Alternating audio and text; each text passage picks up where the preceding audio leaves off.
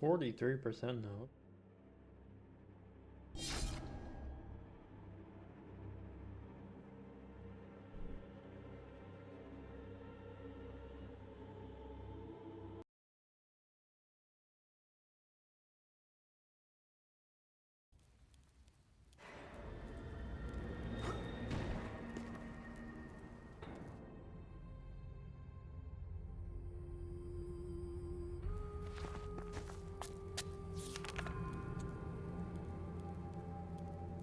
Let's see where I'm gonna be.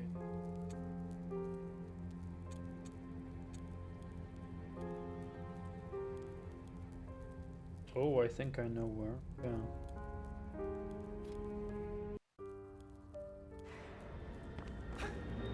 I was not a big fan of the ice cave though, but...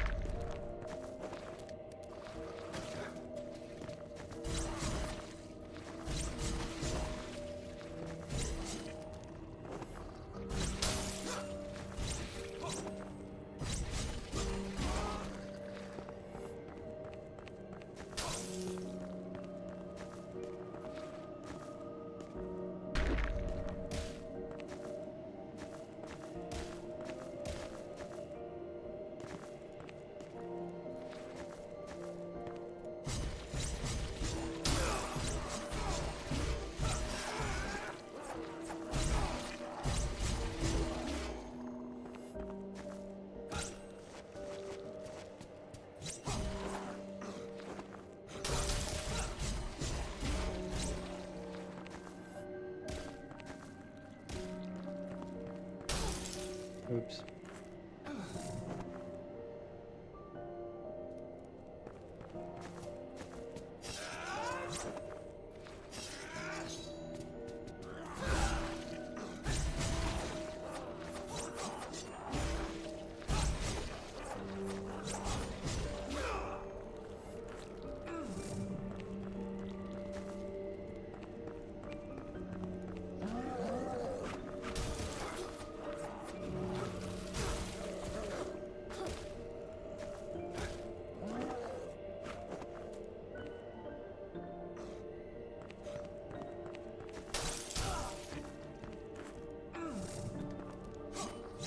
I'm not paying attention.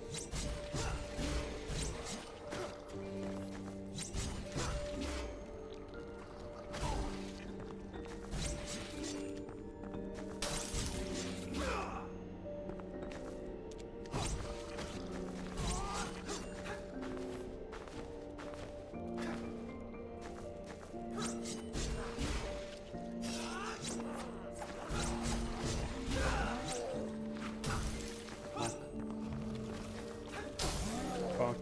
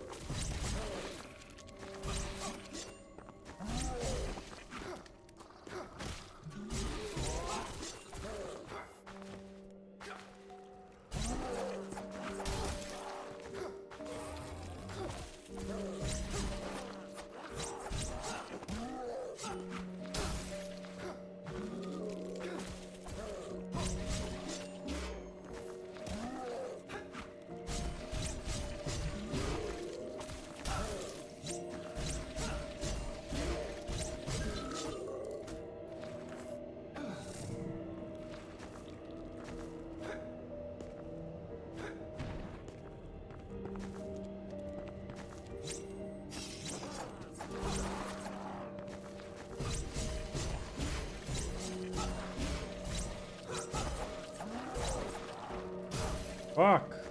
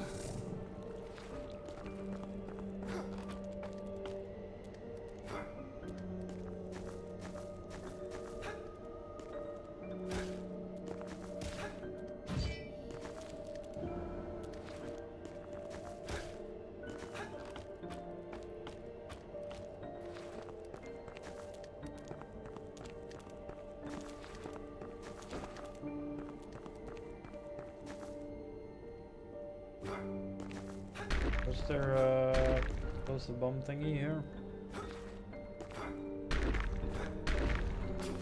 There it is.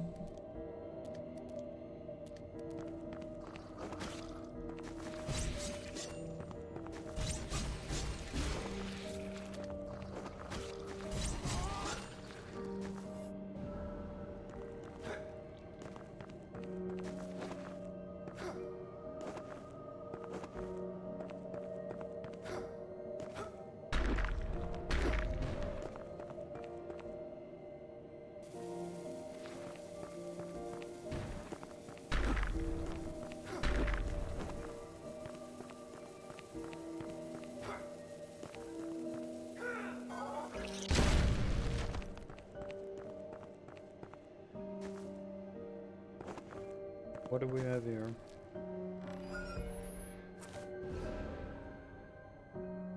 Another charm.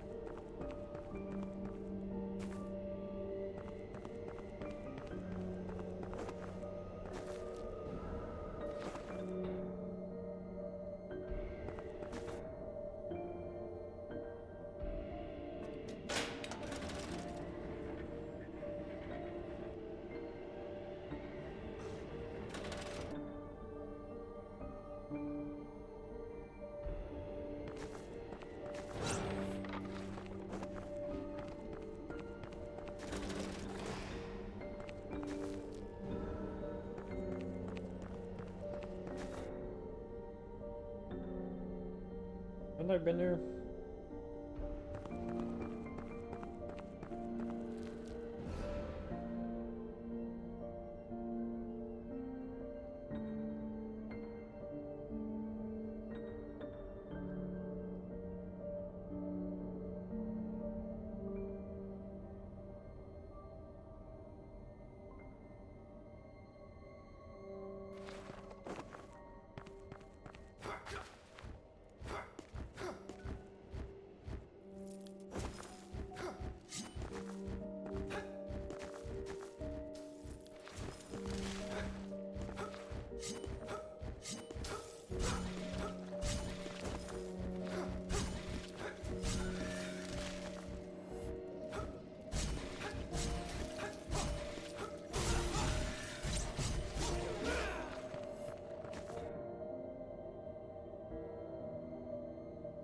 I'm really not sure if I've been here before.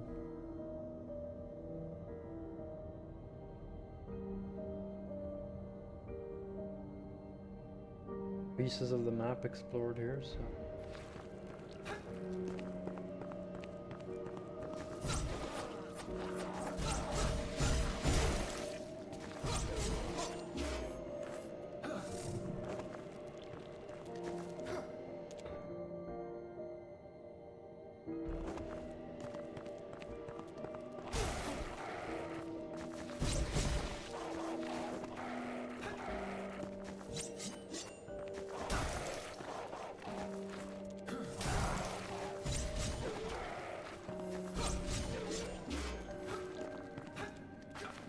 really sucking at the game now.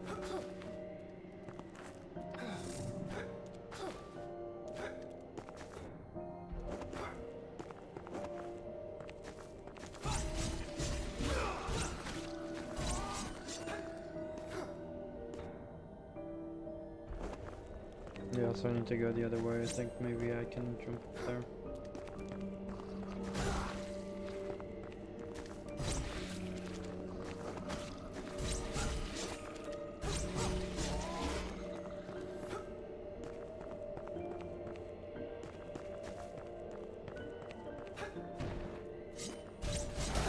Oh, come on.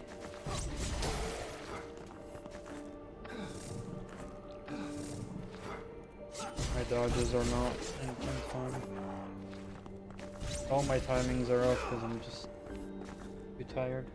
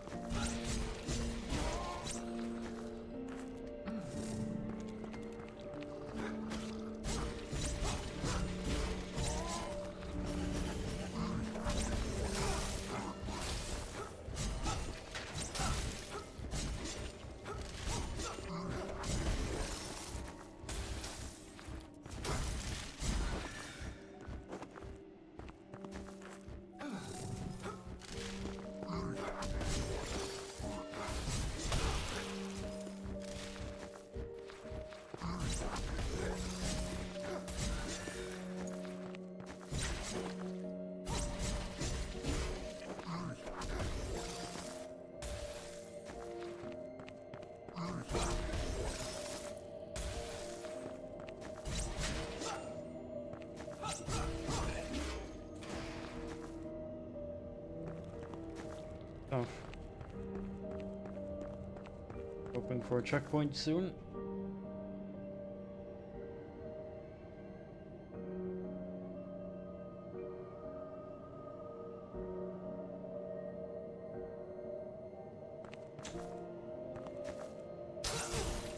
Oh.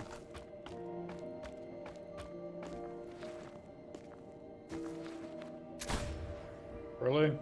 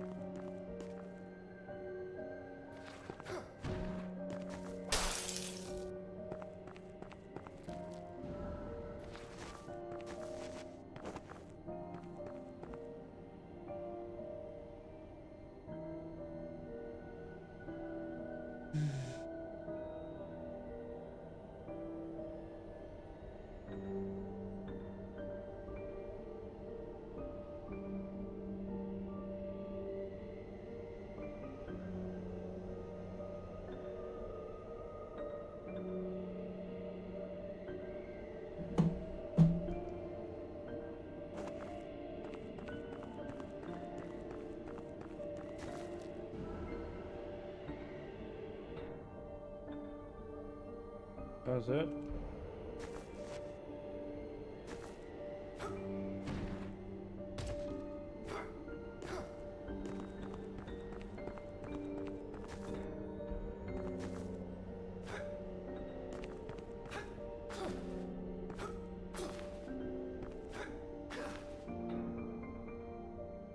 Okay.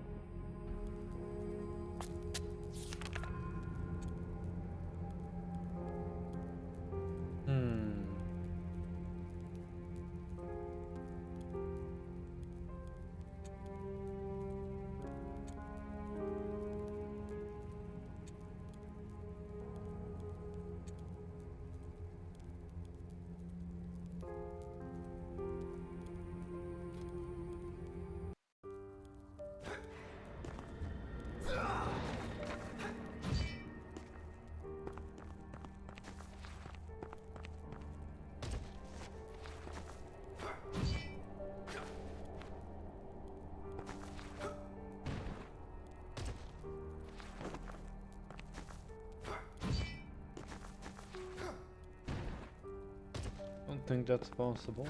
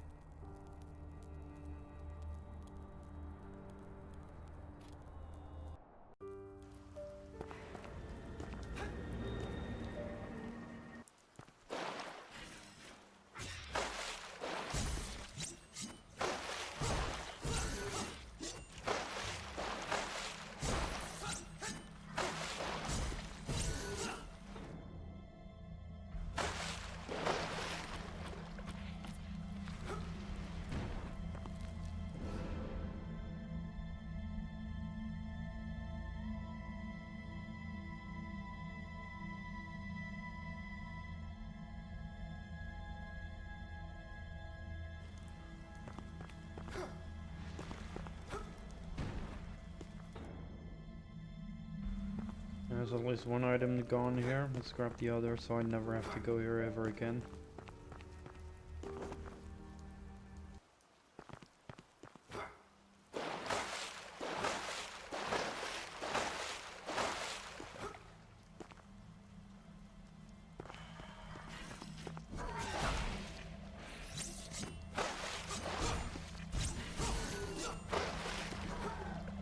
Not sure that jump is doable.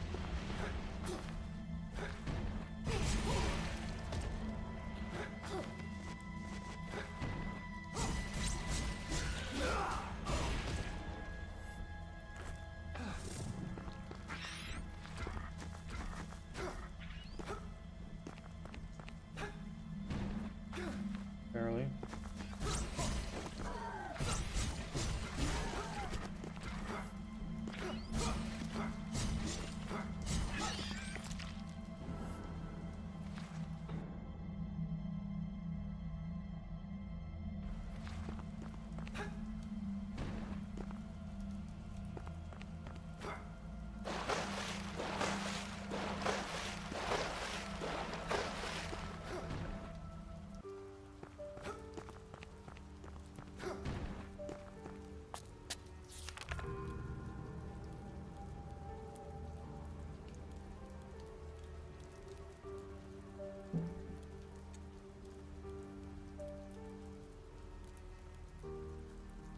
Alright, where else?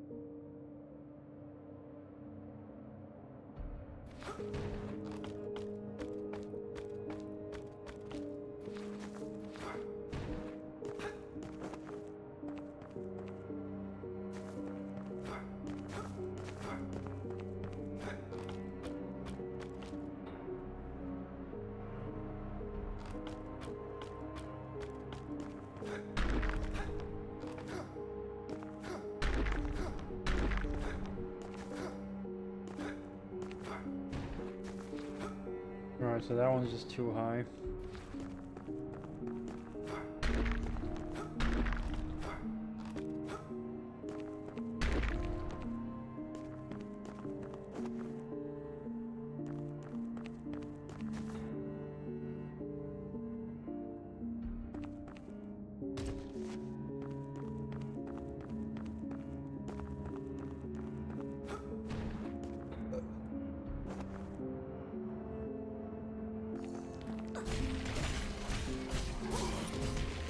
Why did it swap weapons again?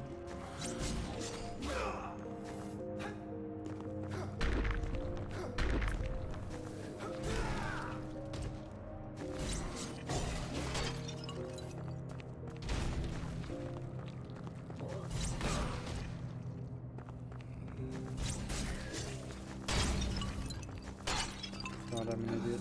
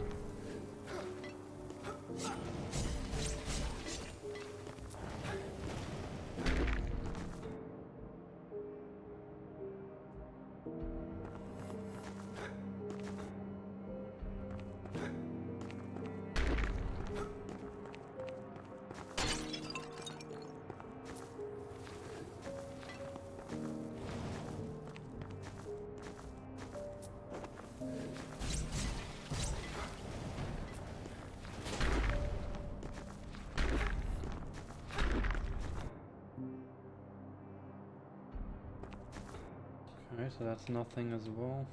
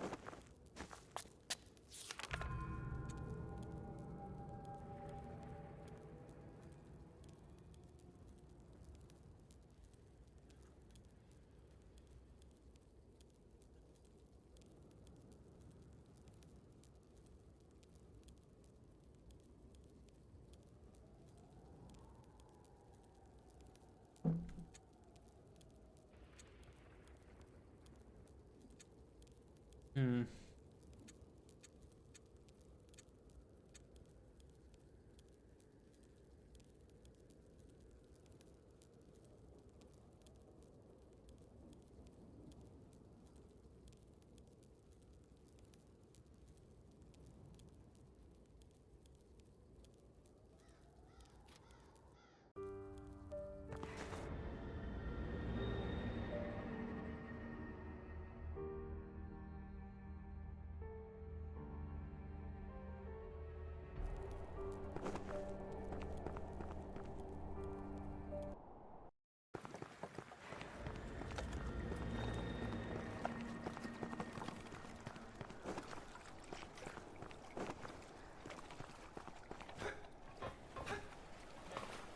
Oh.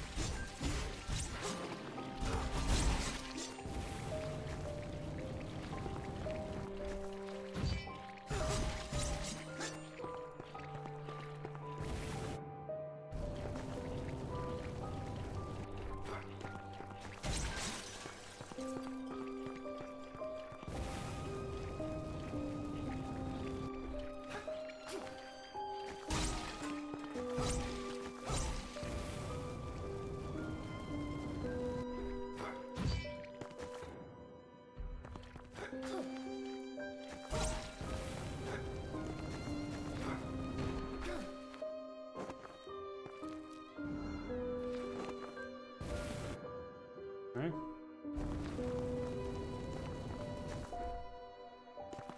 Nice that I could grab that.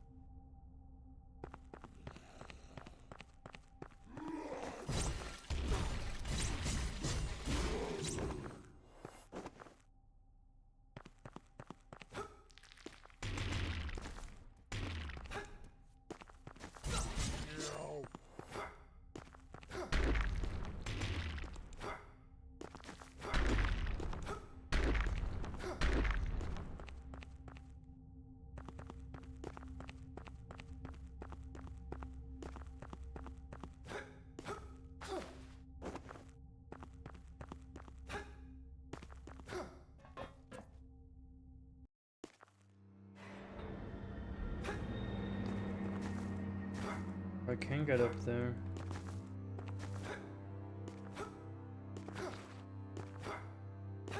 Not. No, I cannot.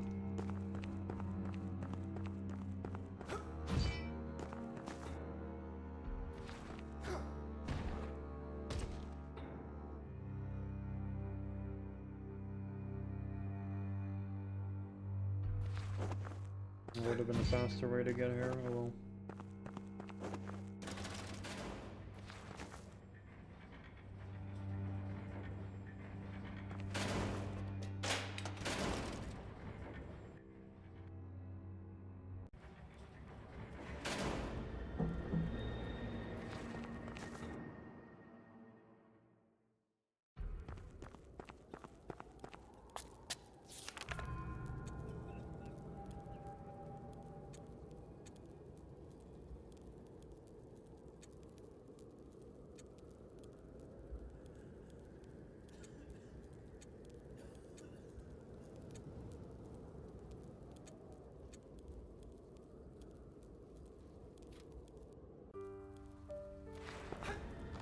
doubt it's here, but let's...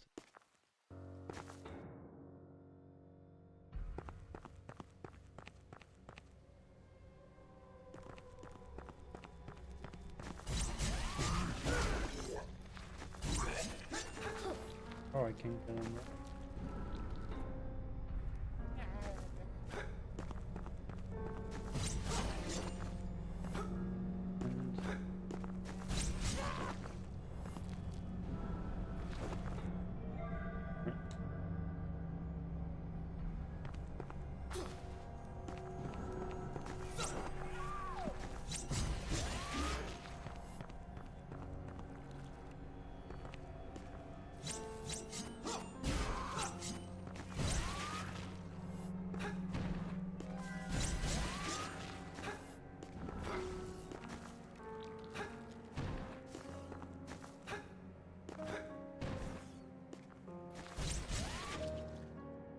Clearly too high.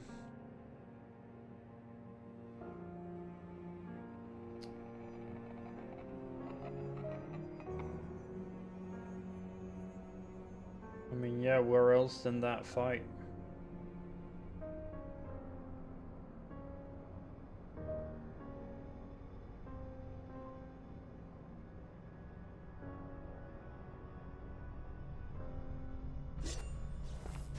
Don't see any other way.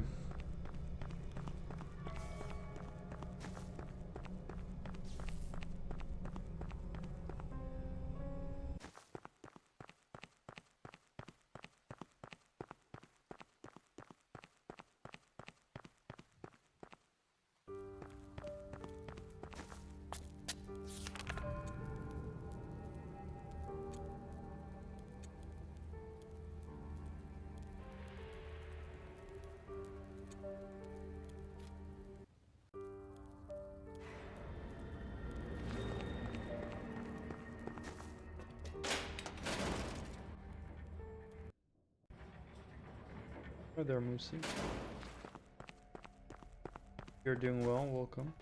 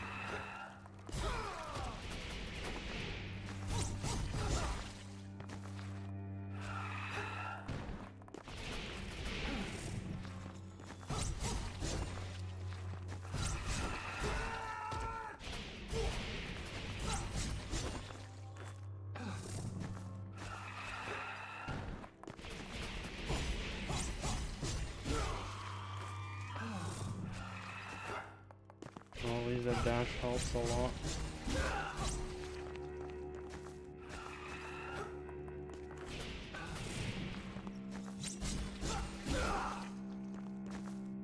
Oh, you mean these? God damn it, I keep falling for it.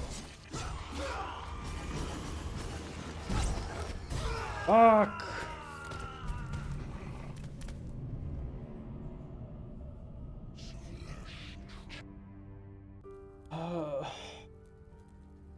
Yeah, the designs are very cool and unique for sure. That room has just been fucking me for a long time.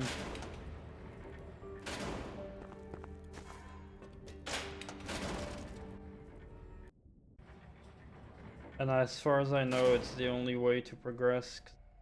As far as all the other areas I've marked, I cannot find any other progress points, so it has to be over here. But so far it's like a room with like minimum of 3 waves of enemies that spawn in, and they're all pretty tanky.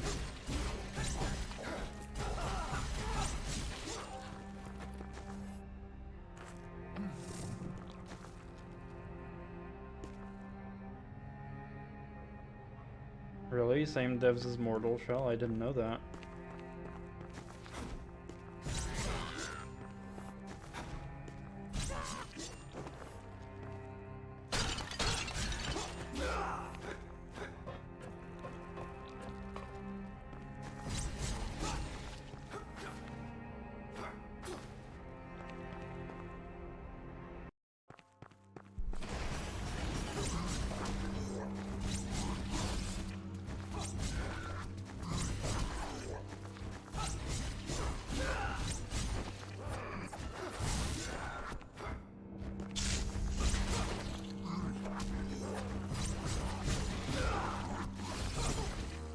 I didn't do the roll.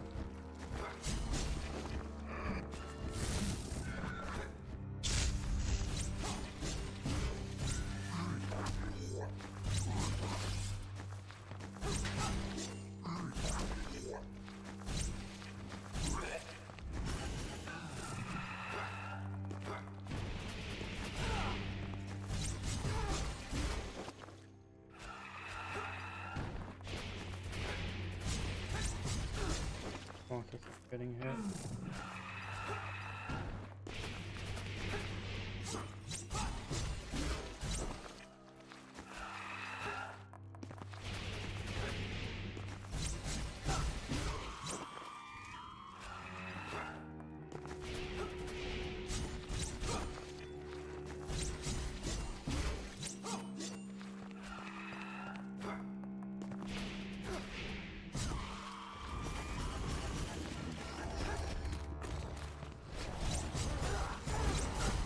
What the fuck?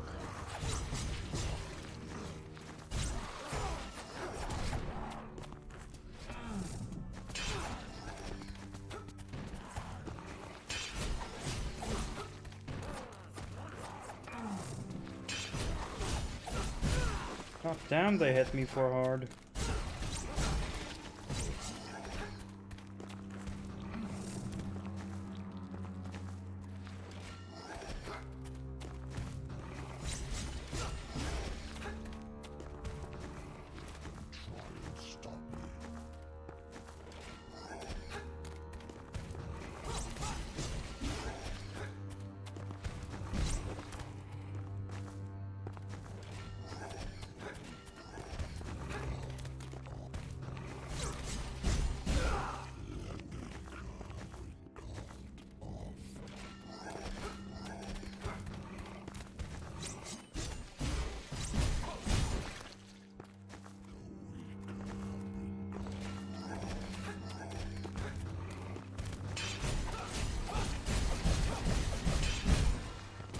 Oh, they do have a different attack.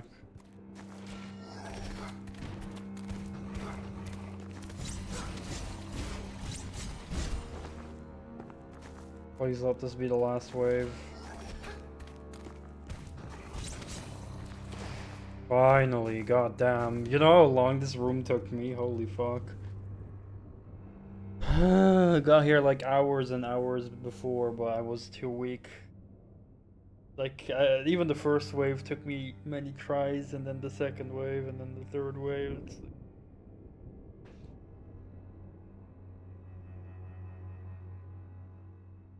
With this plus Blasphemous too. Oh, nice.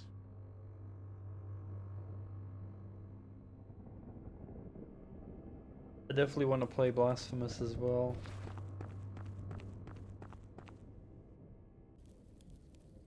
What is this? Rabbit.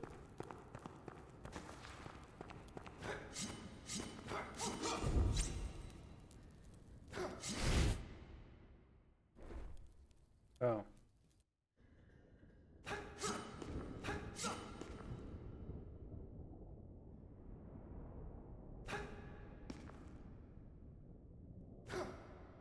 Crap. Now I can't remember if I found another flame like this, because I didn't even know I had to extinguish it by hitting it.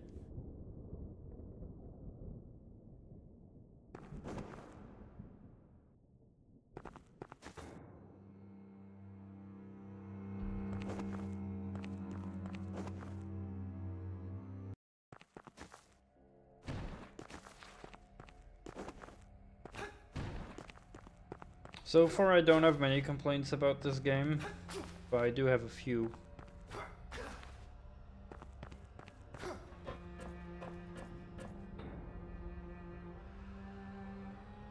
No, yeah, I put this one myself here. Which was actually going to go into my complaints, is there's not enough things that the map marks for you. Like, all it does is kind of mark, you know, save spots and locked doors, but it doesn't even tell you why the door is locked. It has a red icon.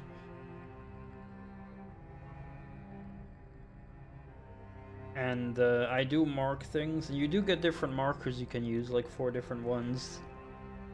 But you can only put a limited amount of each one of them. Now I did have always enough, but I do have to use like different markers interchangeably. So the way I mark things is how I place them compared to like the ground. So if I do it in the sky, it means like for me that I need like a double jump for it. And I previously, when I didn't have the hook shot, I would like also do a marker like on the corners to mark that and stuff like that. But sometimes there's other things I also have to mark, so I wish there were either that the game was more specific and would mark things for you, or, you know, I'm fine with marking things myself, but then I would want better tools to mark things.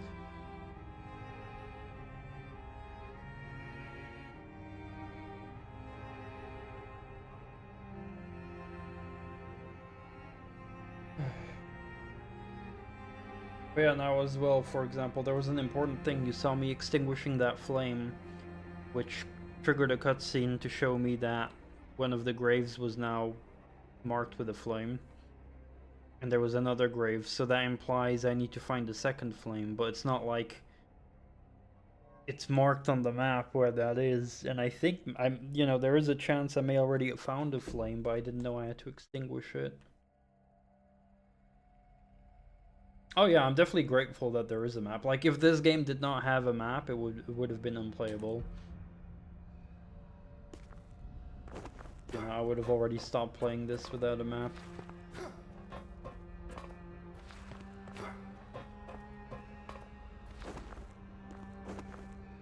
But yeah, now I have to wander around finding... Because I can't find any more progress, I think, because I think I found like every spot. Unless I get a double jump. Because like all the marked spots are basically double jump areas. Either that or I need some other new key to unlock a door. If I'd have to guess, I'd guess somewhere in the bottom left section of the map.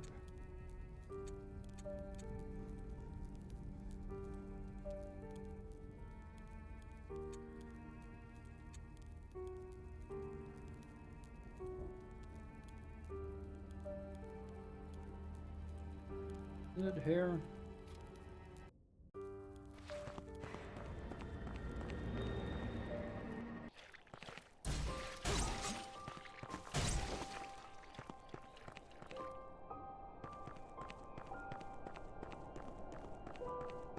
Ah, same publisher, got it.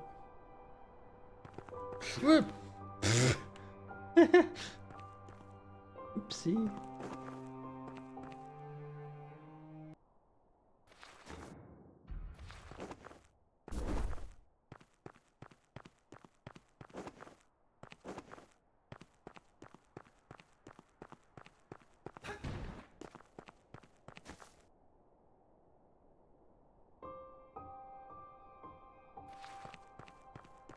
Okay. Oh, here's where I got that one item. Get the flame thingy. I have to look it up where it is. I also think in some spots the game is a bit too cryptic. Yeah, that was a boss room. Or at least... Oh, I didn't want to use that. Oh, God damn it. I only misclicked. The room, not with the guts, that's where I got an item, but the room before that, where you saw like a dead demon on the middle, that was a boss room.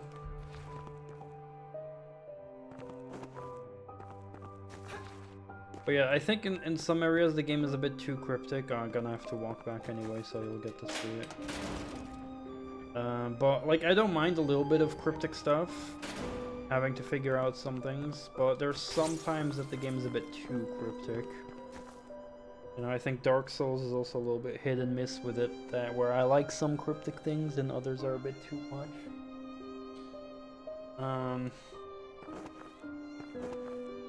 But yeah, this room, I got an item.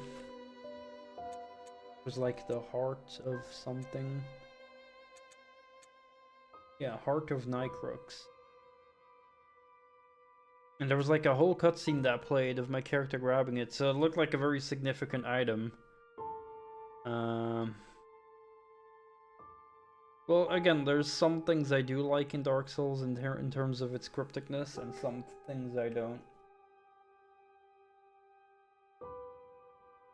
But all I get for this description is holds a terrible power, and just some lore here, but in the end I don't know what it's for, right?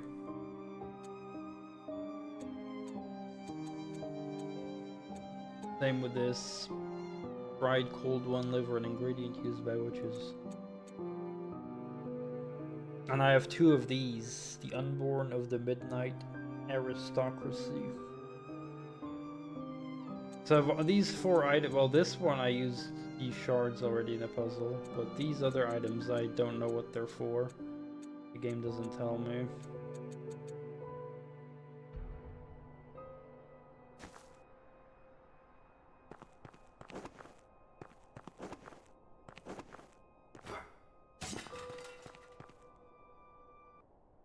Yeah, what I mean more with the cryptic stuff is kind of like,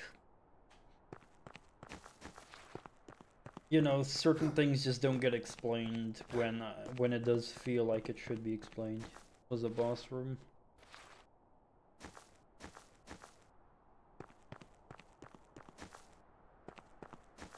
But you know, there is plenty of cryptic stuff I enjoy when it's like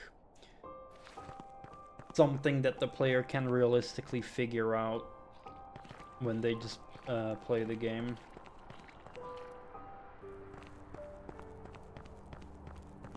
But sometimes a tooltip would help as well. Like, for example, with the stats and weapon system, that's very similar to Dark Souls here. With the weapon scaling stuff, it would be nice to have a button to get like some tooltips. For example, like I'm lucky enough that I already played Dark Souls and I know how this system works, but other people might struggle with it. And maybe also tooltips for what the effects are, you know, the fire, electric, blood, frost, and dark effects, you know.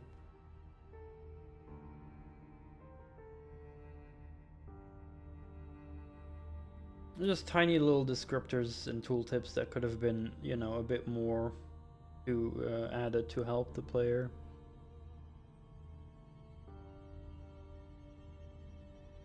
I definitely am not complaining that, you know, as a player having to figure things out, but sometimes things are a little bit too hidden.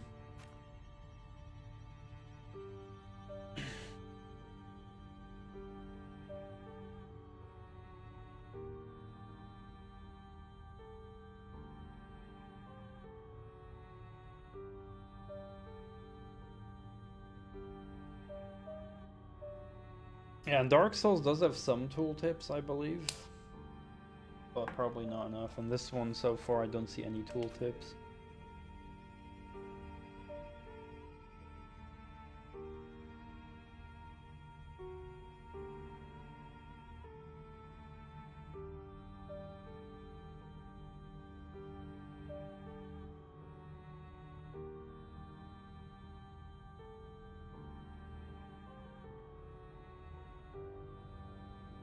I might have to look up where that other flame is.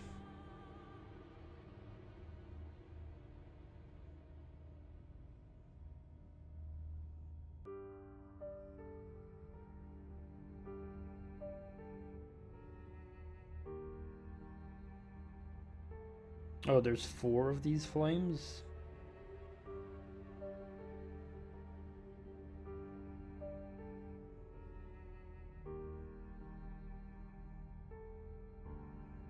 Assuming the result I'm looking for is talking about the same type of flames.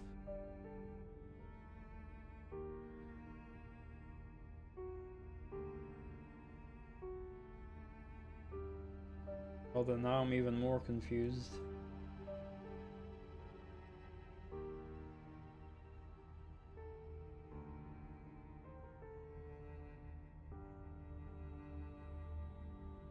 Like explain the difference in a race car and tractor as has more torque. Yeah, exactly. 100% agree.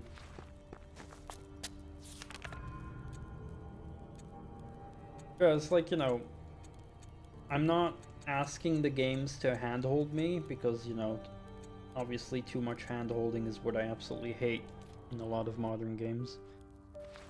I'm not asking for the game for handholding, I'm just asking it to, you know, explain certain important things to me that are pretty niche in the game and new.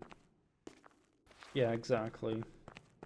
Some people don't understand that difference, and when I explain that some things are too vague, they will say like, oh, you just want the game to hold your hands and stuff like that, you know. But no, I don't like hand holding, but I definitely don't like being unintentionally kept in the dark at times, you know, when it's actually pretty important for the player to know something.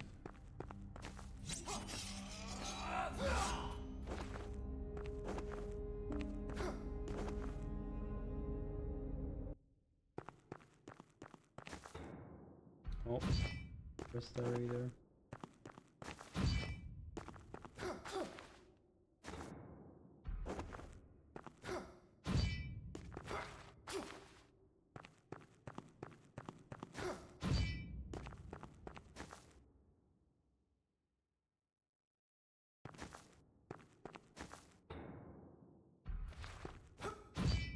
Yeah, exactly.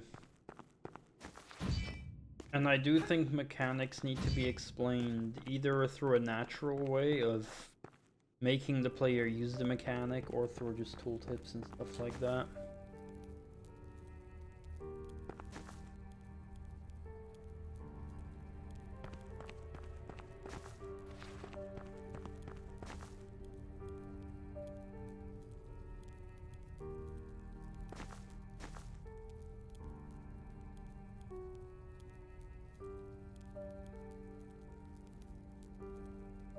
I think too many games, like, you know, they try to over-explain very simple crap, like, press this button to jump, press this to crouch, you know, they go out of their way to explain that shit, but then there's other important things that they don't explain sometimes.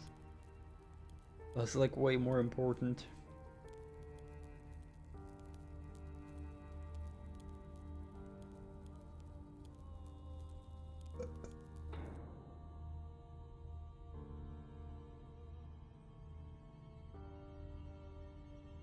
Yeah, it's like you don't say. To actually find where the hell these flames are.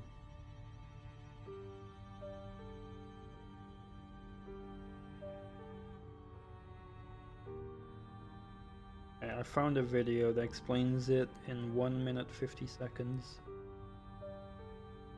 I'm just gonna assume that I missed it and I didn't know where they were.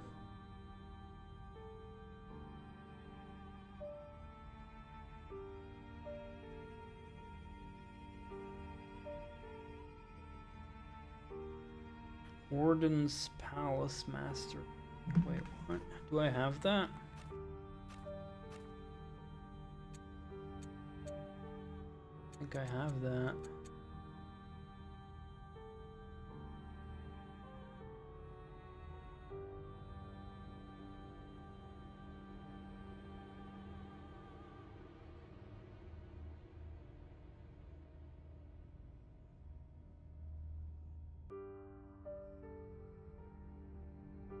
Okay, maybe I'm an idiot who missed something somewhere again. It looks like I need to be in the icy area, but I thought I already did everything there.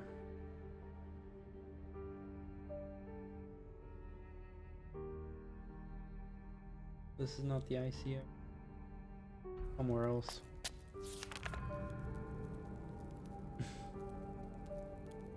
When your health reaches 0, you die.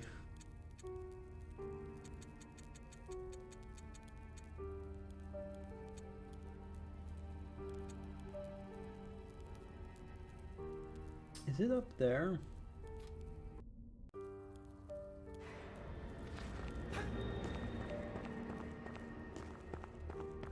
think I need some kind of key.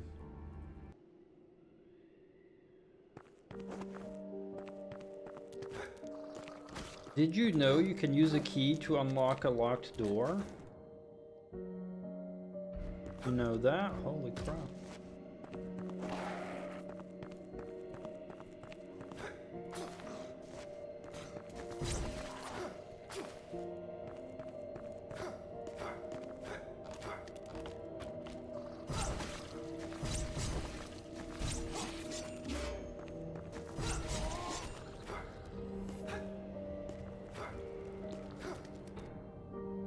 Is this the spot where I need to be?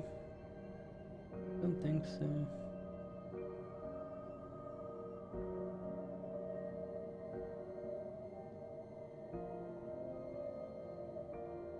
Oh, this is a different kind of flames that I need to find. This is like a whole different thingy. Because these are way different flames.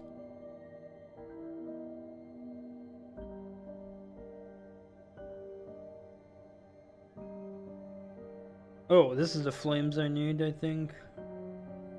Where is this? Yeah, that's the first one that I found.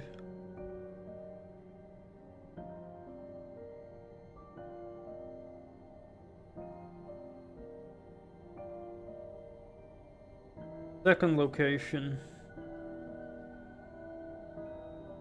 Okay, I definitely need a double jump first. Gotcha. Well then where the fuck do I get the double jump? Let me Google that. Because clearly I need double jump.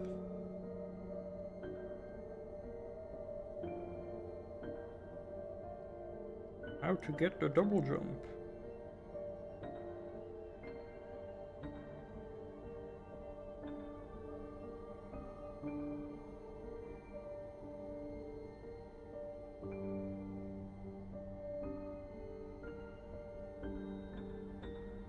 Oh boy.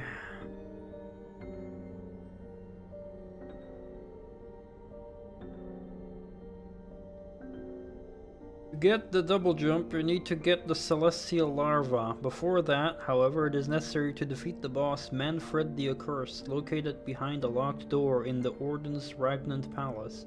To open it, you need to get the Orden's Palace Master Key. Head to the location marked on the map above. The key is located in a chest behind the block of ice. And ignite 4 braziers. We marked their locations on the above map. Some are located behind passageways, the opening of which requires the use of previously acquired palace key.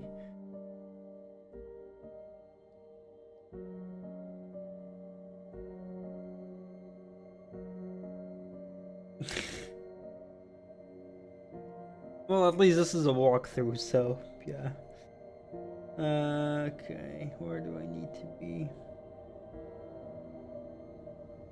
Okay, blue area. Orden's Ragnant Palace. I'm in the wrong area then.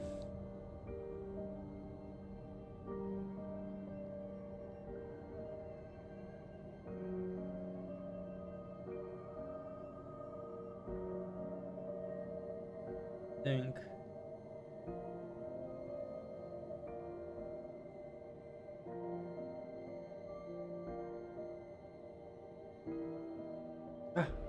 Where's the light blue area?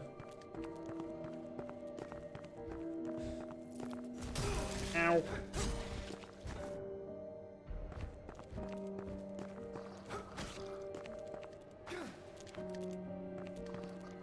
Yeah.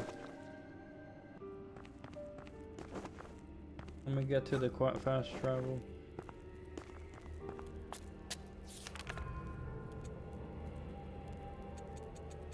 It's called the Orden's Regnant Palace.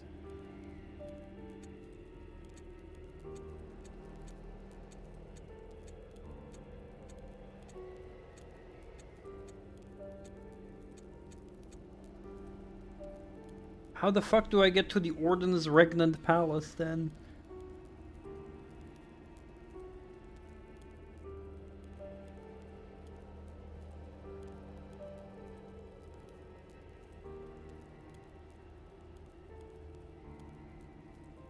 Okay.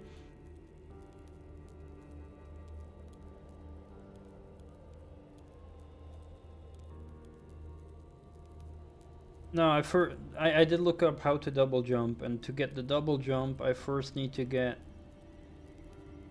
the other thing. Double jump is way later. Orden's Regnant Palace. How do I get there?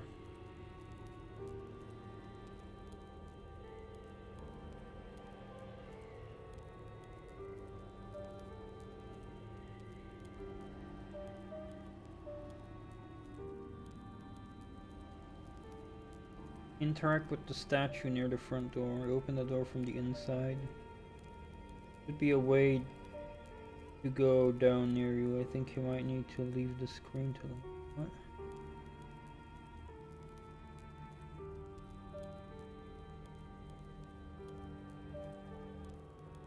No, the double jump is way later. I first need to find the key. Think. Because the thing that I've... I don't...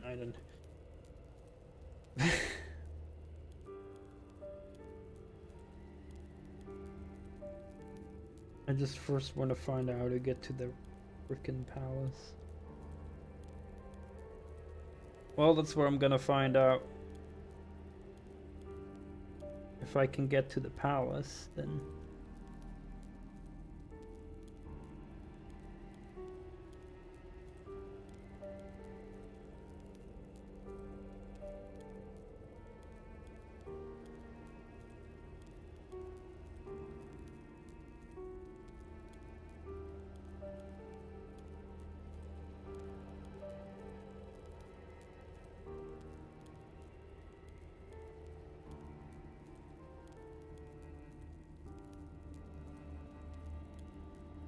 Oh, hold up. Damned ruins. Damned ruins. Okay, so I do need to go here. Okay, so I need to go west.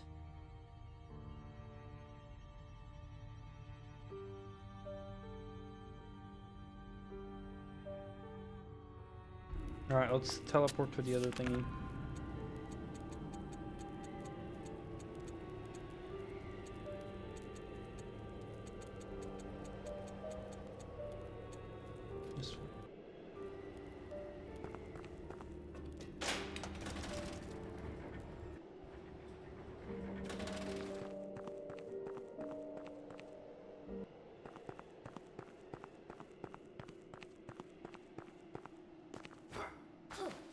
Because I do have the air dash, maybe that allows me to traverse a new spot somewhere.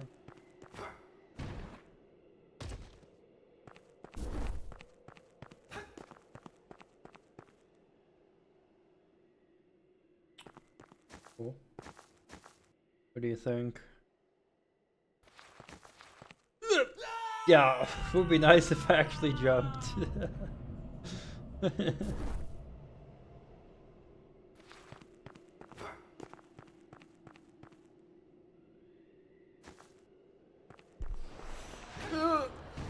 See? Progress. And this leads to the palace I'm looking for. So I think this is on the right track. Oh god!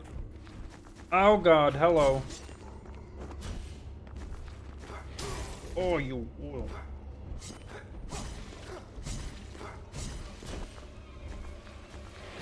Oh, you dick. Ow.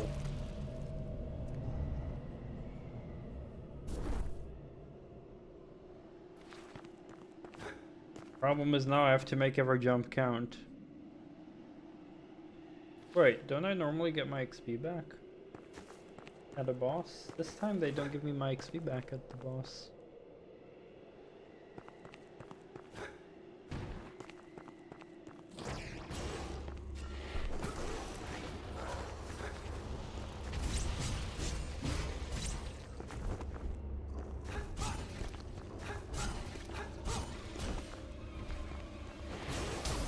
Oh, okay.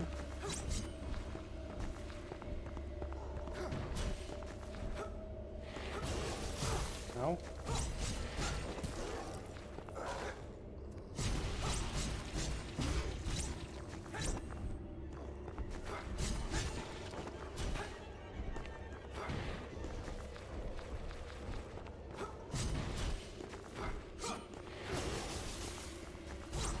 Come here, fuck boy.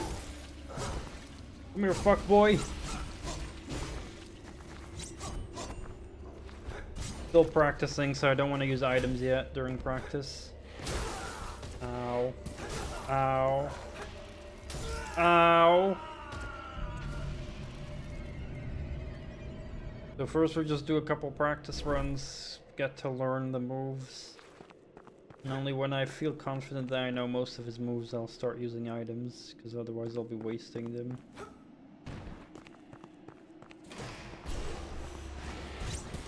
Ow. Ah, God. Oh. Oh.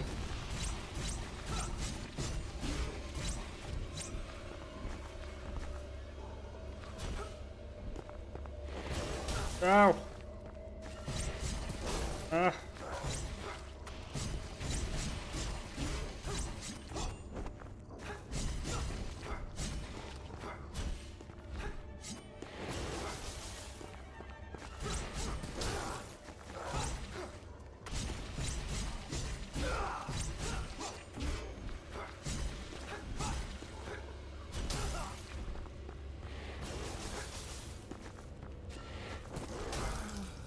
Keep dodging the wrong way.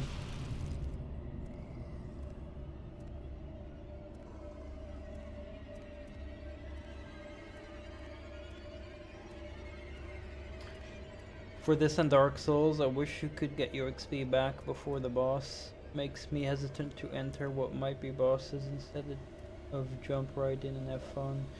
Yeah, so the thing is that earlier with the bosses, the game would do that. This is, as far as I can tell, the first boss that leaves your XP drop in the boss fight. Previous bosses in this game would drop it near the checkpoint. So that's why I'm so surprised that all of a sudden my XP is left at the boss. Because earlier this game didn't do that. Yeah. So yeah, I do agree with you though. Like for bosses, I do think it's kind of annoying that your XP gets dropped in the boss arena, and then you're kind of forced to keep trying the boss because you don't want to lose your XP, obviously. So you want to keep going back in the arena to grab your XP. Whereas in some cases, maybe you'll think, okay, well, maybe I'm not high enough level yet, Sometimes I have that in Dark Souls and other Souls-likes where I'm like, all right, I got my ass kicked so hard that I feel like I should go back to this boss when I'm a few levels higher.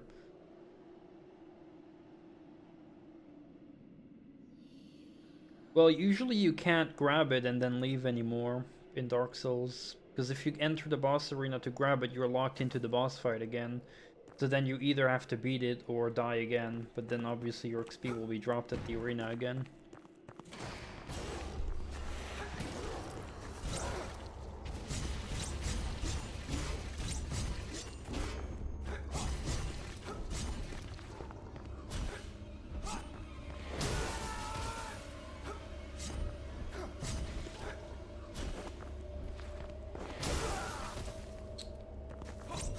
That dashes.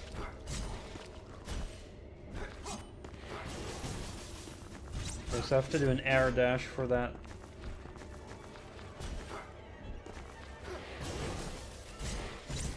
Oh, I should have dodged earlier.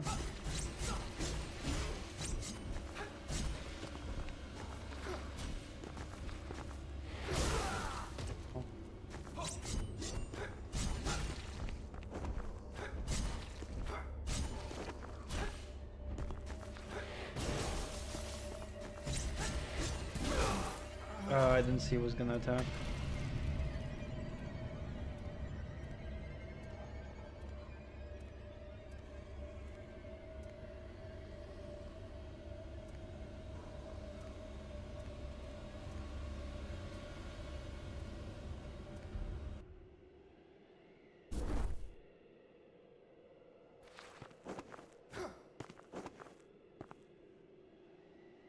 I also think that's like something that a lot of people who tried Souls-likes have a problem with, is when they start fighting against a boss, they feel the need that they have to beat it. Whereas just, I've had so many cases where I just, you know, when I got my ass kicked, I'll be like, alright, I'll come back here later when I'm higher level. And so many people just keep struggling then against the boss that like one-shots them. And that's definitely not something I would enjoy when I just feel like I'm too low level. Oh, well, I dodged the wrong way. I keep dodging the wrong way.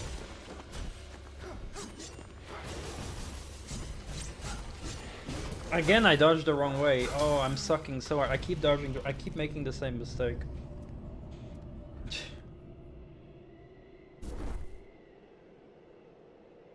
Because you never want to lose it. Yeah, exactly. So generally speaking, then, you know, I do the other thing that you mentioned, is try to avoid entering a boss area. So what I usually do is be very cautious, and whenever I feel that, oh, there might be a boss around the corner, I just quickly go spend all my souls. And then I enter what could be the boss arena without, like, much souls, right? So a very small amount that I wouldn't mind losing. And then I get my ass kicked, and then I'm like, okay, it's just a small number of souls that are at the boss. Then I don't mind leaving the boss. But, you know, obviously that requires some, you know, a little bit of luck and also skill in like, kind of predicting where the bosses might be placed. But that's definitely the best case scenario. And that's also just a general normal thing, is just always spend your souls when you can. But the problem is, that's definitely, and that's just an objective fact, right? Is Dark Souls 2, and this game does the same thing, and Bloodborne does the same thing. You can only spend your souls at the hub area. And I hate that. Because you have to constantly teleport all the way to the hub and spend your souls there, which is a drag. Then I'm less motivated to spend my souls or XP. Whereas in Dark Souls 1, you get to spend them on your XP to level up at every bonfire. So then it's like you just encounter a bonfire and I'm like, okay, I'll spend my souls. Encounter another bonfire, spend my souls. I just hate having to, like, okay, I have to go back all the way to the hub area and then talk to the NPC there to spend my souls. This game does the same thing and I don't like it.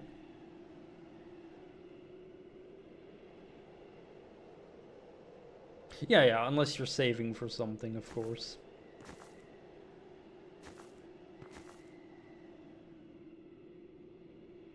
And I do agree, it is definitely a type of caution that is not fun. I definitely don't enjoy having to be overly cautious for a boss, because there might be a to not lose my souls.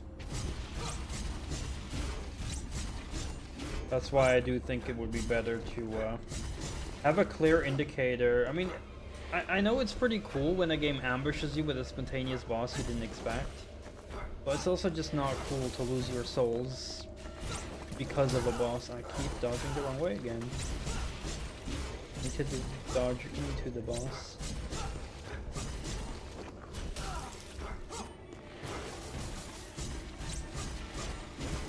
now I did it.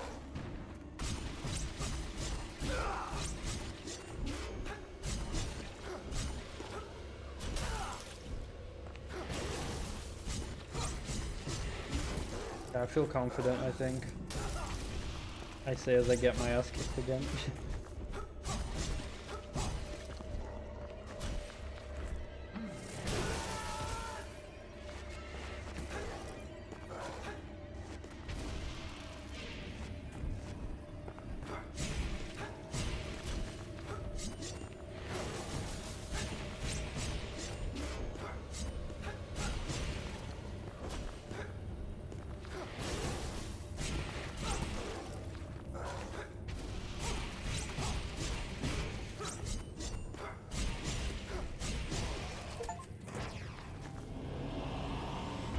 That was a very different ending. Normally if you'd hit them you see like a certain screen. The killing blow. A relatively simple boss.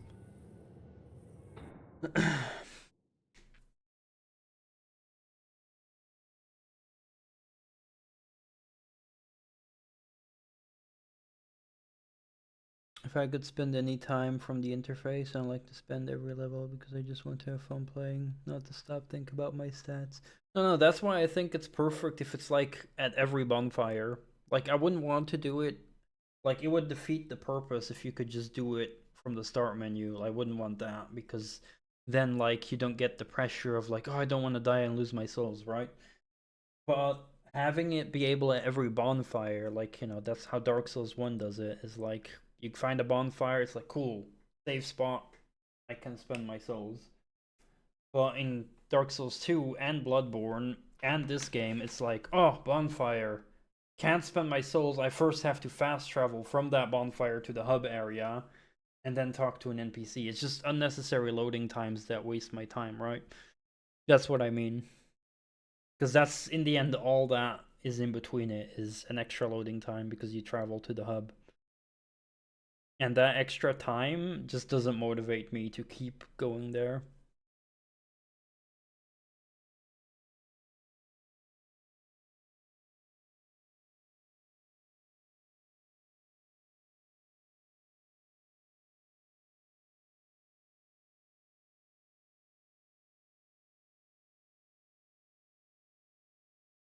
You could save your souls from the boss arena, then wouldn't create that problem. Asking the game to be soft. It's asking bosses to behave like the rest of the game.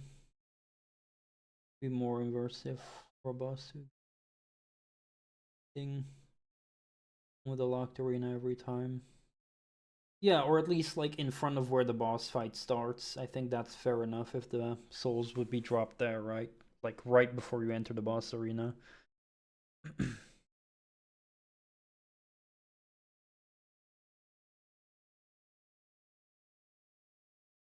My point was that I don't want to spend your souls every level. Well, you don't have to.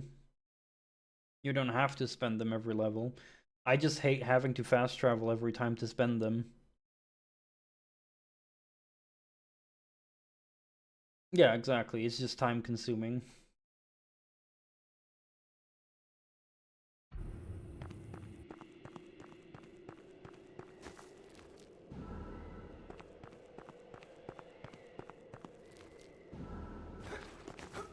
And that's definitely my #1 thing I hate with any game, is when a game wastes my time, right? That's like my #1 pet peeve, is if a game is wasting my time. And there's always some smartasses that are like, well, games are supposed to waste your time, but that's not what I mean with wasting time, of course. Having a fun time versus like wasting my time.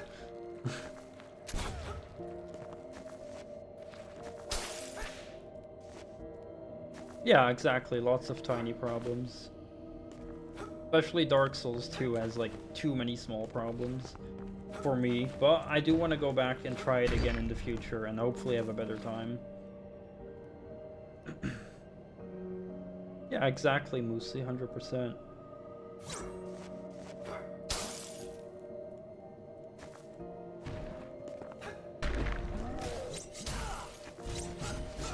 Definitely a good difference between having an enjoyable, unique time with a game versus an actual waste, and like constantly having to do like a chore.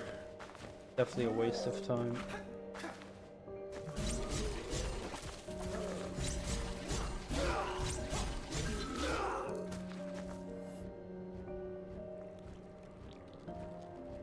Yeah, for sure. So, you remember many weeks ago, I was constantly saying that I forgot to ask you something. I've been meaning to ask you something. It's been still on my mind about the same thing I've been wanting to ask you, but I still haven't asked you. But I find it interesting, the topic of the definition of what makes an RPG an RPG. And first I wasn't too sure, but I think I know the answer for a decent part. But I'm curious what your opinion is on it. Like, what do you think are like... Is there like one thing that makes or breaks an RPG, or multiple things in your opinion? Because obviously there's like a lot of subjective thought around the subject of what defines a genre, like, right? You do love to meme that your favorite RPG is Tetris. I mean, I think in some degrees we've talked about it, but probably not on like what the key traits are of an RPG. Maybe. Unless we have, but I'm still curious. But I do have an answer for myself. Because I do think some things are important as well that come with RPGs, but I think there's one factor that for me seals the deal on defining what an RPG is. Alright, feel free to type. I'm quickly gonna get a glass of water. Or maybe some more tea, actually. Hold on.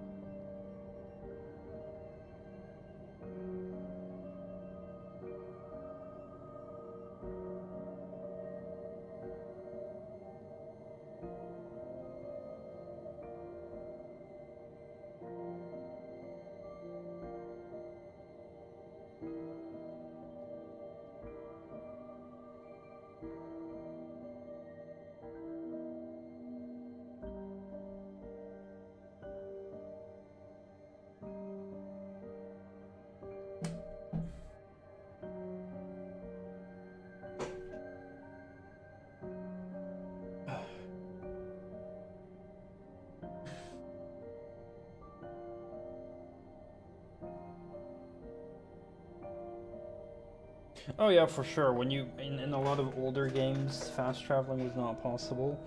I do think it really depends on the type of game, because I think the lack of fast traveling can add to a game sometimes if you have to keep traversing, but it depends on the game and how it's designed. Because some games definitely don't benefit from a lack of fast travel, because then it just gets annoying having to revisit the same area over and over. But it is definitely, in this game, I'm grateful fast travel is there.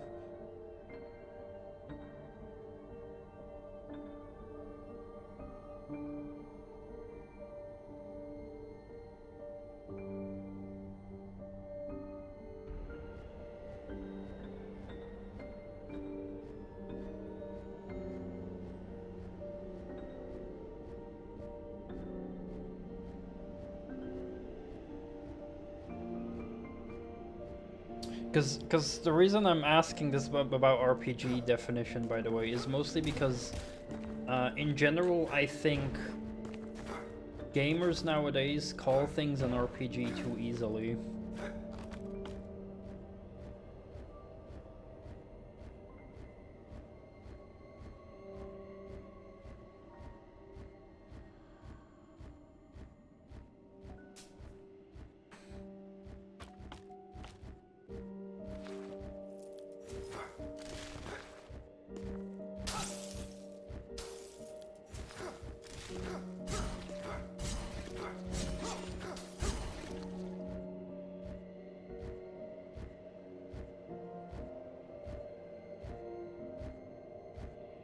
more acting.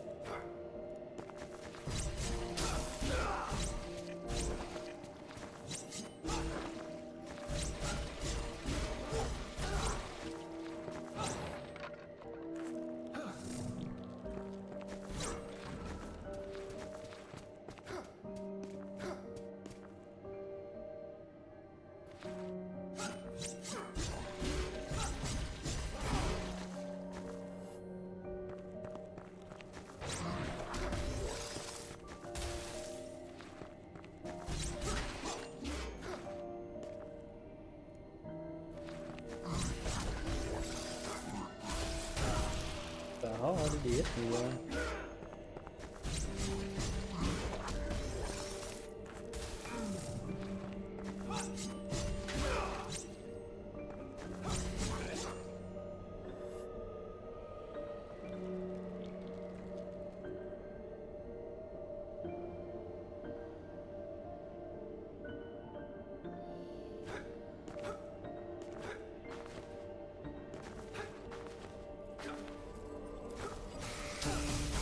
Holy shit.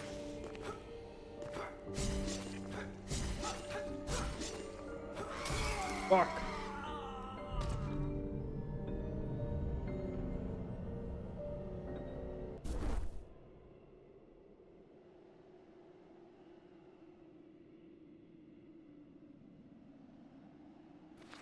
Interesting.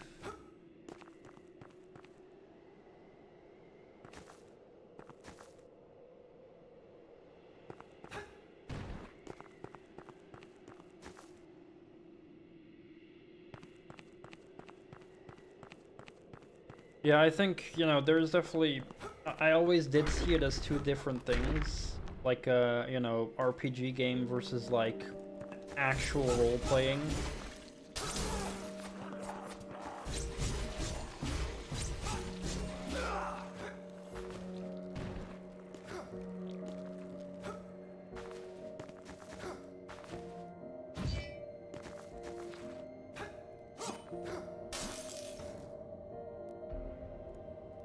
Because for me, generally what I'd see in RPGs is, of course, being able to make choices and having consequences for those choices and stuff like that. Those are all common things, and things like leveling up is also common, but now more and more games have level up mechanics where, you know, just because you can level up in a game doesn't instantly make it an RPG, of course.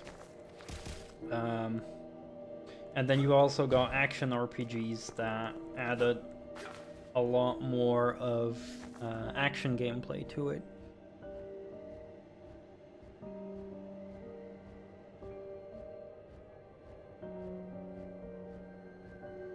So, for me personally, what I've come to as a conclusion is that at least one thing that, in my opinion, defines RPGs is that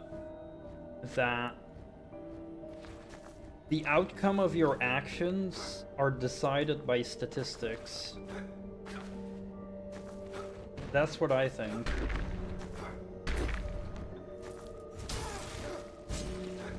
And what action RPGs do is blend it, is that your actions are defined by statistics, but also by your skill of direct gameplay. So I think that's what would separate an action RPG from a normal RPG. But if it's purely statistic based, is you do this thing and it's like, well, your statistic determine what happened, I think that's the point where it's an RPG. Whereas something like Dark Souls is probably an action RPG, because your statistics do impact how much damage you do, but you still, as a player, have to do actions that require skill, like the dodging and stuff like that. So it's a blend of statistics and player skill actions.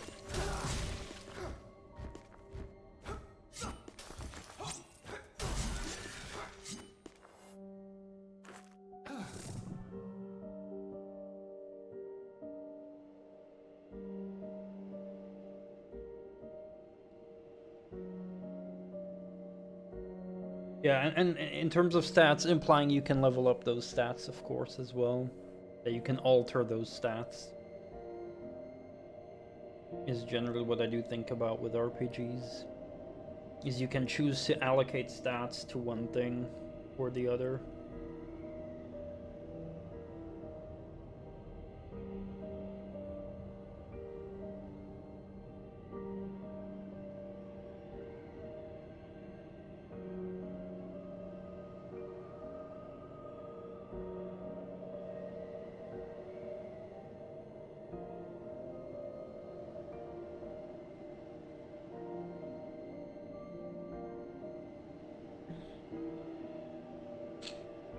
Just a question, but isn't it in Castlevania 1 then that just the enemies get stronger? That they do more damage?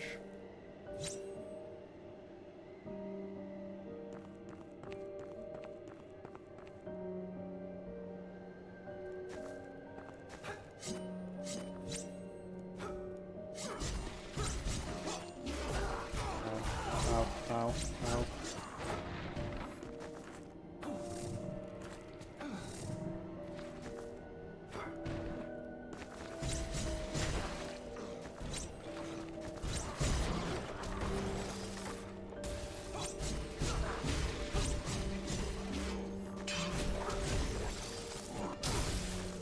Oh god.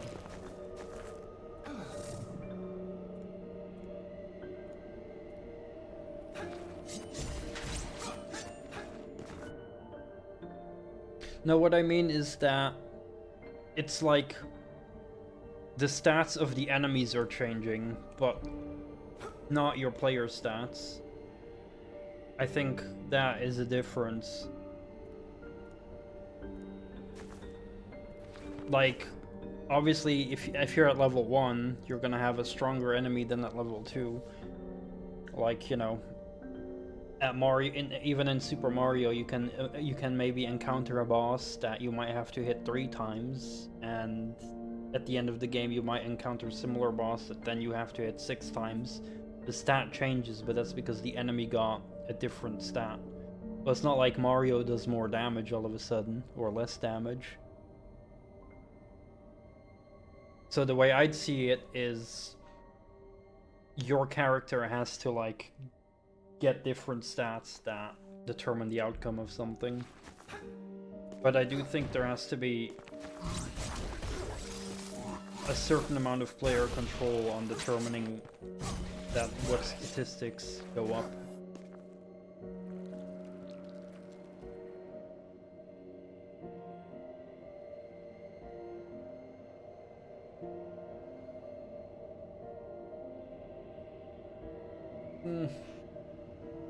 Well, I don't really care how it's coded, but I do care about if the player has impact on raising the character's stats.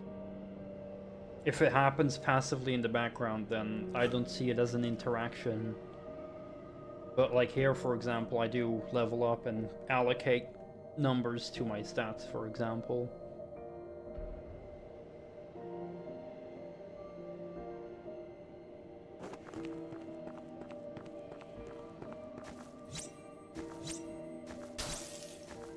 I do think there has to be like a visible way, an interactive way that a player can alter their stats.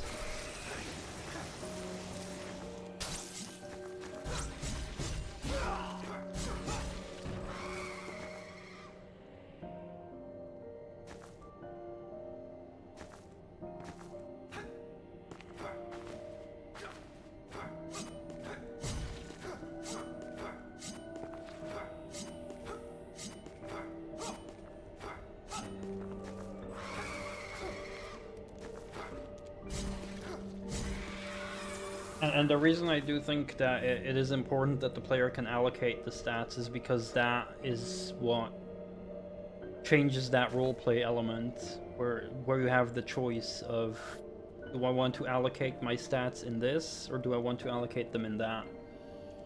If it's just linear in every single playthrough that the same stats get upgraded, I don't think it'll be an RPG anymore at that point, because you don't have a choice in allocating stats if it's just linear upgrades that are the same for every player in every playthrough.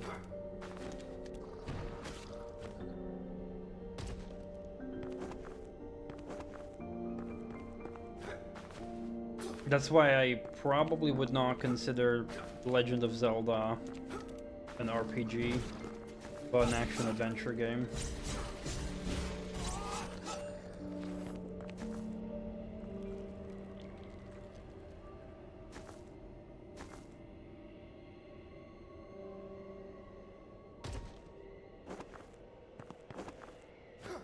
Because you do get upgrades in Legend of Zelda as well, but they're all the same.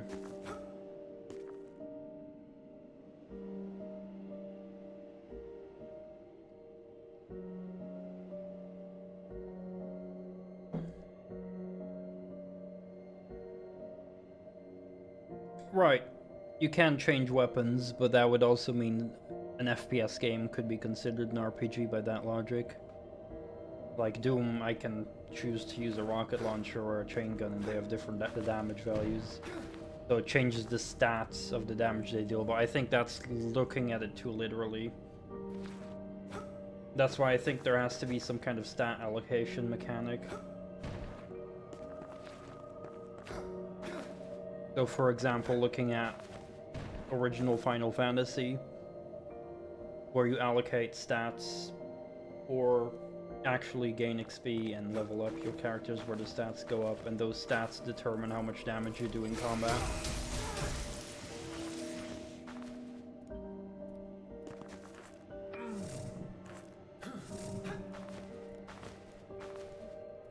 God.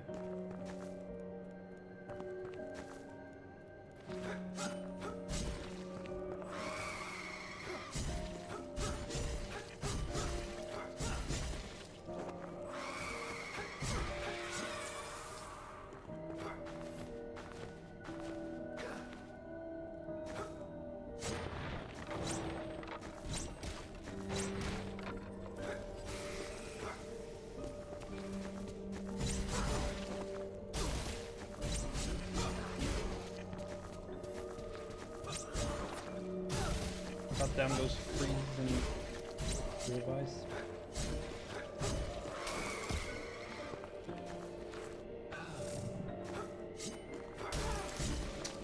Oh, that's such a...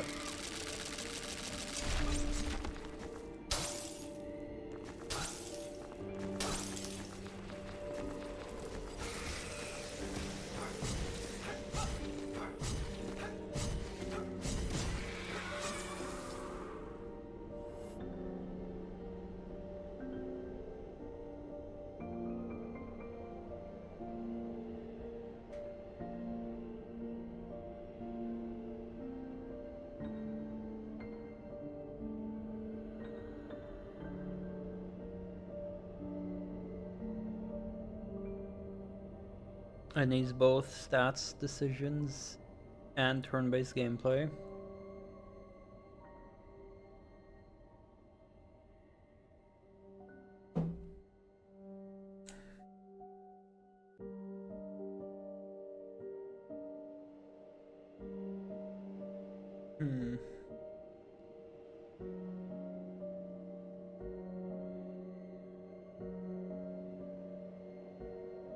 I mean, I think it does depend.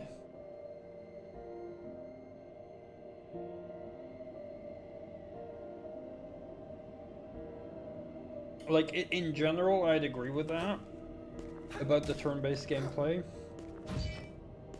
But I think some games can be exceptions if the gameplay is, if the actions are still constant but still 100% determined by statistics. You don't see it often, but I think there do exist some games that probably do it. Oh yeah, I'm aware of that. I mean, I do to a certain extent agree with it.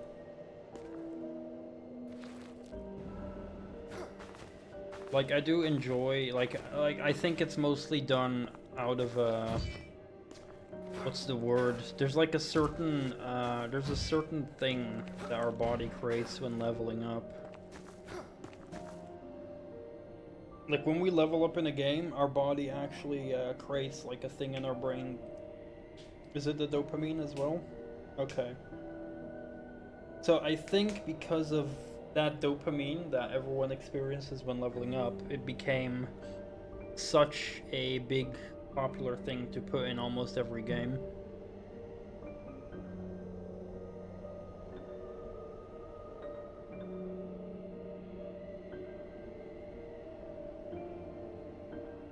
Yeah, I think there's different ways, because dopamine is just one way for our brain to perceive fun, right? There's also there was a very good video I once saw about someone explaining why Doom Eternal was fun, and it was related to being in that constant state of almost failing, but feeling that you're in control, and having that control to turn the tide of turning a failure into a win, you know, is like when you're basically overcoming the expectations, is when your brain also has fun. So it's like the closer you are to losing, the more fun it is to win. That makes sense. Does that make sense to you? Is that it's more fun to win the closer you are to losing?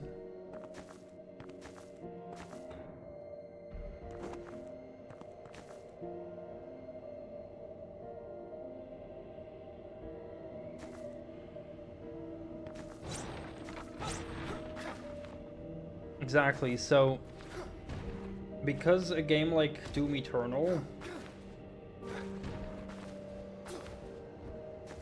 gives you those tools to be in control, and when you're low on health to be able to heal yourself and stuff like that, it gives people that access to that fun of overcoming odds where you're almost dead and you can heal yourself to get back into that fight and still win.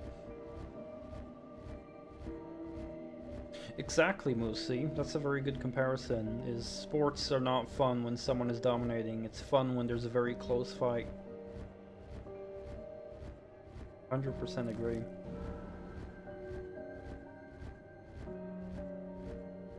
But that's the thing, having that balance of creating a challenge that is just challenging enough to make it hard, but just, you know, not too challenging where it becomes too hard and you give up, and where it's not frustrating either, that requires a lot more effort to create compared to just adding in a level up system that just easily creates dopamine for people, right? So I think it's because of laziness that devs just, you know, go with the easy option of let's just put in a level up system because that's easy dopamine points. Yeah, I know you're being hyperbole.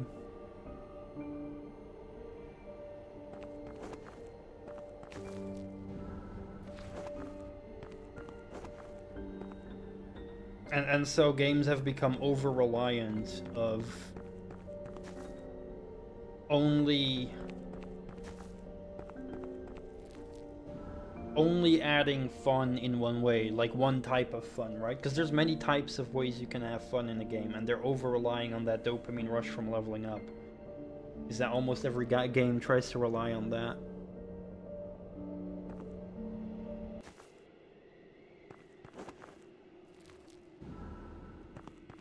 Oh yeah, and here's an example of me wanting to level up.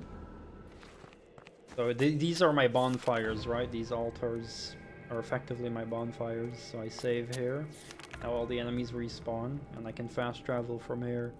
So I would love...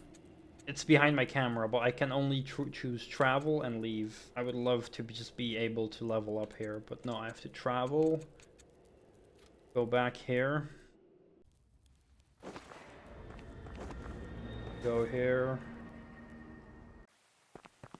talk to this lady to level up. Oh, is...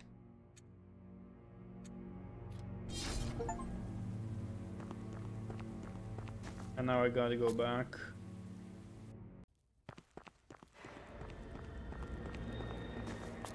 And go back to where I was. Was here. So that's a lot of extra waste of time. And it's exactly what Bloodborne does, and it's exactly what Dark Souls 2 does. So that's definitely a pet peeve of mine in this game.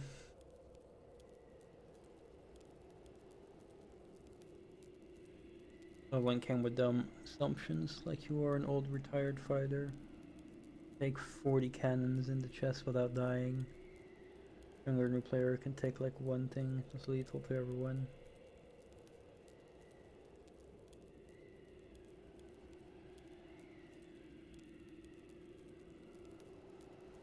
Oh yeah, like definitely depending on skills is more interesting. So like here when I level, I do choose what to put my points in. Instead of you level up and all your stats go up. But then again, a lot of games did have them often use the skill point system. So usually what a lot of games do is you level up. You gain generally all stats, but you can also allocate like skill point to like a certain specific thing, like a certain skill or maybe a perk or something. That's, for example, what Fallout does. Or at least Fallout 3, the Bethesda Fallout games. Is you do... I believe you get more health. And also allocate skill points to specific skills, and you can choose a perk.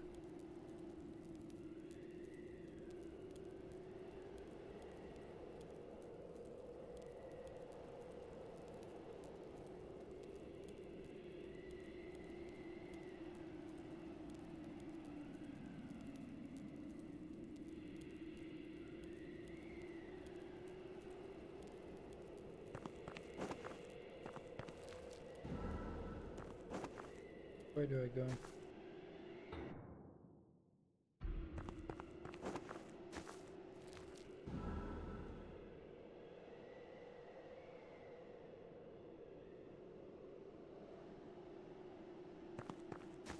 Yeah, exactly. Where the player just gets better. And that's when you have hybrids like action RPGs. Which I would say a lot of Souls games are like action RPGs.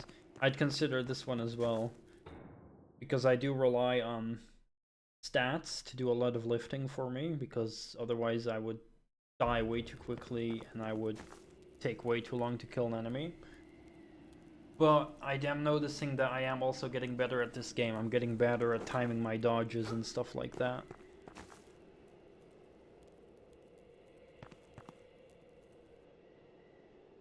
I do think that is why a lot of people do love action RPGs, myself included.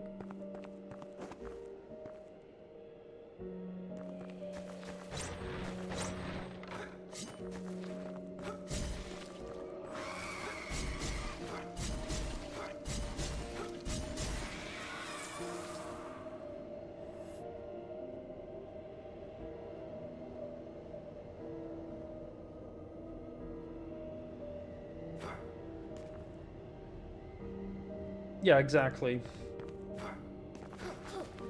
It would be balanced very differently, for sure.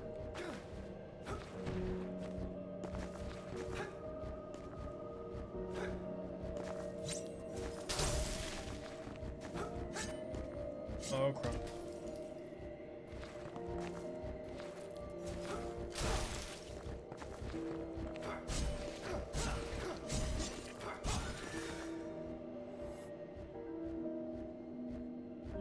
Yeah, exactly. That's why I do often think it's silly when people are like, ah, Dark Souls needs a difficulty option. It's like, well, technically Dark Souls already has a difficulty option. Because there's so many ways how you have control over how to make it easier and harder for yourself. Like, for example, if you would play like a mage in Dark Souls, it would instantly become easy mode, right? Yeah, exactly, and people don't even notice it. Exactly. It's the same with Gran Turismo, where in most cases you can make your own difficulty. It just depends how much you choose to upgrade your car. If I want to have a tough time, I'll choose a slower car that'll be more akin to the opponent cars, then I'll have a lot harder time beating it. But if I want an easy time, I'll just choose a very fast car that I max upgraded, and then the opponents will have no chance. Like, same thing, it's like baked into the game. And choose your own difficulty without choosing a literal difficulty, which is how easy, how challenging do you make it for yourself.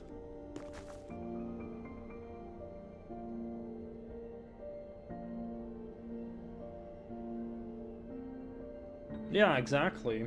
That is true. A lot of games do over-rely on just stats doing things for them instead of player skill.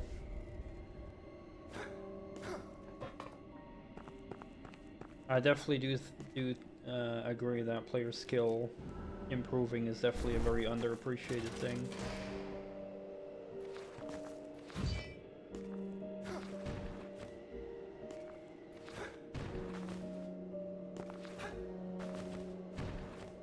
Oh, I can't.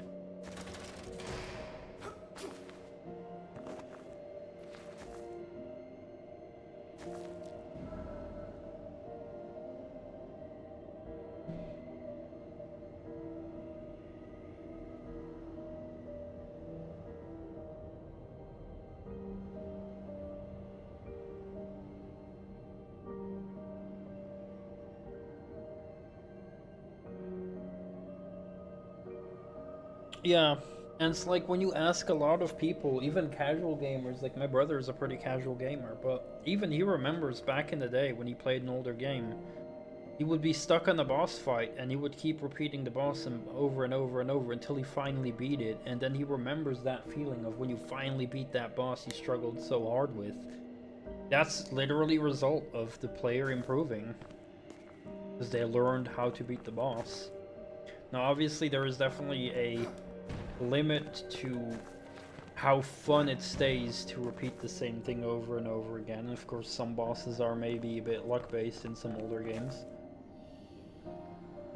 You do want to strike a nice balance where the repetition doesn't become obnoxious and annoying. But that is why I try to be patient with Souls-likes and the like. To have that patient attitude, like with the last boss you saw me not trying to get it first try. I was like accepting that I'd die my first few tries because I was learning the attack patterns. And for me also a very important thing for the checkpoint to be right in front of the boss fight. I don't want to have to redo a whole level before I get to the boss, because then I can't practice the boss because I'll already forget all his moves when I'm doing the whole level again, right? I want to need the boss patterns fresh in my mind, so I want the checkpoint to be right in front of the boss. Otherwise I'll forget the attack patterns and it'll take way too long for me to learn.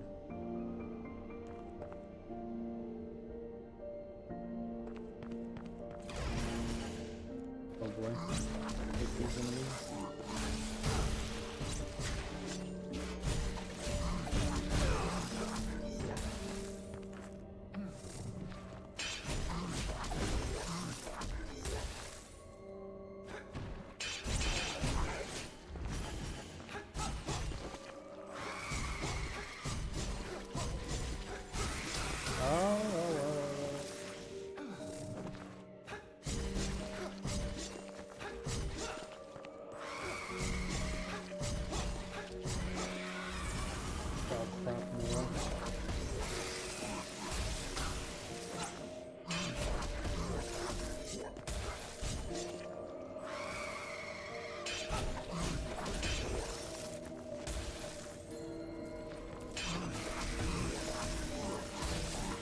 Oh crap!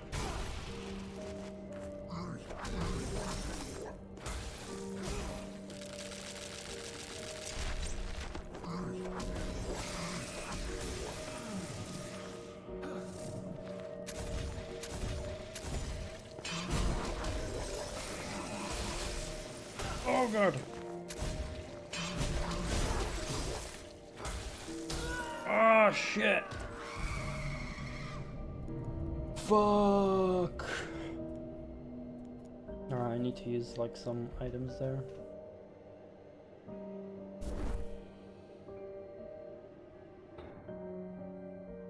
Games are so nuanced that nothing is perfect to everyone. Yeah, exactly.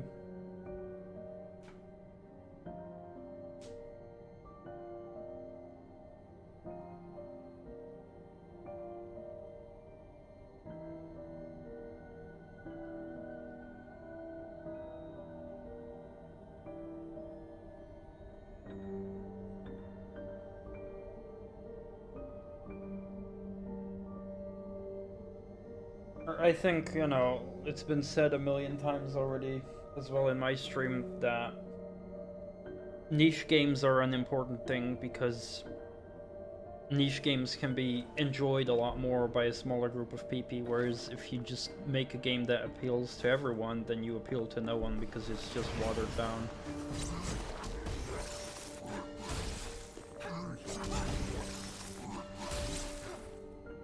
It's like food, right?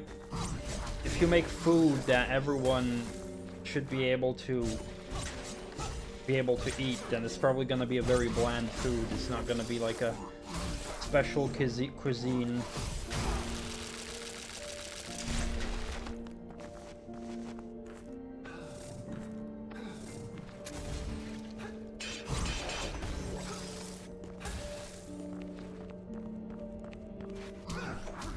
And that's why a lot of AAA games are like that, because they want to appeal to mass audience, because obviously they want to maximize profit by having most players and stuff available. But in the end, just every game becomes a bland mess. Or it's like pop music as well, right?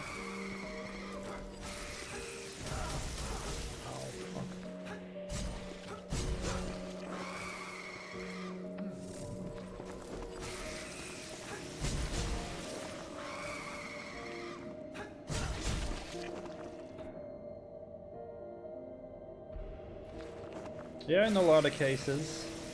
I mean, to be fair, it does depend because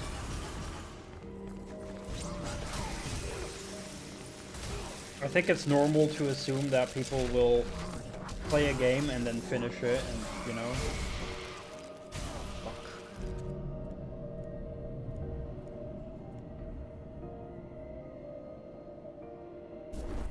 I think it's normal that a game comes out, like in terms of single player games, right? A game comes out, and then people beat it, and then maybe they play it a second time if they really loved it, and then they move on, right? That's how it should be, I think.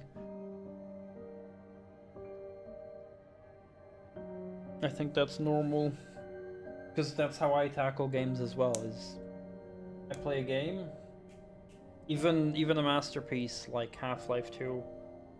I played it, I really loved it, and then I moved on. I played something else, and maybe in a couple of years later I'll get back to it again. I think a lot of people are overly obsessed, and they keep looking at numbers, and it's like, oh, no one's playing this game anymore. It's like, yeah, because most people finished it, and they're now playing something else.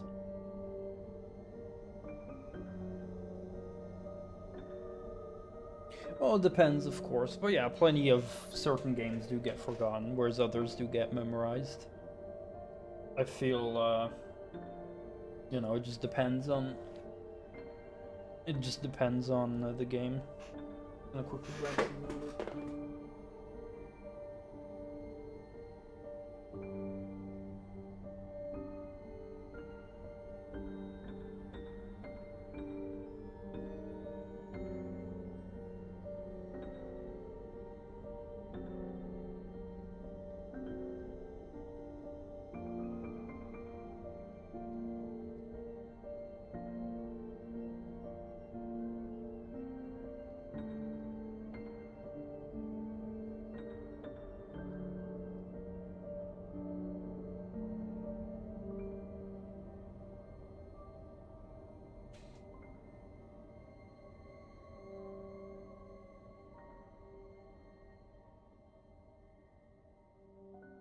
Oh yeah, for sure. I mean, you know, I'd say there were definitely a lot of bad games in the past as well, but they wouldn't have any hype to begin with. I think there's just because a lot of the companies that make games now are a lot bigger, so I think there's just a lot more money being spent on marketing. So a lot of games that wouldn't be as successful now just get a lot more money put into marketing, and then it ends up just not being as good of a game as people thought.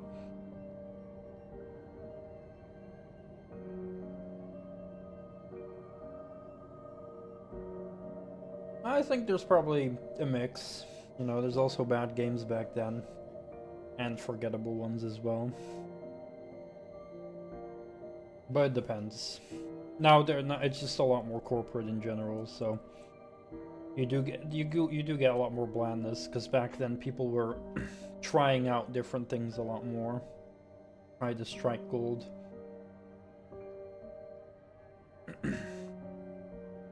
Oh yeah, for sure. Concord will only be talked about because of how big of a failure it was. I got some great leftovers, by the way. Some spinach with feta cheese and onion and stuff like that. In like some dough that I made, like kind of a Greek style spinach feta cake thingy.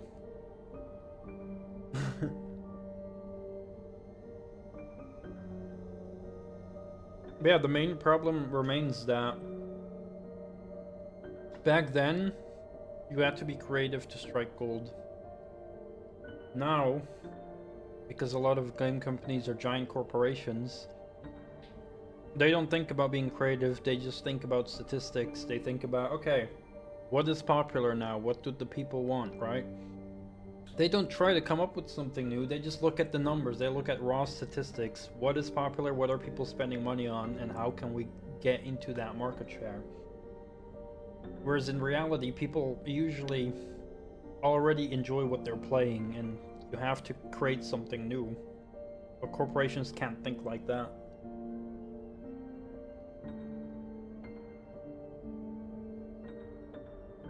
Oh yeah, for sure. They're very creative with trying to get people addicted. They will hire psychologists and stuff like that.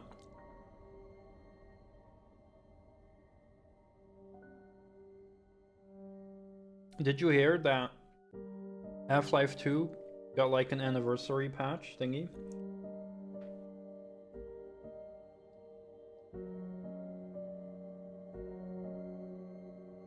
They added a developer commentary mode.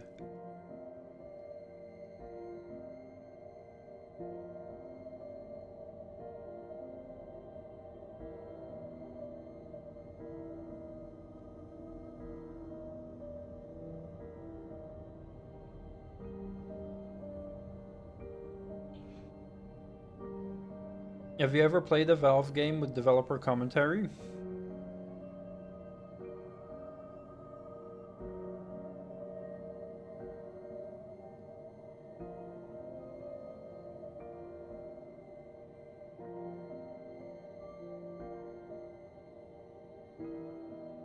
So how Valve games do it is basically if you do developer commentary mode, you just replay the game like normal, but around the map are these interactable objects. It's like a speech bubble that floats, and you can use it, and then it plays a voice recording of one of the devs that talks about the design in that area. I've been watching some videos of the Half-Life 2 developer commentary, and it really is amazing to listen to.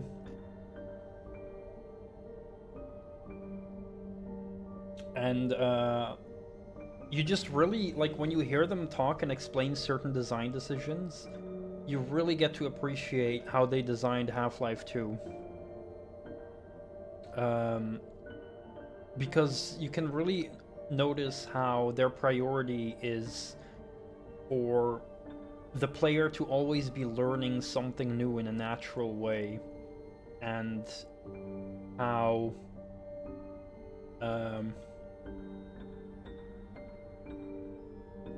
how they always are prioritizing that the player is also having fun. Oh, they're Nintendo Italian gamer, welcome. Is this a good game? I think it's a good game, yeah. This is a good mix of Metroidvania and Souls-like. It's not perfect. I wish the map was a bit more descriptive in telling me things. You can place like markers, which is useful. But I do feel like there could be some improvements with telling the player what is what on the map. But in general, I'm really enjoying this. It's a good Metroidvania and Souls-like experience. I'm just having a little food break right now.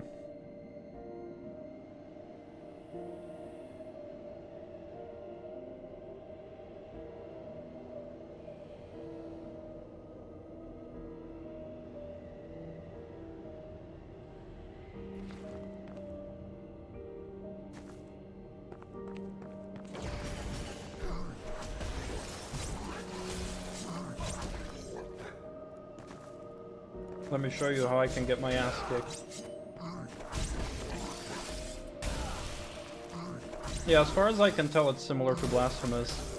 I have not played Blasphemous yet, though. There you could see me getting my ass kicked. But we can try again.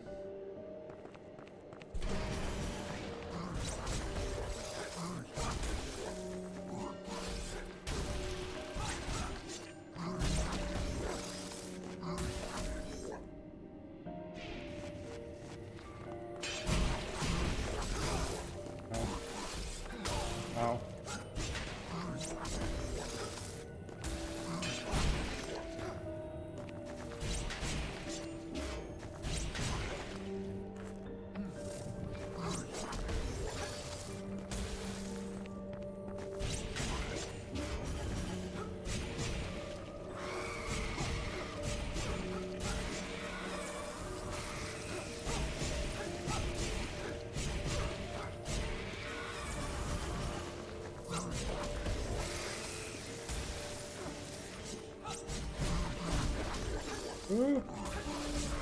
Ah, goddammit.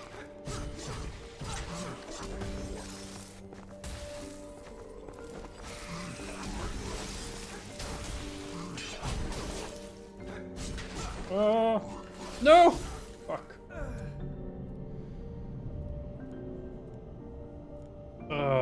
There I got my ass kicked again. This is such a hard room. Not every room is like this, but sometimes you get these kind of wave-based rooms.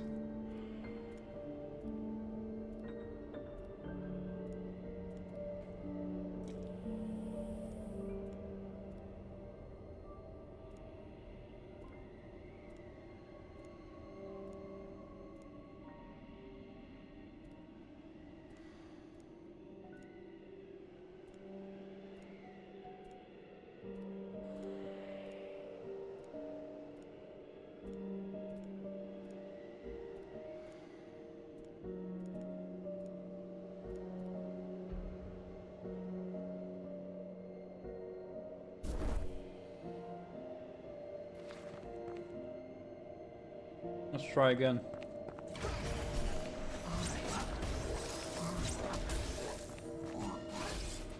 Oh shit.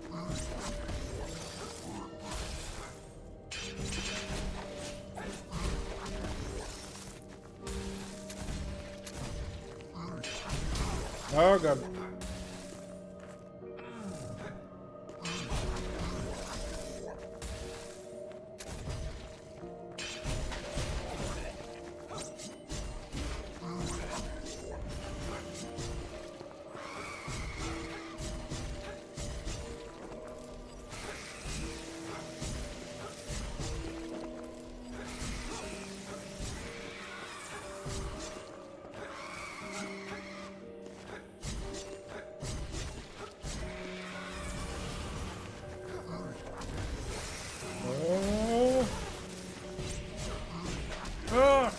Again.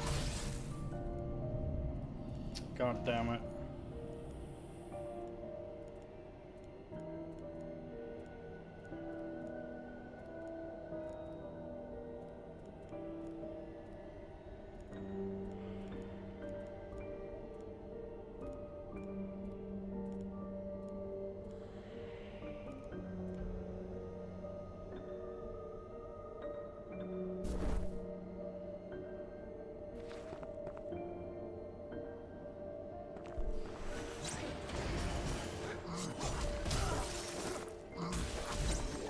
I hate these enemies, man.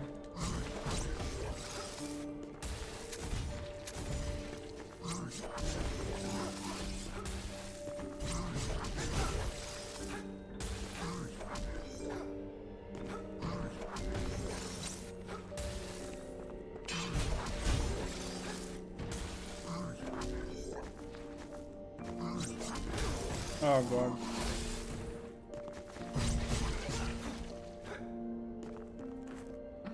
I'm almost dead.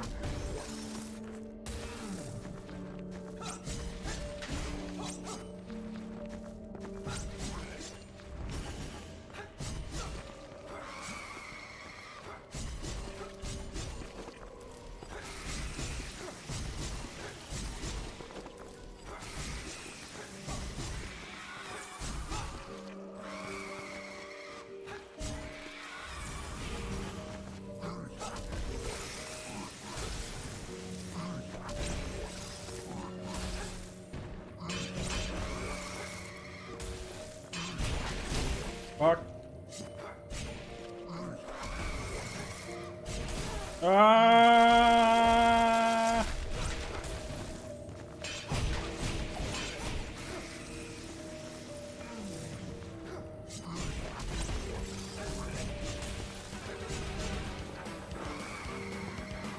Thank you for the follow. Got it. That room was tough.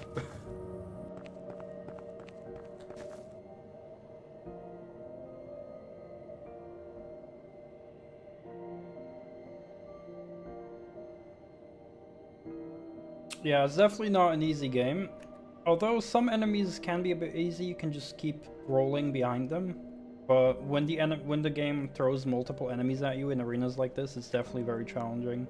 And there's some areas that have very annoying combinations of enemy placement and the terrain.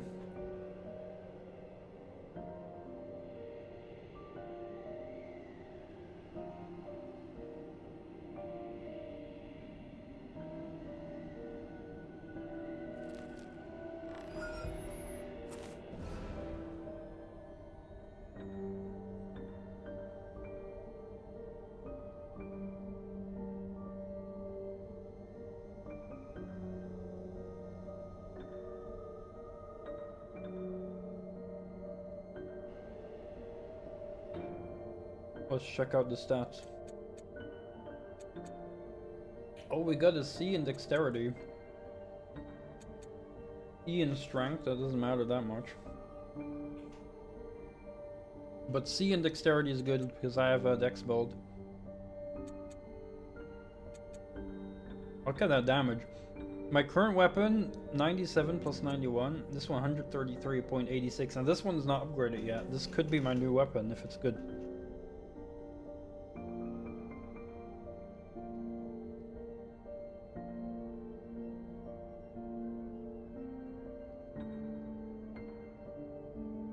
Ori, I have played the first Ori game. Ori is a great Metroidvania. Definitely not a Souls-like, but it is a Metroidvania.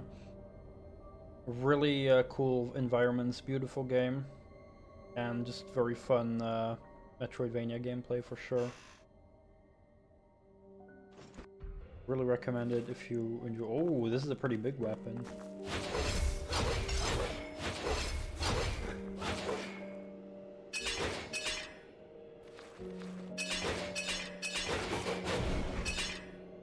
Okay, that might actually be my new alt weapon then.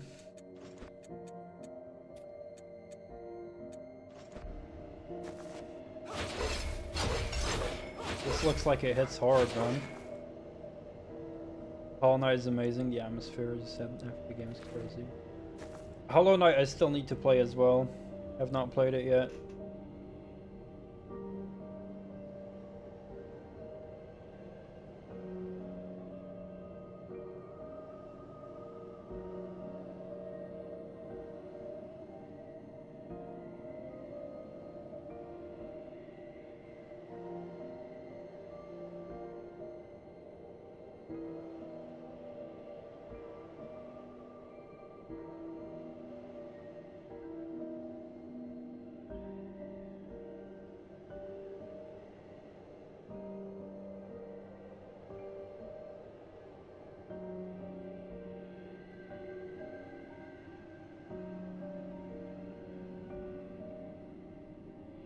Alright, done with food.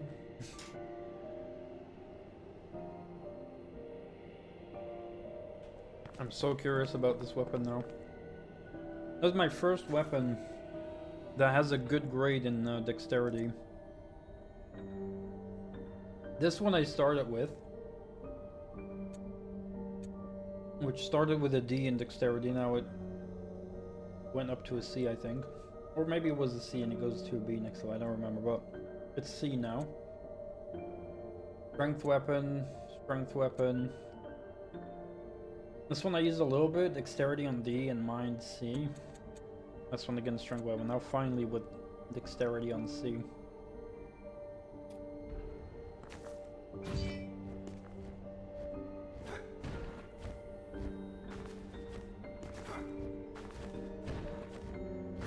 Oh, I can make.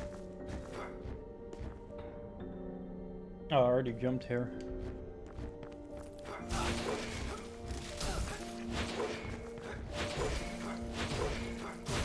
Yeah, this thing hits hard and it's not even upgraded yet.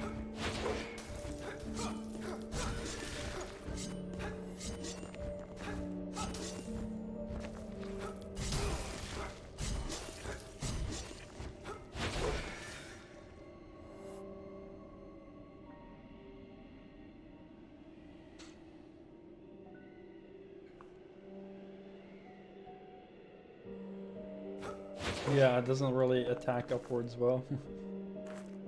Well, generally they're a pain in the ass to hit the flying there. I want to see what happens with that. Yeah, this is definitely a bit of a slower weapon. It looks to have pretty decent range though. And I still need to upgrade it. I do have enough resources to give it like 2 upgrades or something.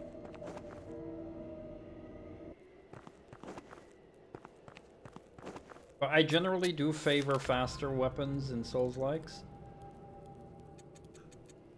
Although this is the first Souls-like I've played that has animation cancelling. So in most Souls-likes, when you start the animation of an attack, you cannot cancel the animation. You know, you press and you have to finish the attack swing. But in this game, you can animation cancel with the roll. Like that. See? So at any moment I can attack and decide to roll away, which I really do appreciate. But it does make the game a lot more forgiving and easier, but I don't mind that. I do like animation cancelling.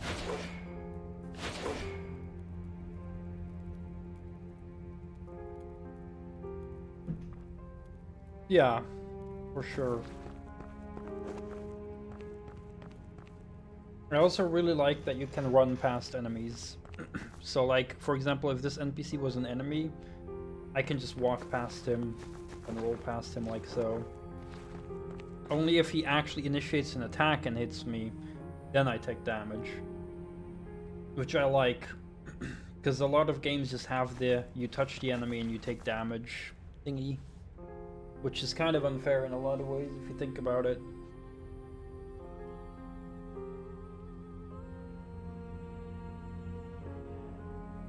Yeah, I mean, of course, in pure platformers, I think collision damage makes more sense.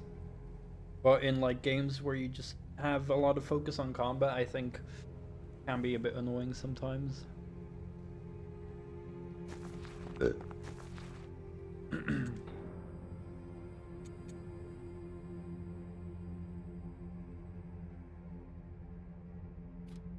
up, what? second time.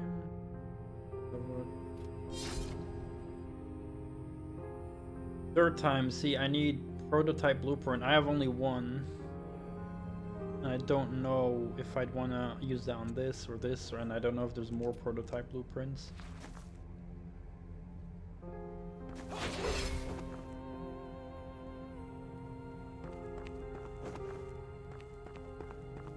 Let's see if I can level up a bit.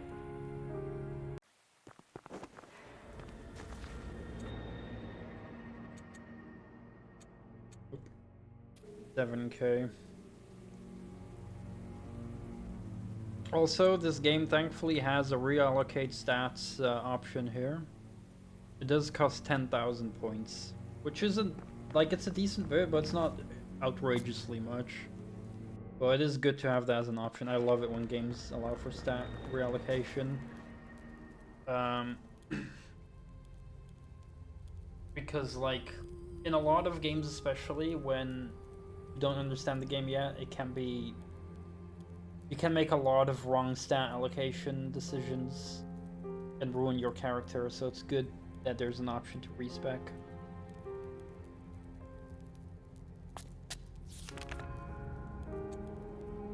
Let's see, where was the area I was in here, I think. But yeah, I am mostly a fan of faster weapons, so I'm not sure how much I'll use it, but...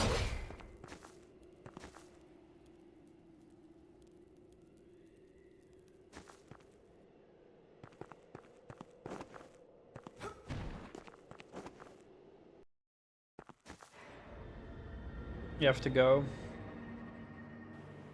Yeah, I'd like to put a like on my page. See you later. Alright, that's cool. Thank you very much for coming over, Nintendo Italian Gamer. I appreciate your chatting, and I hope you've got some nice information about this game and some nice recommendations from Lucy. Hope you have a wonderful night. Appreciate it.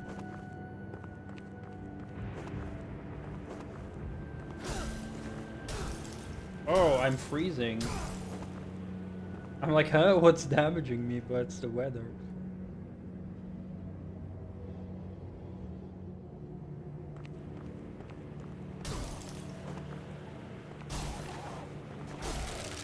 Oh boy. Oh, look at that range though. Holy crap.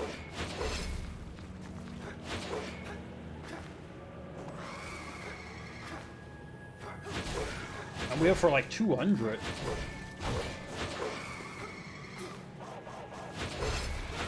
Yeah, this weapon, it's like a truck.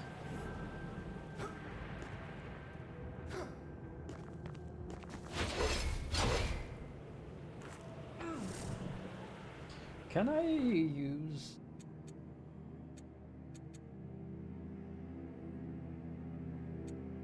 Can I use... Where is it? Like, this removes the effect of frost. But I don't know if that also gives me like a temporary stop of it or something. I don't think I did. Look at that. Holy crap. Oh yeah, there was like a item here. Can jump.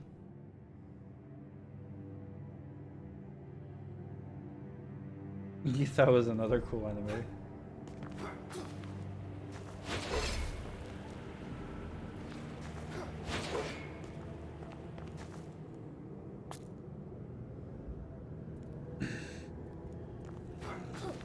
Well, if we'd be playing Metal Slug. Holy crap, those crits though. Like almost 300 there.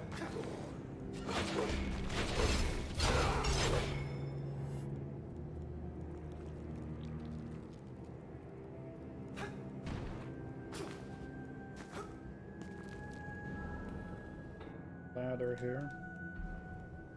So because I don't know if it caught your attention, but there's normal attacks, and then there's the special attacks. If I hold R1, then it will do special attacks and use up my blue bar, which is like totally different animations. And this one has like faster attacks, like that. the same weapon, just a faster attack, and I use my mana. So this is normal attack, and then this is special attack. Same with my normal weapon. So this one is slow and has a fast special attack. This one is fast, and my special attack is like, it turns into a spear.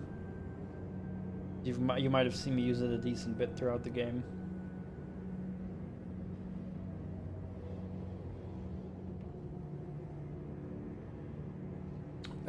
Bloodborne has a similar system, but you don't have like a mana bar. Instead, you can like change your weapon. So every weapon, you can change into a different version of it. So for example, you might also have a sword, and then you can press a button and it will change into a spear. It's called like trick weapons or something, or trick attacks. Or you have like a heavy hammer, and then you can like turn it into something else that makes it more nimble.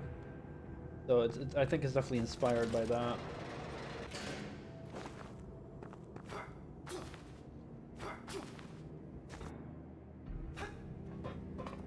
It's nice to have that flexibility. I currently am in the Bloodborne. I have the whirligig saw, which is like a giant pizza cutter.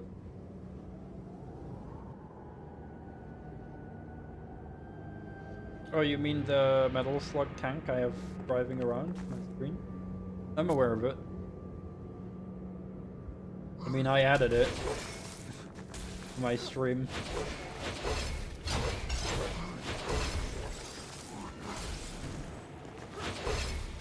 Oh god! Submarine game? Wait, what? What submarine game? I'm confused. Maybe I misread something. Oh, we're freezing again. Cool, so we only take damage if we're not in the cover of buildings.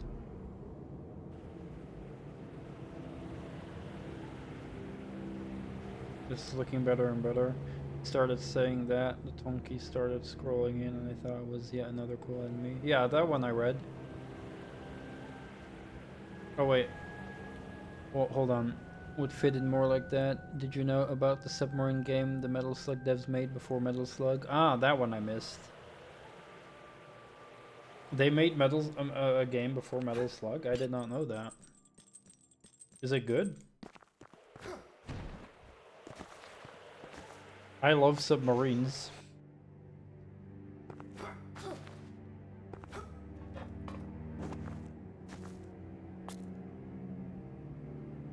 What's the name of the game? I want to Google it. Ow!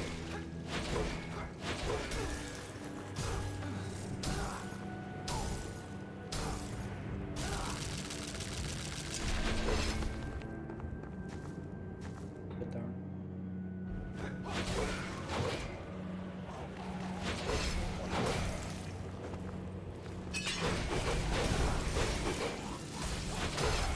Oh shit!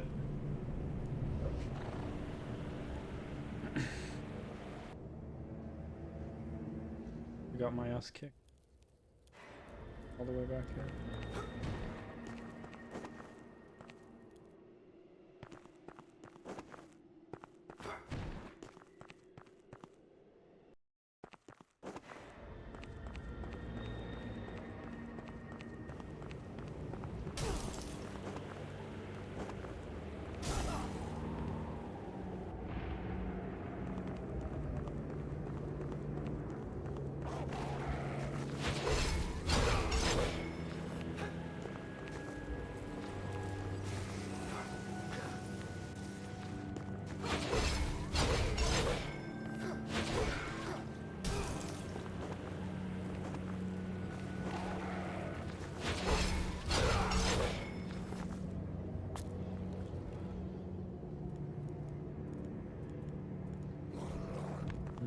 Turf Masters. I've never heard of that before.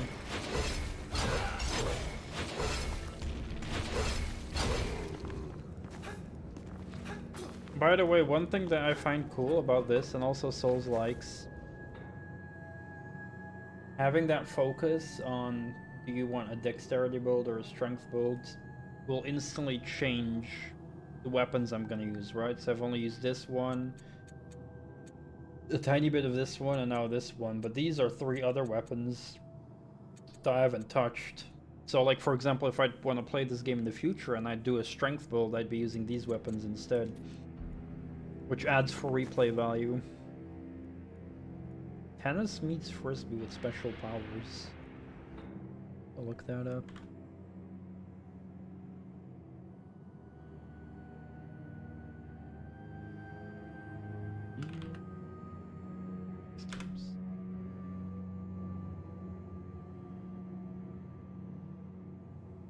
Oh, that's like old. That was like a new indie game or something.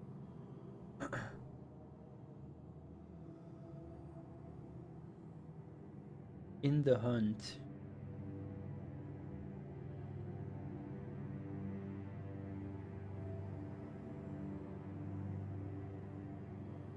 In the Hunt. Oh.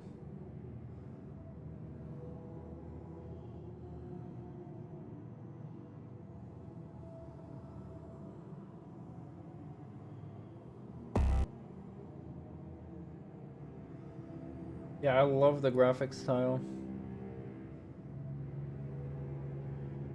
Oh, that looks amazing.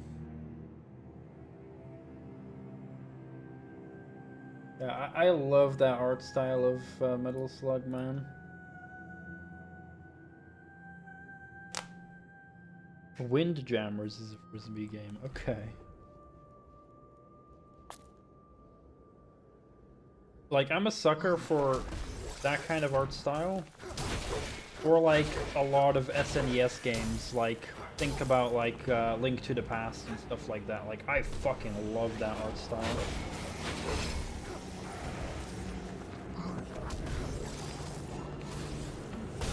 Oh.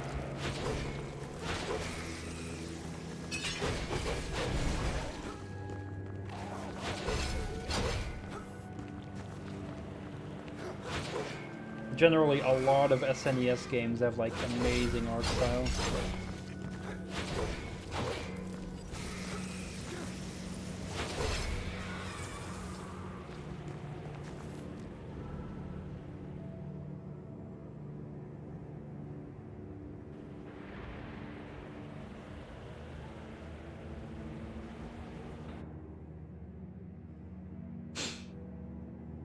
Windjammers.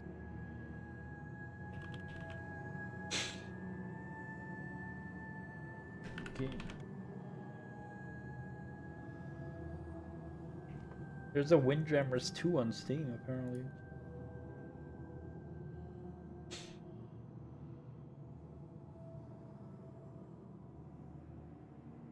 A tiny bit.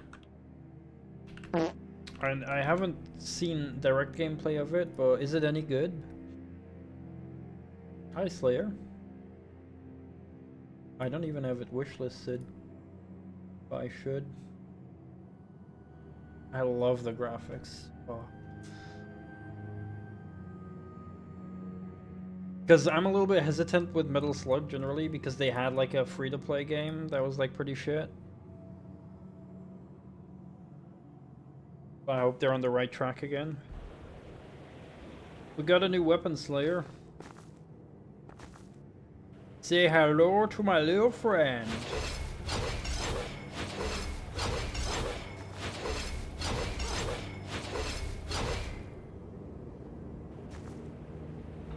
Yeah, hold on, let me look up which one was the free-to-play one.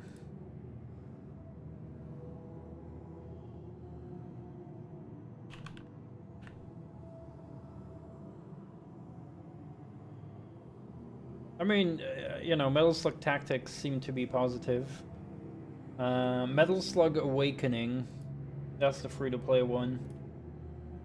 Now, recent reviews, wow, I even see a submarine stage now in one of the screenshots. But let me show you just.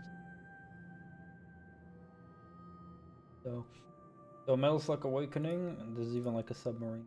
here, but it has like it has a more modern art style, but it still looks pretty decent. But so it's like a free-to-play game, and I believe like you can see the all-time reviews is mixed.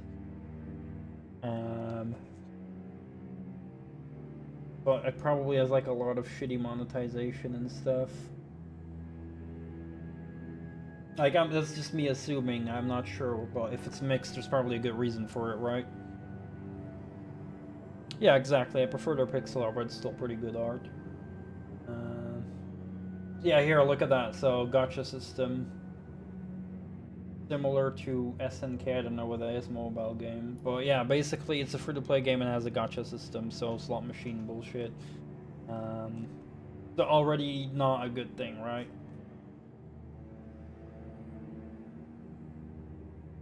So it's like, you know.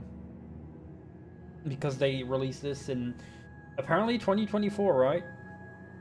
July 19, 2024. So it's pretty recent even. So that's why I was like, oh, when I hear Metal Slug, I'm like, oh, this is their newest stuff. Oh, you know. But hey, if Metal Slug Tactics is actually good, you know, and it does look good, people are positive, mostly positive. So I love these graphics. This looks amazing. So yeah, hopefully that's good.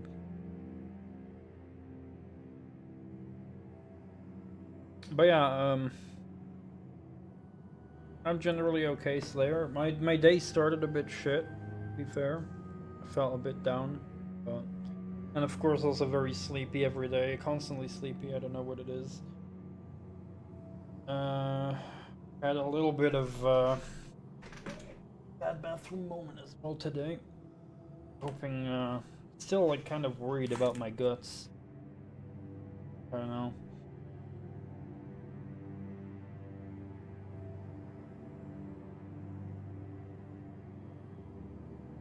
And the other day, like a couple days ago, no, I still don't know why I'm tired. A couple days ago in the bathroom, when wiping, it was not red. It was more like slightly pinkish. Like slightly more red pinkish when wiping. But I did eat kidney beans the days before that, so I'm not sure if the kidney beans like changed the color or something.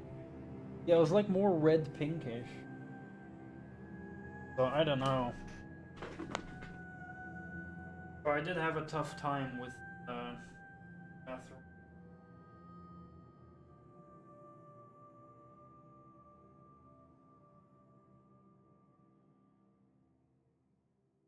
And there hasn't been any blood for weeks, but yeah.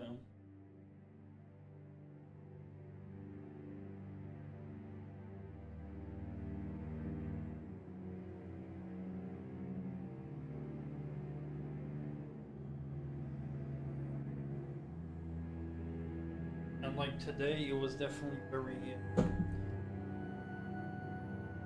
Let's just say very a lot more watery, and it was like pretty dark brownish. But I wouldn't say it looked tarry. Definitely not like tar, but it was like just pretty dark. So I don't know. Just trying to look and make sure that there's no blood or anything, but I don't think it's blood. But yeah, I don't know if it was like affected by the kidney beans or anything, because kidney beans have like the slight red, pinkish, purplish color, I guess. So I don't know.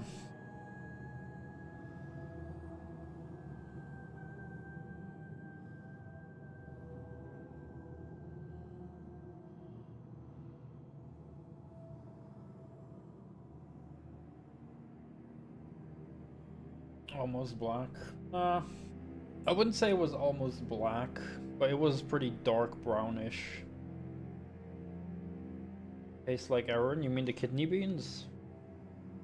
No, it was like in a mix with like tomato sauce and pasta and stuff.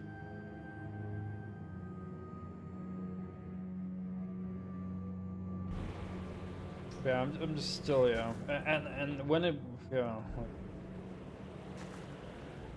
I mean, I wouldn't taste my feces if that's what you're assuming. That would be a bit weird.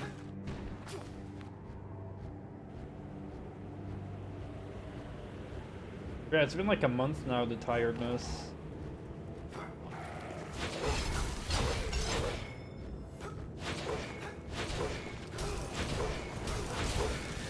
So I know, maybe I'll call my doctor again and just ask him to do it.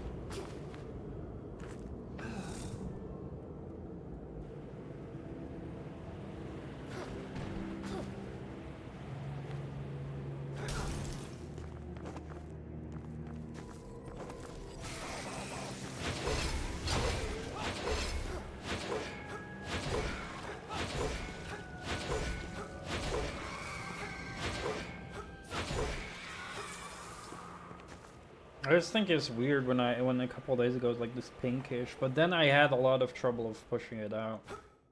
So maybe I just like had like some kind of you know, tear or something again. I don't know. I really don't know. But then it would be weird that it was like slightly red pinkish. Like it was more like a raspberry pink, right? A raspberry red pink. That's kind of how it looked like after wiping.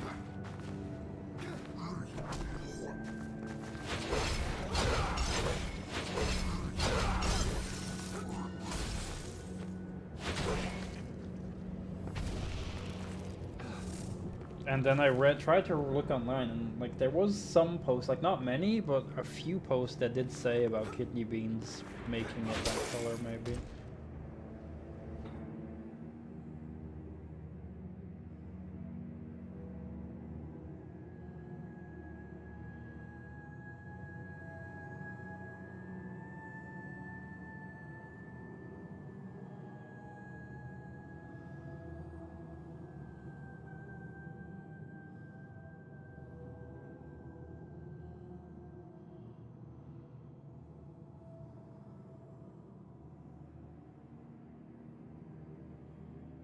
I don't know if I have an Atos, but I can look maybe somewhere else if there's similar products.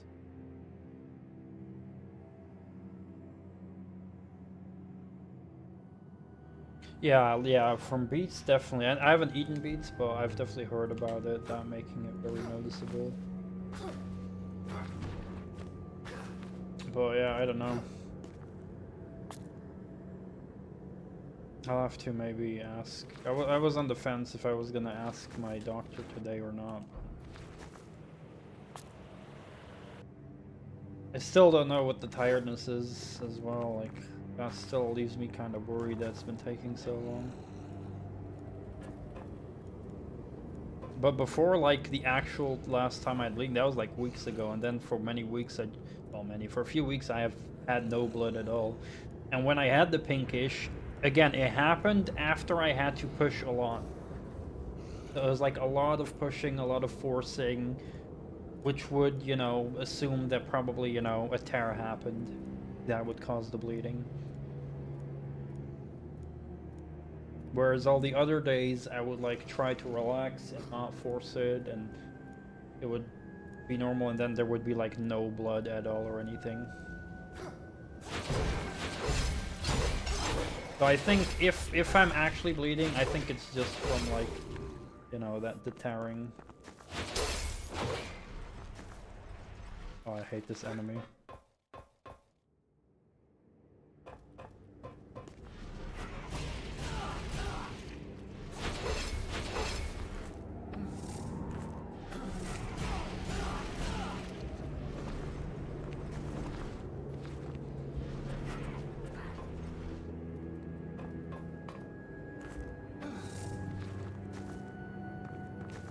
Oh my god, that effect lasts long.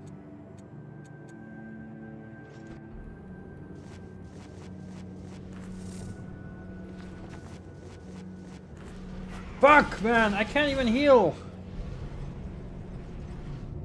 I hate that enemy. Internal hemorrhoids. Very likely. It's very close to my family as well. My uncle has it.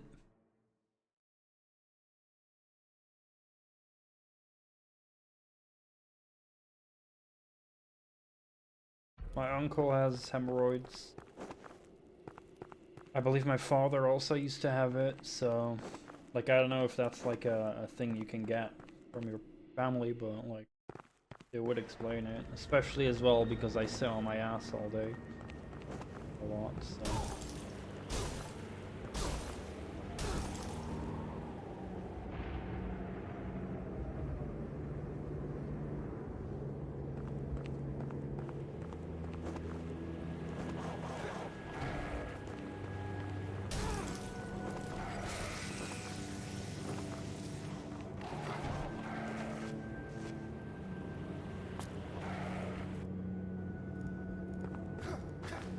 This is a harsh environment. Whoa, he's still hitting me?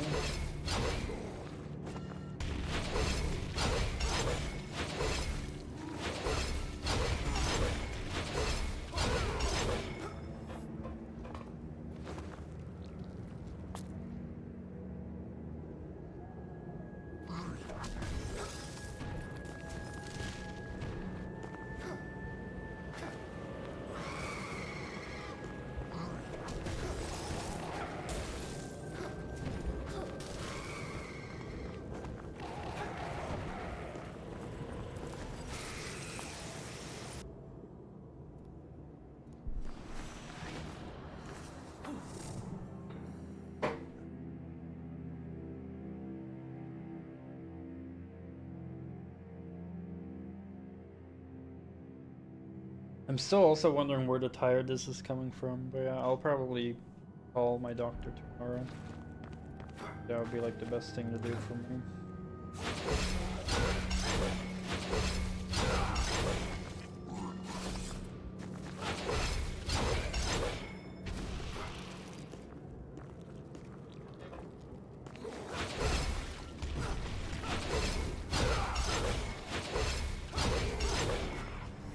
How do I stop that enemy?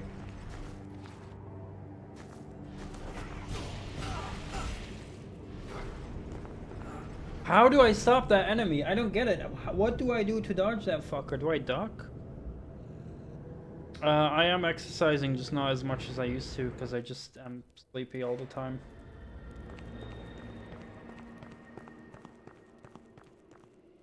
But I still go on like a long walk every Wednesday and have like my physio, and again last week I think 2 days I did 20 kilometers.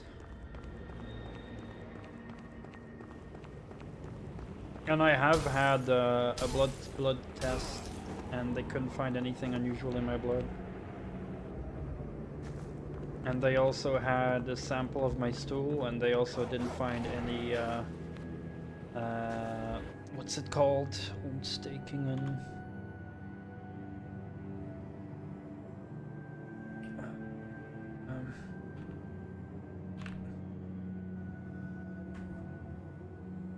They did not find any inflammations in my guts on basis of like examining my stool.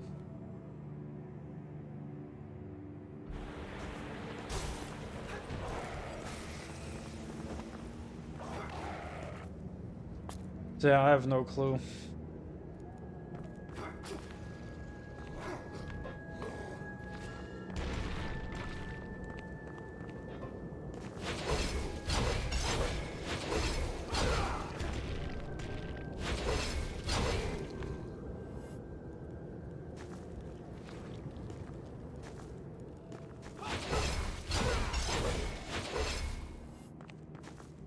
Oh, I'm not in the building that I thought I was.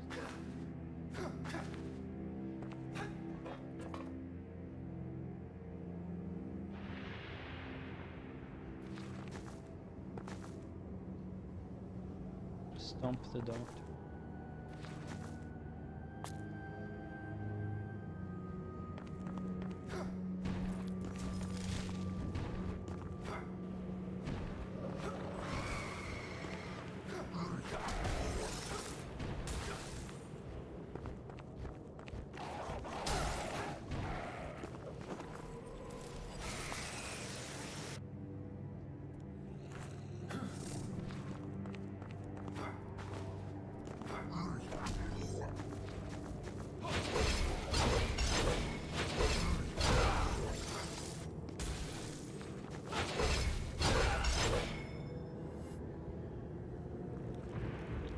I've never heard of that before. What is that?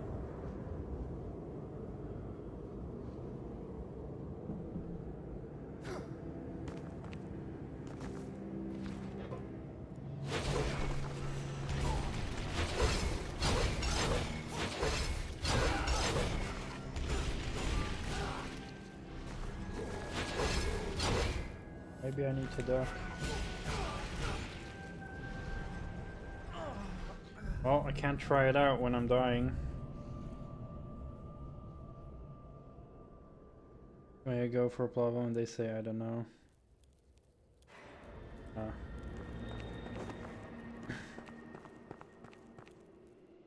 Yeah, I wonder what they'll say. You know, if it's now been like a month with the tiredness. I found nothing in my blood and yeah. I got no fucking clue.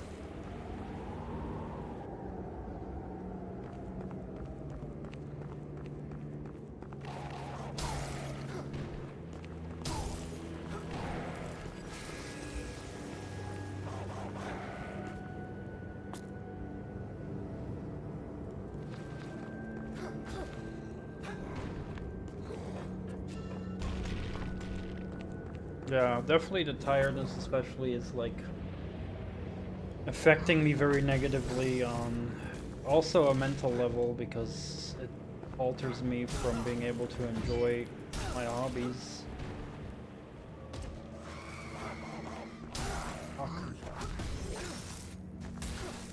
And just doing all my daily routines. No fucking way I died there. Well, I lost my stuff now. Great. I don't think I had that many though, but...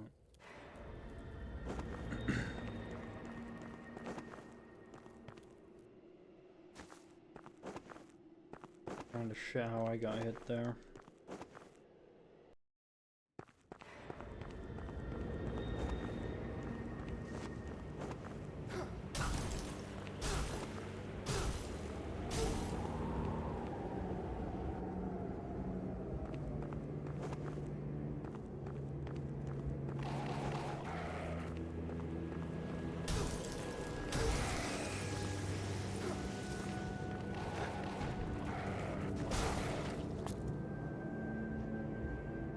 I went through the door while being frozen.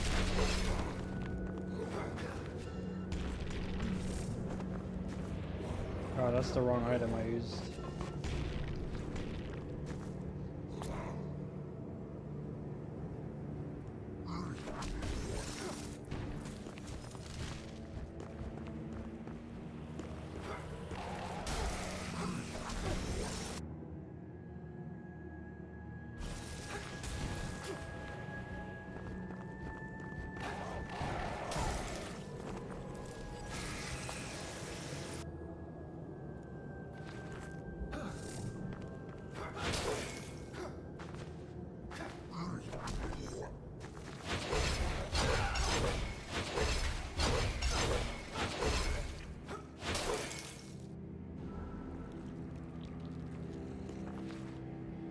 So dodging doesn't seem to work at all with that one anymore.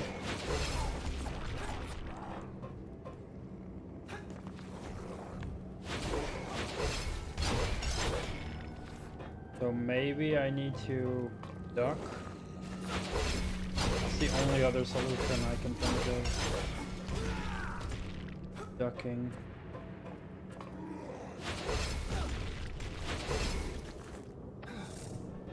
Oh, he's not dead yet. Fun.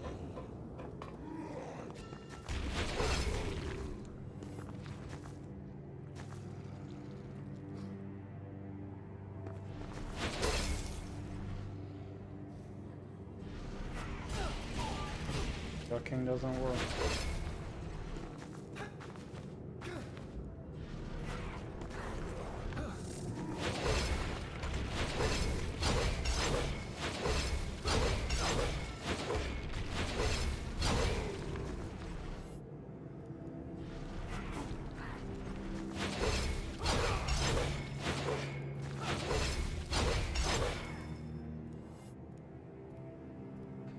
Maybe I need to look up how to beat that.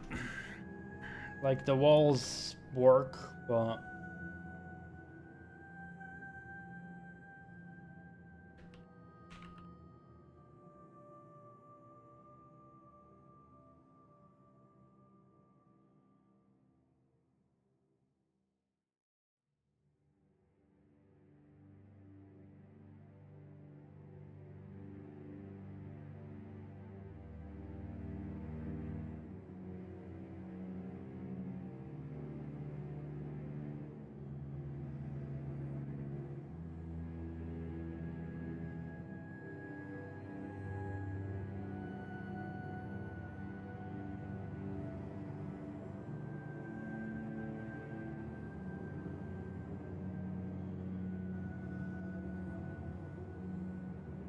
Strange Presence is their name.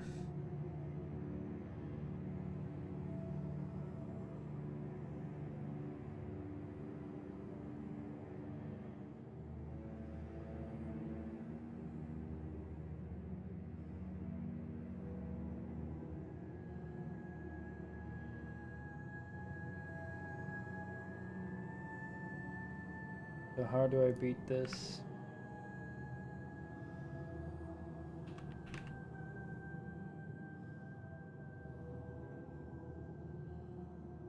Maybe a video will show me. Because it's the only enemy I have no clue how to frickin' dodge. Unless I use a wall.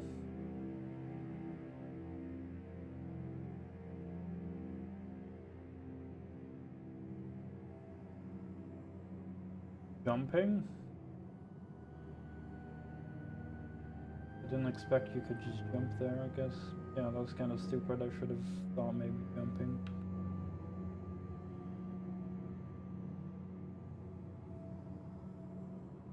Right.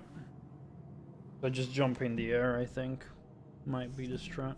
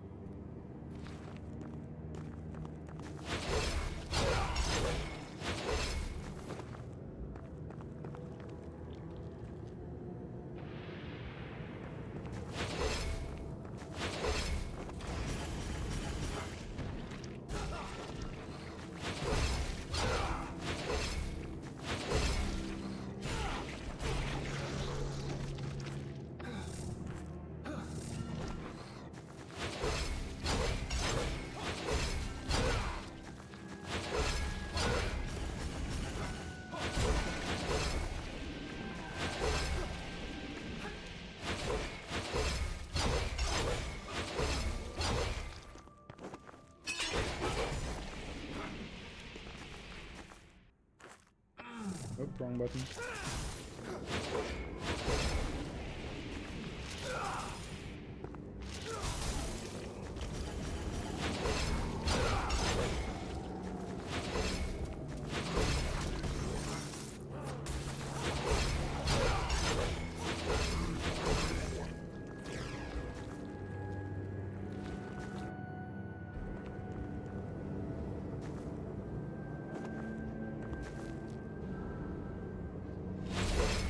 Oh, I didn't even check the charge attack.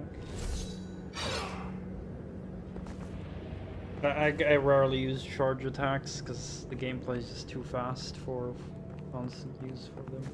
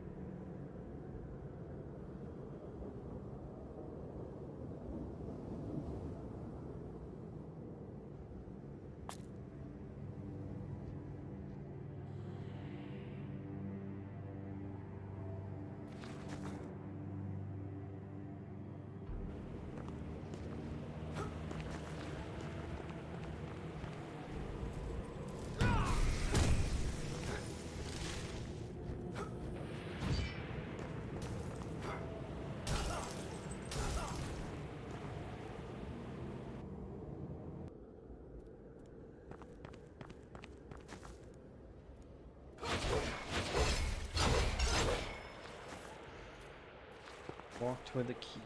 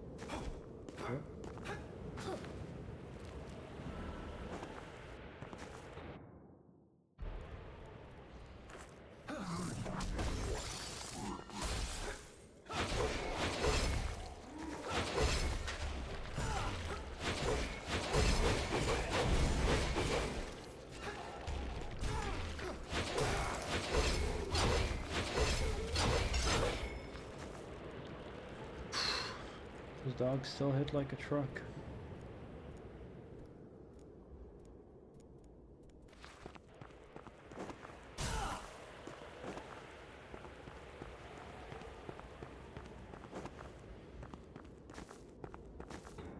Oh, I can go here.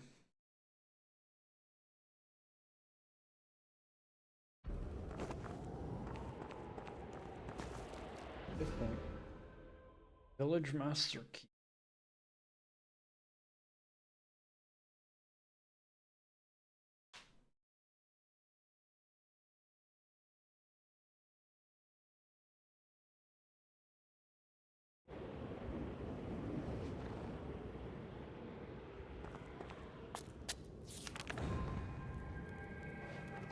I heard whispering shadows. They were pursuing me. The people of death, the starborn, enemies of the wretched souls who took my poor child, and an enemy of mine, it seems.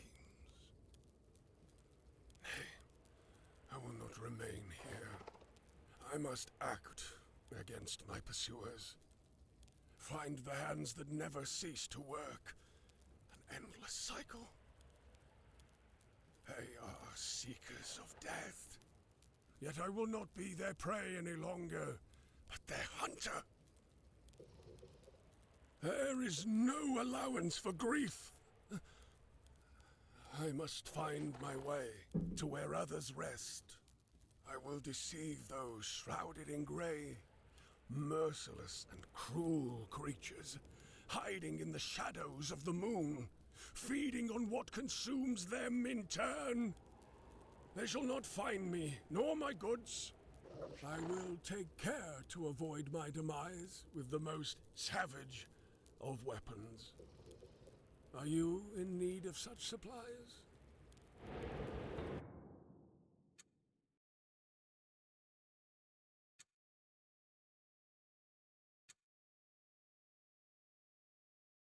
Oh, what is...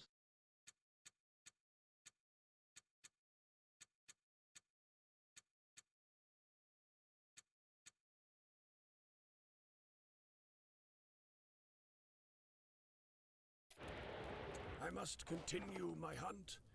A reliable source of mine knows of the treasures I seek, hidden among the tombs of the ever-resting.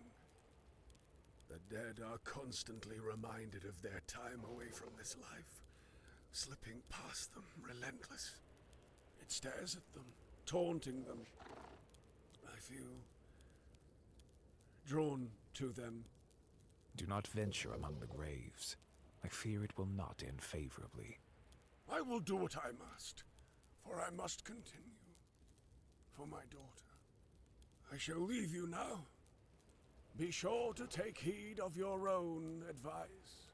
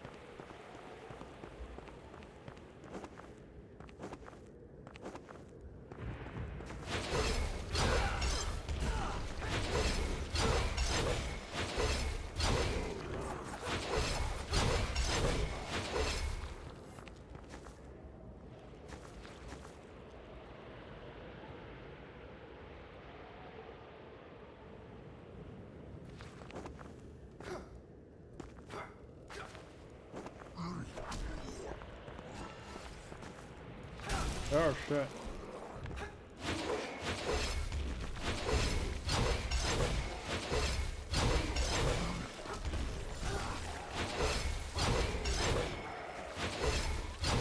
Oh boy.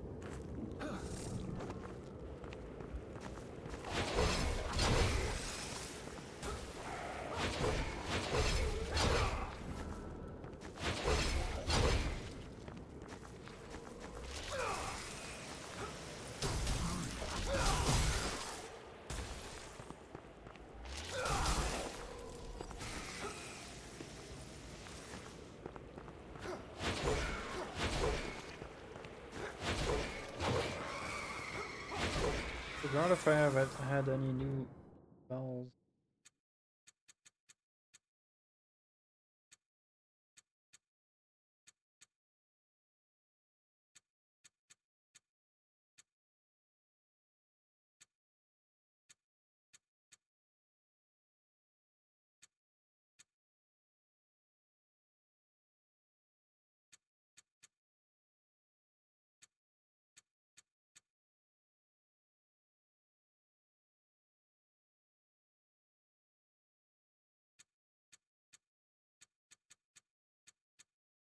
God, if I tried them all.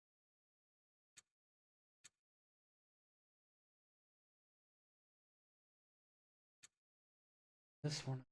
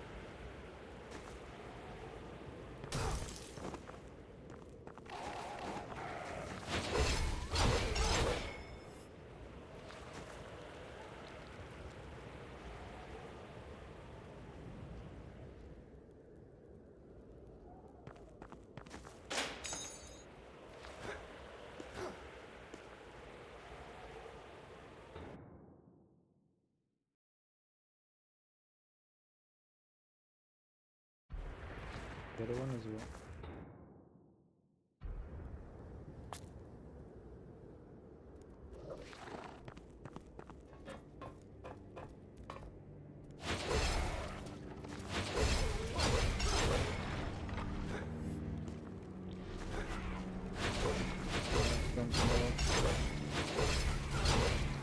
Piece of shit in there.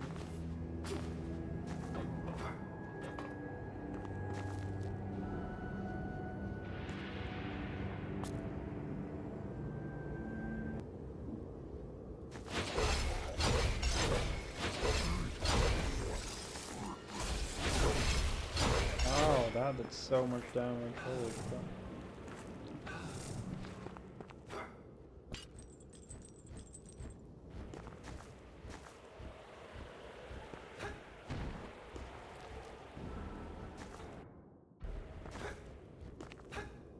Down sure.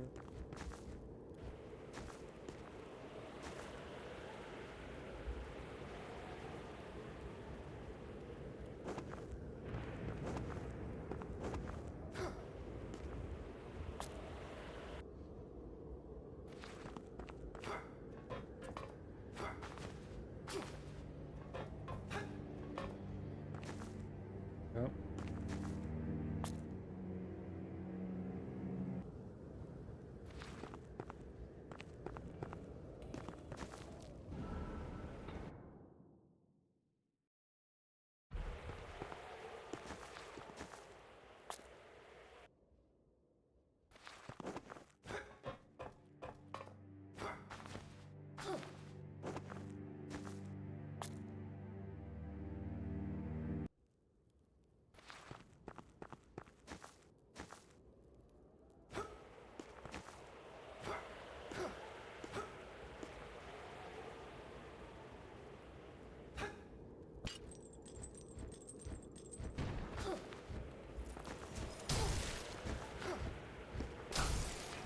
What?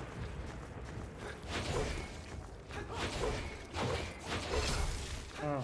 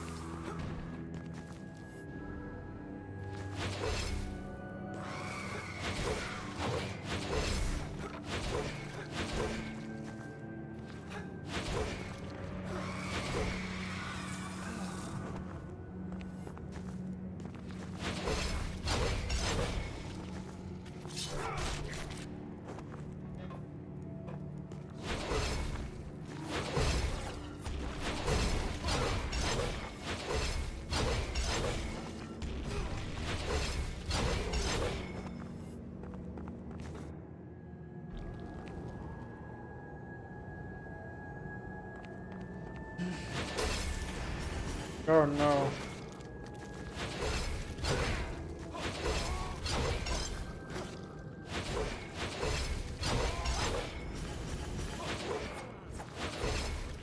Doesn't look too bad, thankfully.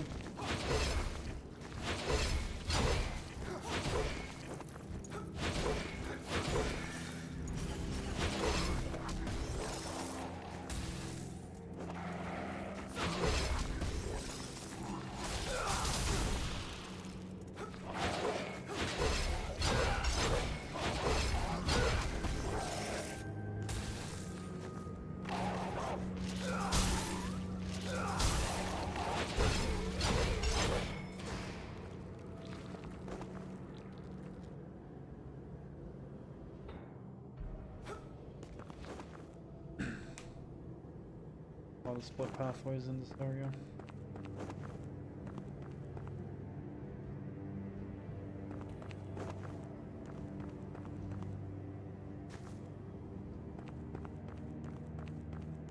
To break.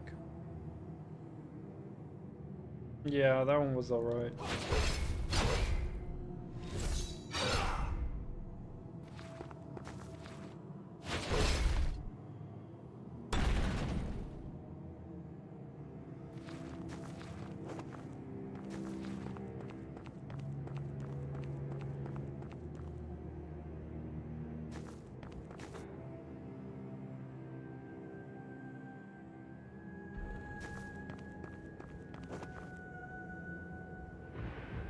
Also still go to other building.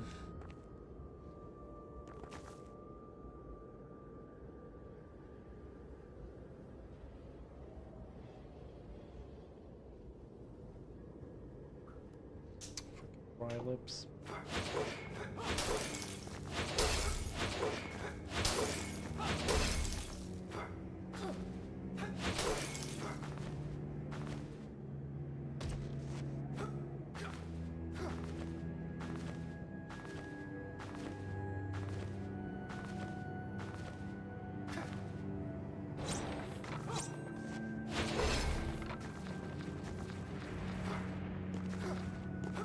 I'd switch weapons again.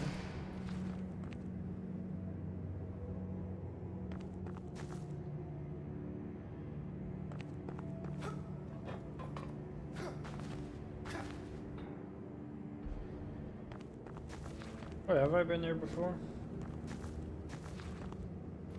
I know this place.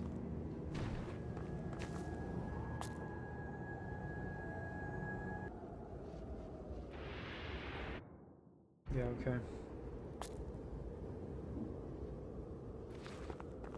So we looped around.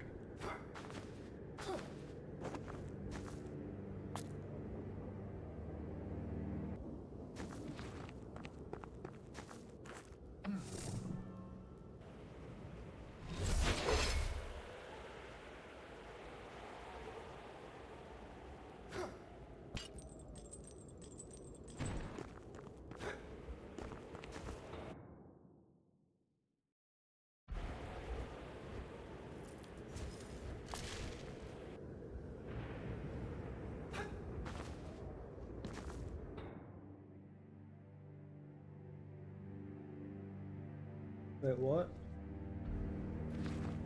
Save spot there? I didn't see that.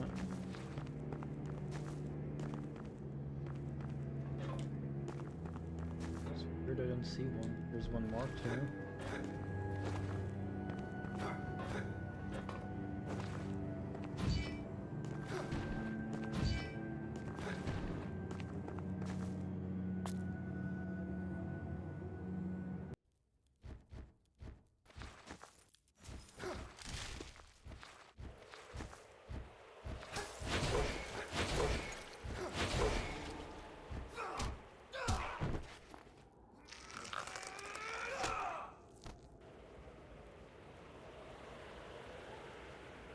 Straight out of God of War.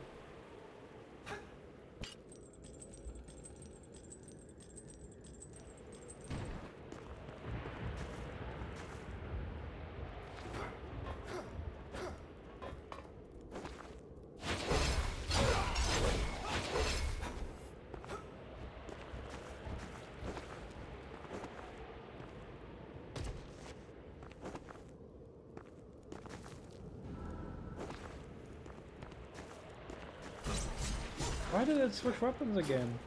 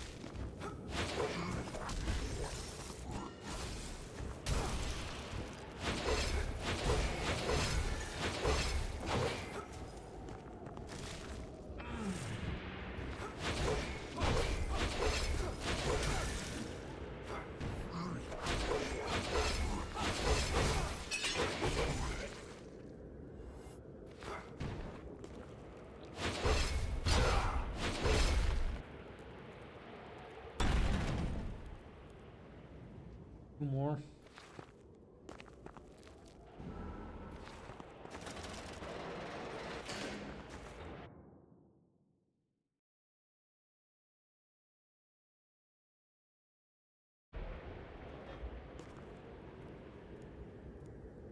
Yeah, I know where it is.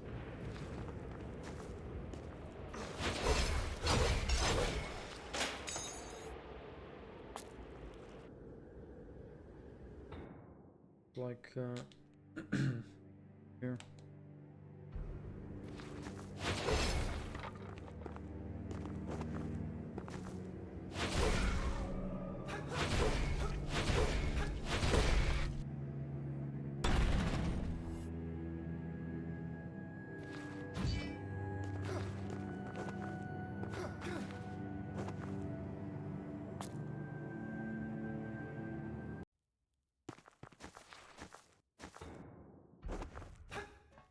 I guess the last door is over there.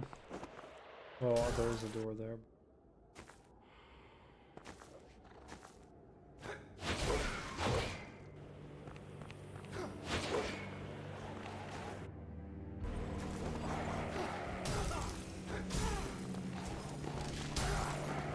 Oh, God.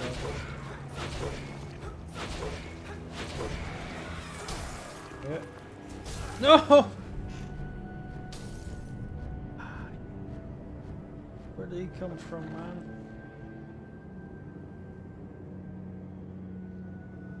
Ugh.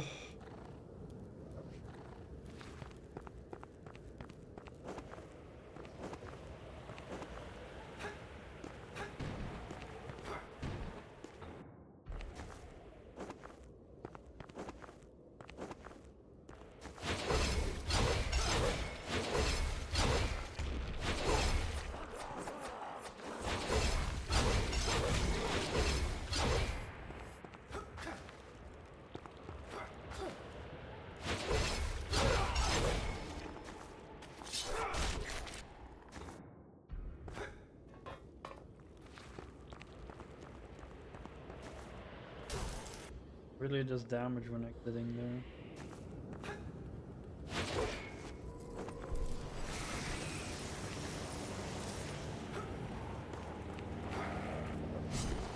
And it switched my weapon again. I don't know why it keeps doing that. Is my controller broken or is there something in the game that does that?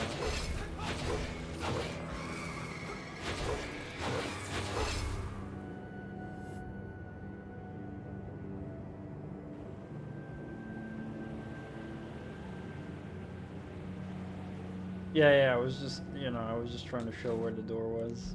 Making sure you wouldn't be worried about me finding the door.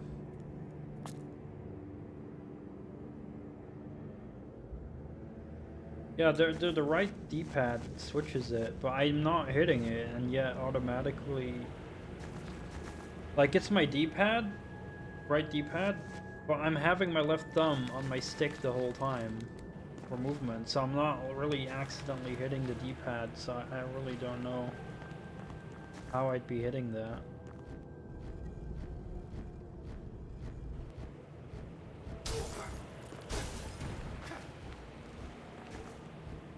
Maybe it's my controller that's just broken. That could also be a thing that just, you know, just hits it randomly.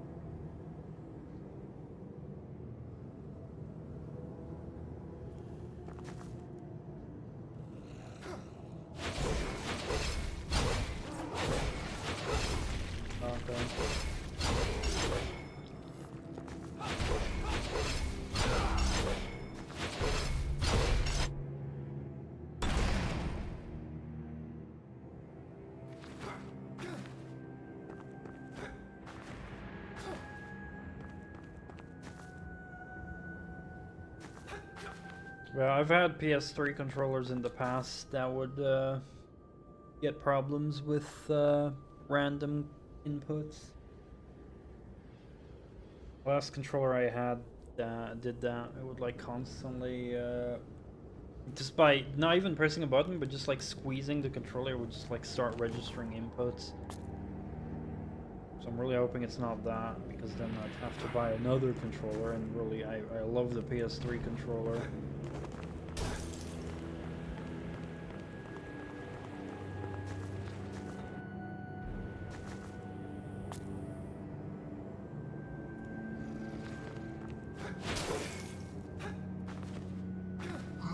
The PS3 controller is basically a PS2 controller, except that the L2 and R2 buttons are like pressure sensitive triggers as well. So instead of just one button, it's like they're like pressure sensitive. That's kind of the only difference between the PS2 and 3 controller, I'd say. Oh yeah, for sure. That as well. I don't think it's the case for PS3 controller, but I never really use the analog base buttons much.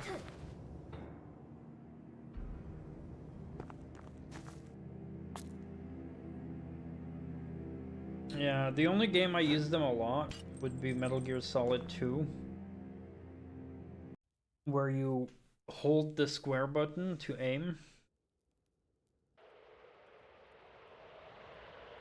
And if you let go quickly, you shoot. If you let go slowly, you stop aiming. But it's hard for me to use it because I want to hold up a guard by aiming at them. and get their dog tags when you aim at their face, and then you don't want to shoot them, you don't want to kill them, and then you try to slowly let go, but it doesn't register it properly, and then it accidentally shoots when you don't want to shoot. Or with the machine guns in Metal Gear Solid 2 as well, holding down lightly would cause your machine gun to aim, and holding down strongly would cause it to shoot. Same problem, just sometimes just trying to hold it lightly to aim, and then you just accidentally end up shooting. It's very finicky. And back in the day, I used to use it in Gran Turismo 3 for like accelerating and braking, but I much more prefer using the sticks for that.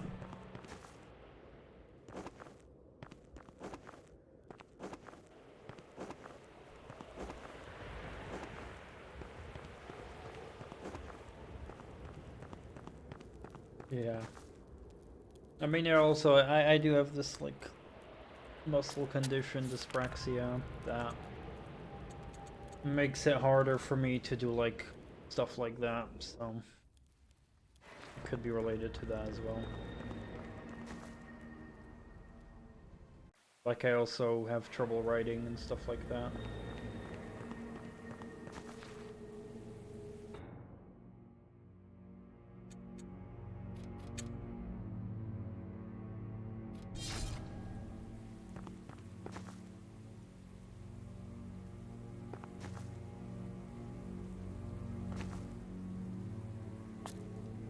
No triggers. That's why when I played Gran Turismo on PS2, I just used the sticks. So I would use stick up for accelerate, stick down for brake. So basically, like, I would steer with the left stick and accelerate and brake with the right stick. I found that very comfortable, especially because the sticks on the PS2 and 3 controllers, they have this very nice mushroom shape, which I love. That's why I prefer the PS2 and 3 controllers over the Xbox, because the Xbox and PS4 controllers and up have like this hole. It's like the stick with like the hole, and it's like not comfortable for me. I just love the smooth mushroom top, mushrooms shaped top.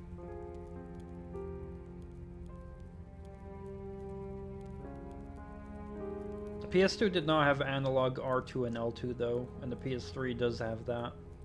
So it loses the face button analogs, but it gains the L2 and R2 analogs.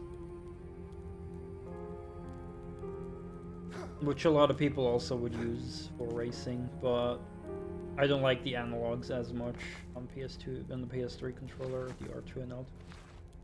Just preferred. I feel like I have more control over my stick by accelerating slowly and stuff like that, rather than like with the R2. Oh yeah, fair enough. Yeah, the face buttons you do technically lose to. Because all four face buttons had them, you're right. So you lose the 4 face buttons and you gain the 2, the L2 and R2 triggers.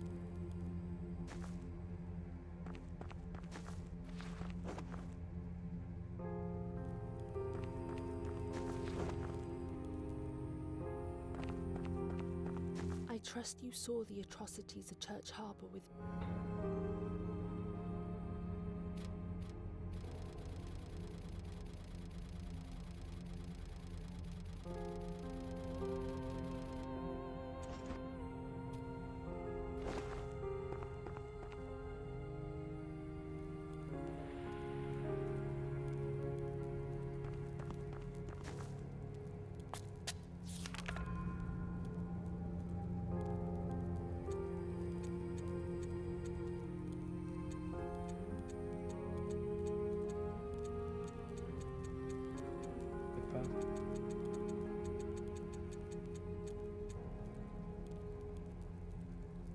Was it this one?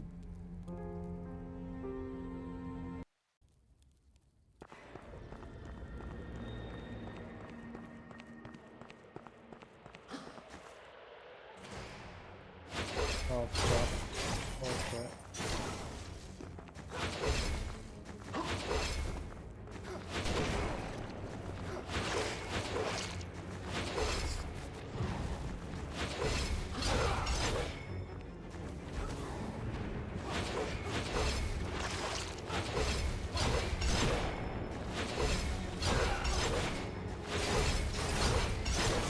Oh crap, I didn't know that had a backwards attack.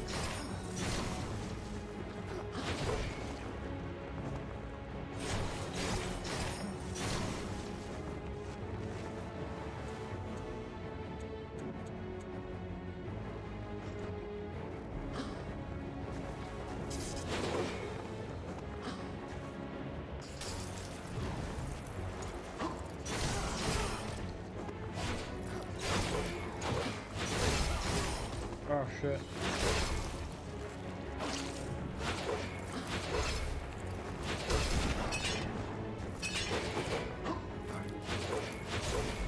Fuck. Oh shit.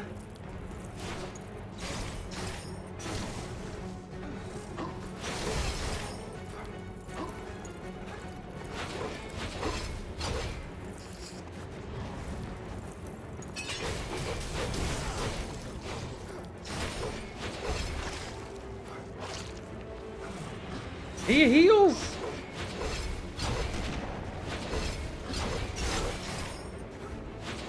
He heals!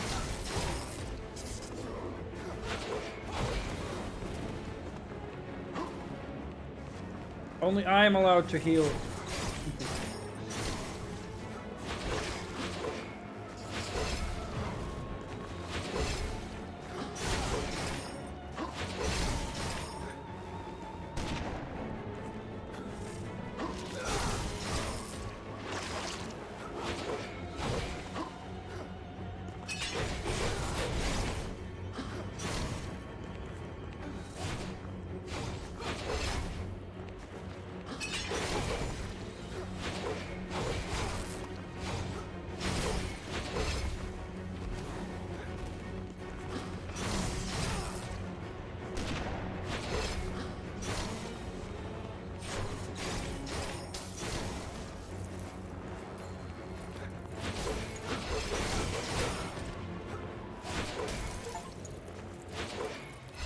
First try.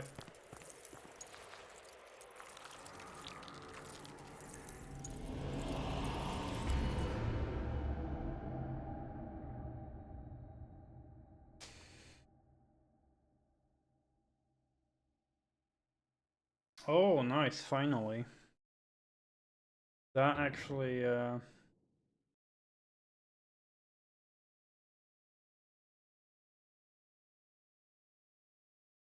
So, you've seen me have this light blue bar underneath my regular blue bar.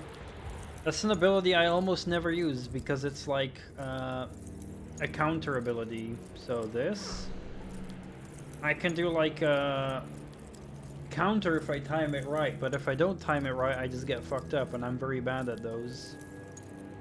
But now, it seems I got the shield now. I'm much better at using shields. So that's cool. Yeah, I just suck at doing the counter, whatever they're called, counter flex. I don't, fuck, I forgot the name. There's like a name for it, but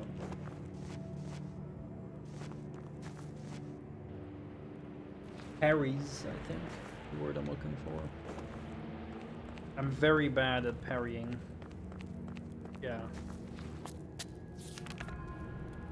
I'm just bad at timing parries, I really am. I tried it at the beginning of the game multiple times on enemies.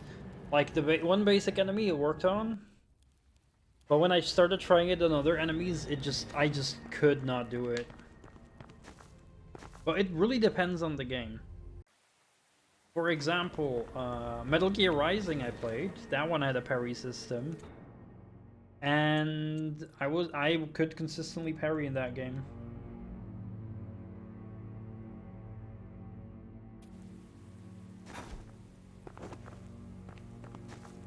Yeah, I do agree there's a risk-reward thing. But I do think there is different ways of how you implement a parry with informing the player on how to learn the timing. Exactly that. Sometimes the timing clicks, sometimes not. So in Bloodborne I couldn't do it. I'm gonna have to practice when I get back to it. But yeah, in this game I also couldn't feel it. But in Metal Gear Rising, I could parry. For sure, I would parry a lot in Metal Gear Rising. And when you are parrying, it is very satisfying to pull off as well. Yeah, exactly. Oh, I'm level 69, nice. Gonna go to the bathroom real quick.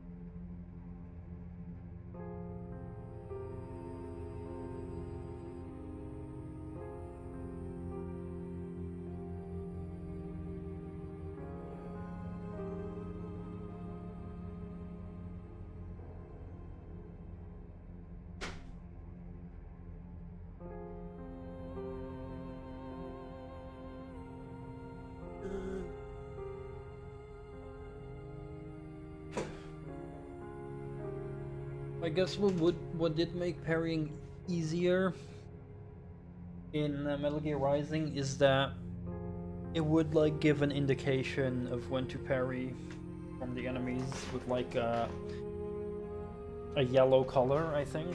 Yeah, yellow would be parry attack, red would be unparryable attack.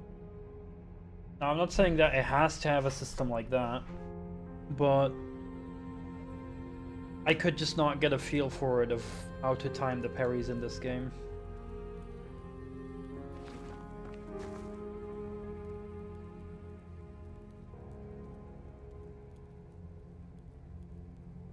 Transitions to a block if you miss. Yeah, that would make it easier to train for sure, then you eventually get the timing right.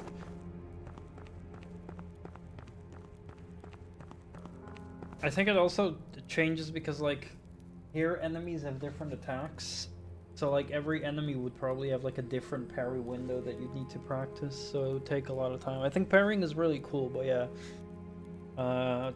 for one part I just need to like probably practice it in some games, but I also just wish it could be, you know, more in a way that would click easier with me.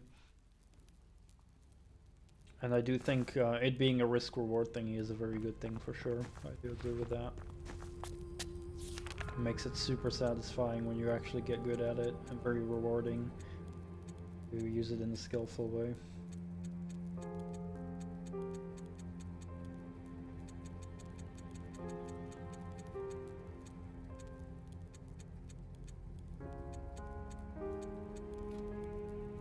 Like in Bloodborne, for the love of fuck, I couldn't fucking pull it off either.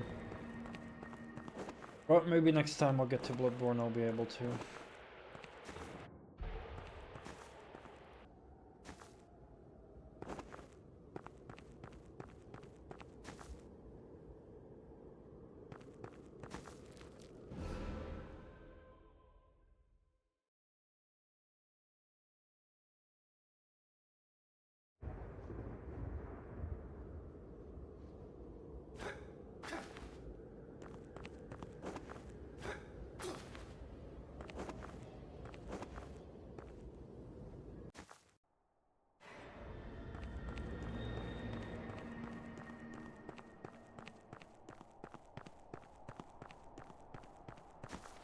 I also feel that if I want to pull off a parry, I like overly concentrate on it, and then I'll like be passive and like wait for it.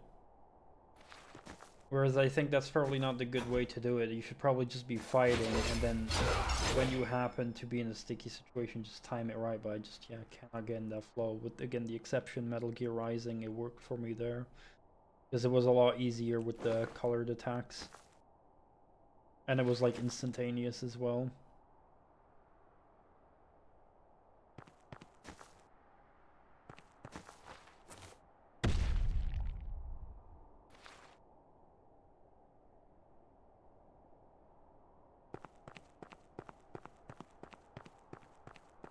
Yeah, but if you wait too long, it basically takes away the flow. Which isn't what I'd want, to ruin the flow of combat by like waiting for an attack just to parry it.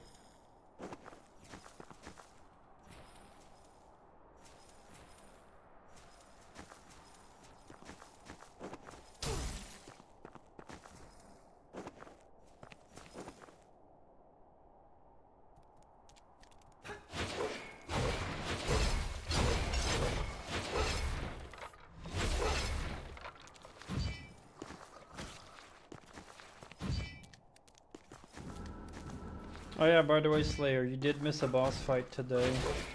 It wasn't very special. It was like a small flying demon thingy.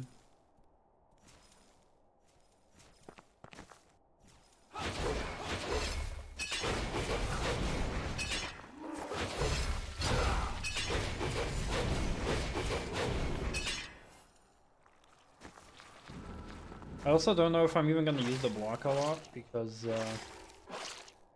I just love the rolls, man. The rolls are a nice in-between for me, and definitely got... I mean, I played Dark Souls 1 a lot with blocking, and Demon Souls, but later in Dark Souls 1, I started to do rolling a lot more. And Dark Souls 2 as well did a lot of rolling.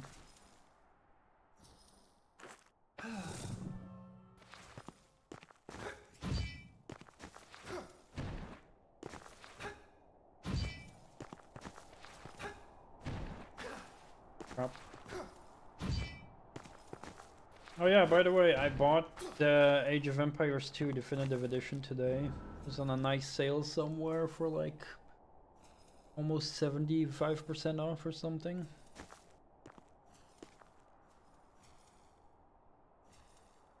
I still need to finish Age of Empires 1. There's still a couple of small campaigns I need to do, but after that I'll eventually want to do AoE 2.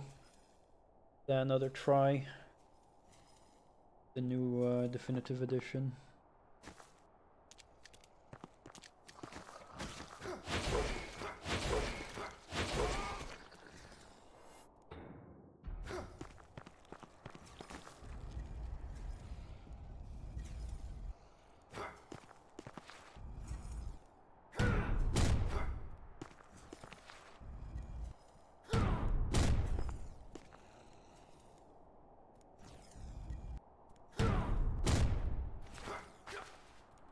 I've been pretty much using this weapon the whole time now. It's like gotten my main. I really like the flow. Like, it's a bit slower, and I generally... Here's the thing. I like fast weapons in Souls-likes because they have a fast animation, so it minimizes, you know... Like, because there's no animation cancelling in most Souls-likes. Instead of animation cancelling, I'll just take something with a short animation, so I still have the biggest window to roll out after my attack, right? But because this game does have animation cancelling, I can use a slower weapon comfortably and then still dodge out with the long animations. Yeah, exactly. That's the reason.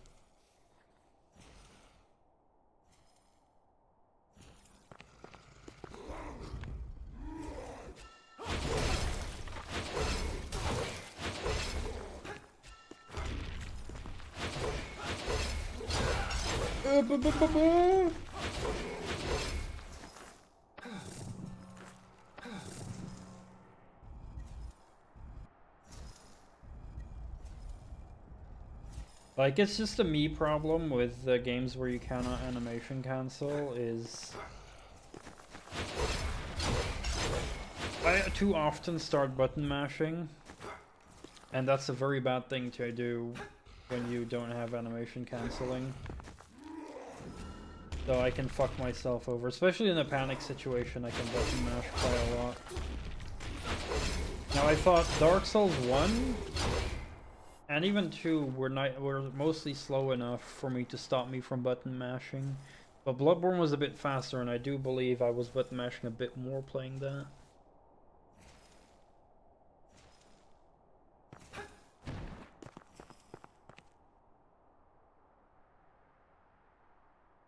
The fuck are those?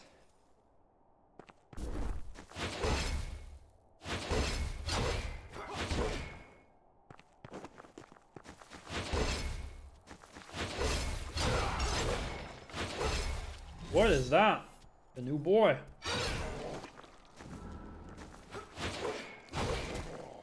Yeah.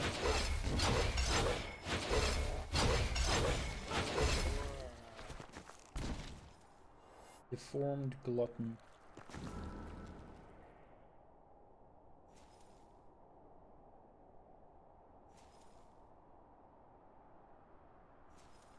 Yeah, I mean, I do like I'm not button mashing because I like it. It's just I automatically do it out of my control. But I tend to do it less in Dark Souls because the combat is slow enough for me to not be button mashing all the time. So it just, like, the faster the combat is, the more likely I'm gonna button mash. That's just, it just happens automatically for me. It's just an automatic habit. It's a habit I need to unlearn for, like, slightly faster games that are more methodical. Like Bloodborne, for example.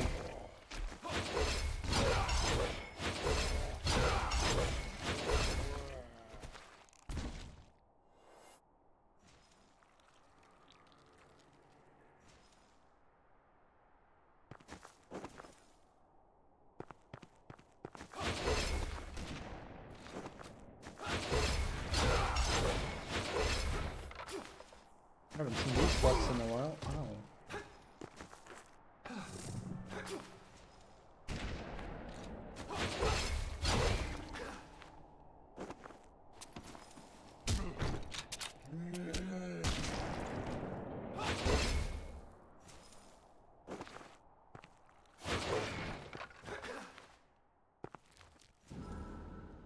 Yeah, the finishers in this game don't happen often, but they're pretty cool. They give you extra XP, and they also fill up your blue bar a little bit, I believe.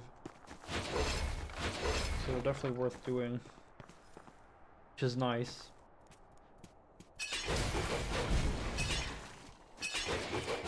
Oh, look at that whirlwind! I didn't even notice I had that as well in that.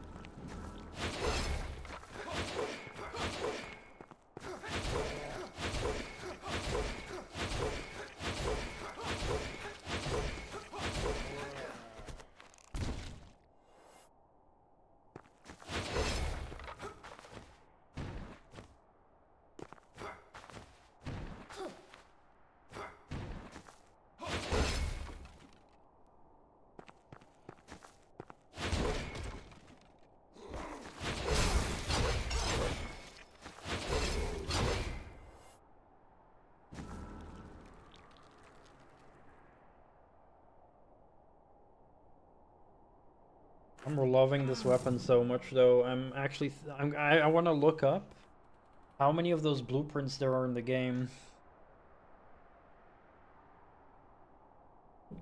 because I might consider upgrading this one again. And yeah, I'm hoping Valheim. It should hopefully be relatively soon that it comes out of early access, and definitely have to consider playing that.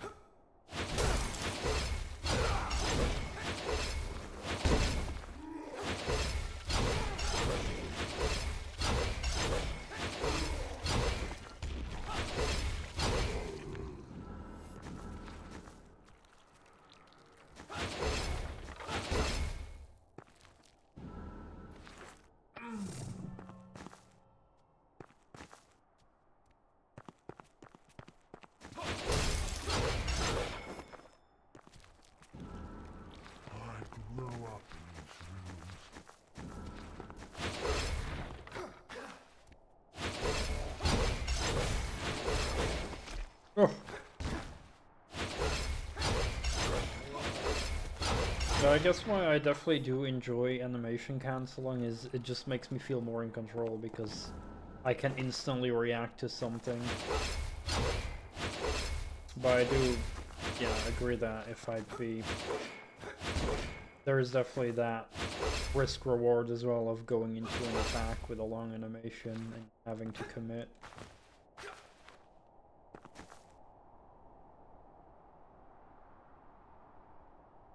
So there's both a good and a up and a downside to it.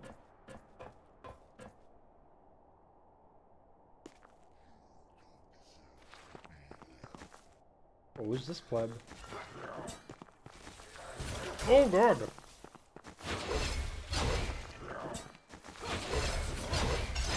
Hopefully I gotta get behind him. Oh god.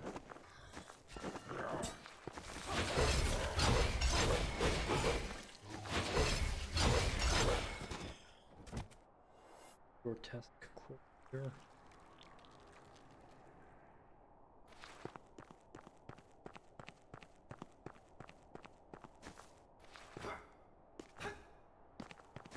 Too high.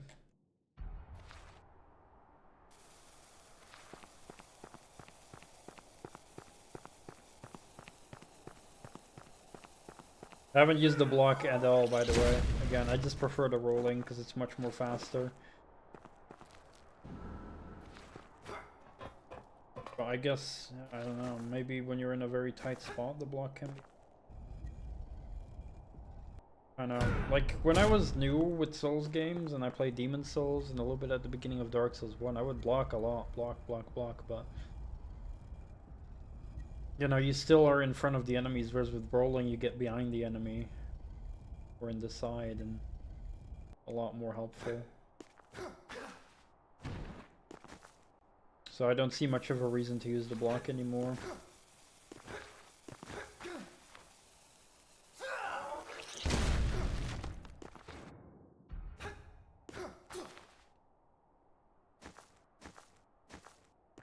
Yeah, could be OP perhaps, but in the end, I think people should just use whatever they want to use, right? Some people talk down on people who like use certain mechanics. Oh, you use magic, you're a noob. Oh, you use block, you're a noob. But yeah, it's like the game's mechanics, so you should use any and all mechanics if you can.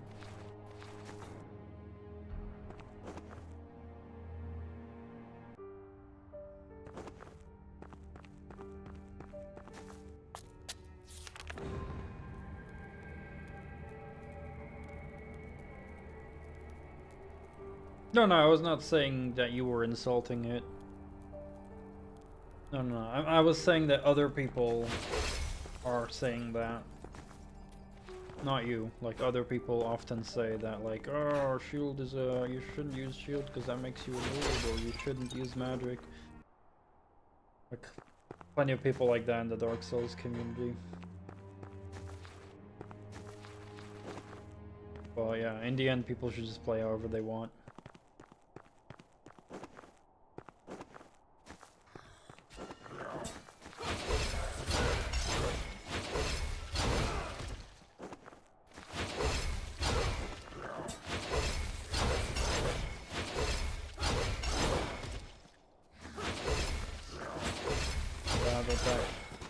Attack. Oh. Oh.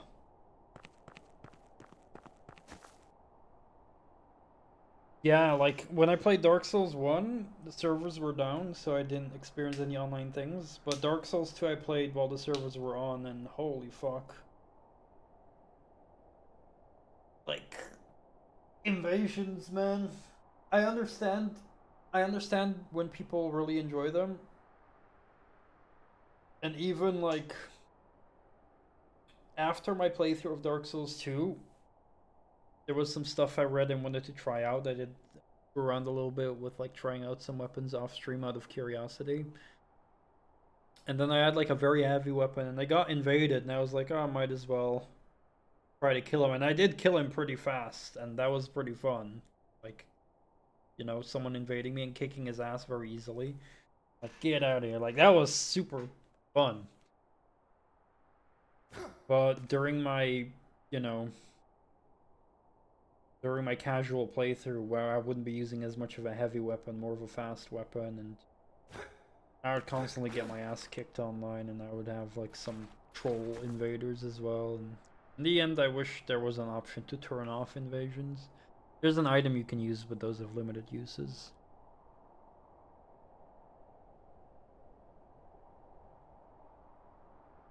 Yeah, the messages are fun.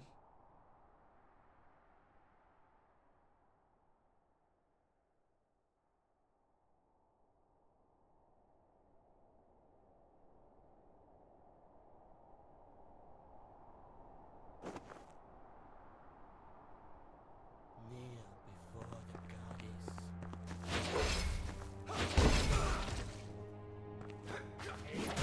Oh!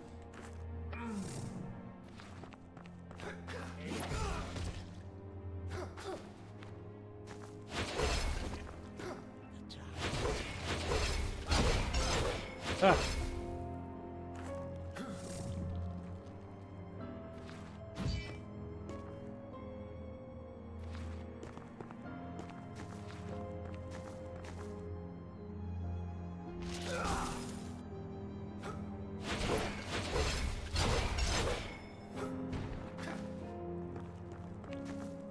Yeah, something like that, Slayer.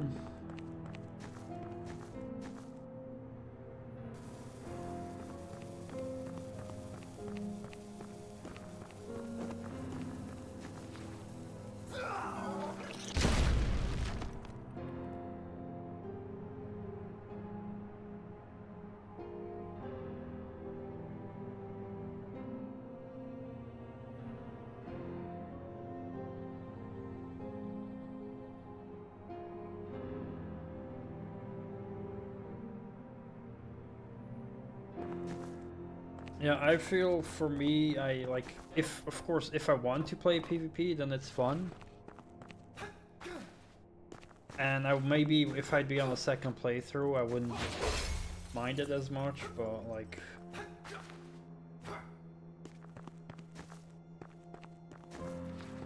I was generally having a bad time when people invaded me. And it was even worse when people had like these acid pots they can throw, and those actually break your gear, which I really found toxic to use by other people. Like, they would actually break your gear, and you can actually lose your gear that way.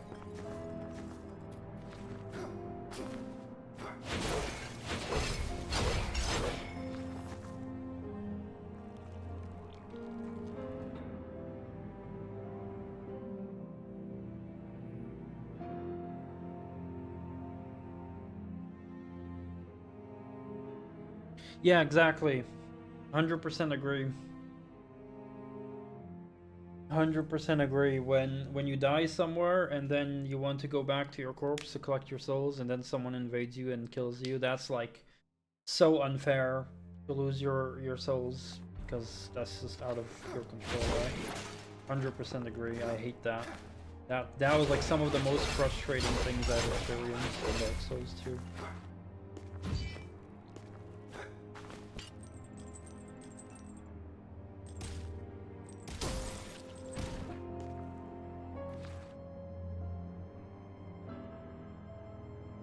Yeah. And it wouldn't be bad if it just had a toggle option to enable invasions or not.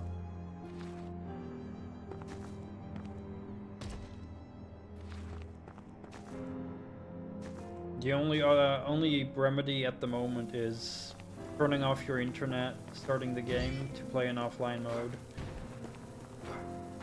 But then you also do not get the messages from the players, which is like sad to miss out on.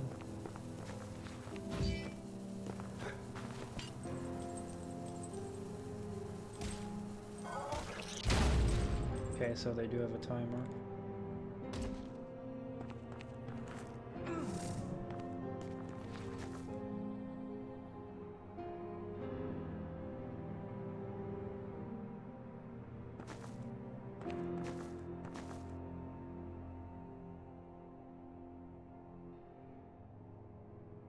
Yeah, there's like an item you can use to disable invasions for, I don't know, 30 minutes or something. It's like a thing you burn, an effigy or something, but eventually you run out.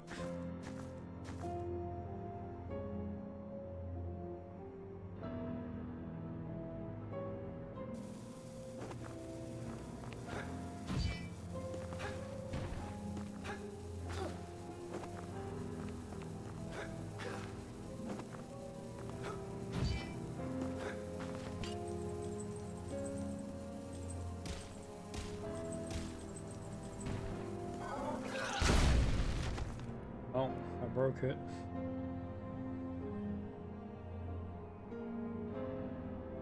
Yeah, I think you do that with human effigies. You like burn a human effigy and then like become human again. Something.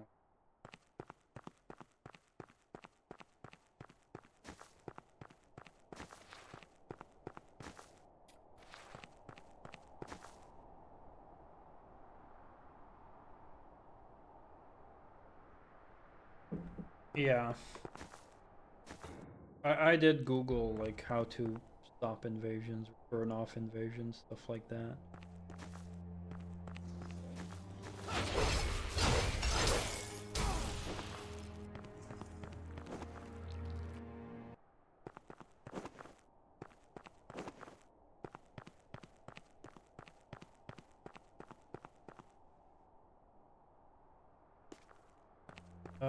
I'm not sure about most of the mechanics regarding being in human form compared to Hollow.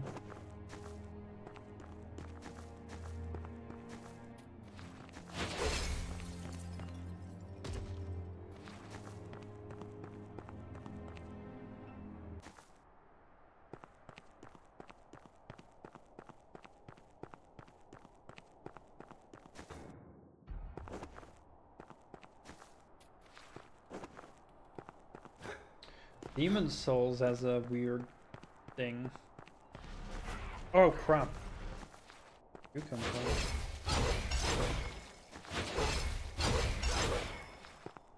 Demon Souls has like something called world tendency.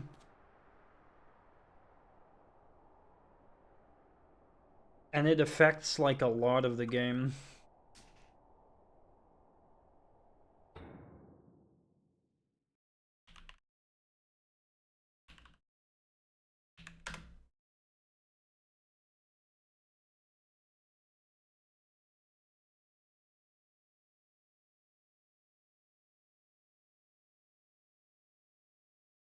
In Demon Souls and in the remake, your actions in the world of Boletaria will weigh heavily against your character. This should be familiar to all of you gamers out there. Maybe you've experienced it in the form of morality, karma, or any other name before, but in Demon Souls, it's known as tendency. And it's attributed to both your character and each of the regions you'll traverse. When you begin play, both character tendency and world tendency start off neutral. Depending on your actions, they can shift to white or black. Good deeds make it go white, while black deeds will make it go black. But of course, it isn't as simple as being either black or white. There are shades along the way to determine the level of tendency effects. So if you're just a little evil, enemies will only be a little more difficult to down. Whereas if you're true miscreant, well then you've gone and made an already brutal difficult game a lot more brutal.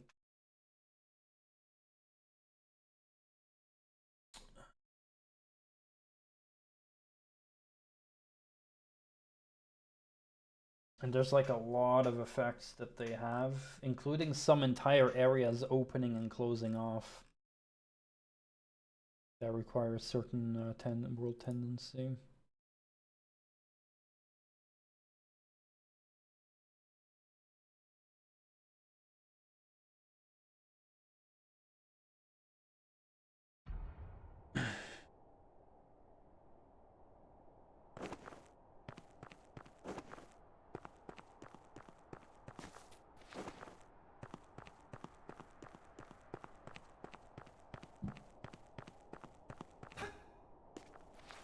There's another motherfucker there.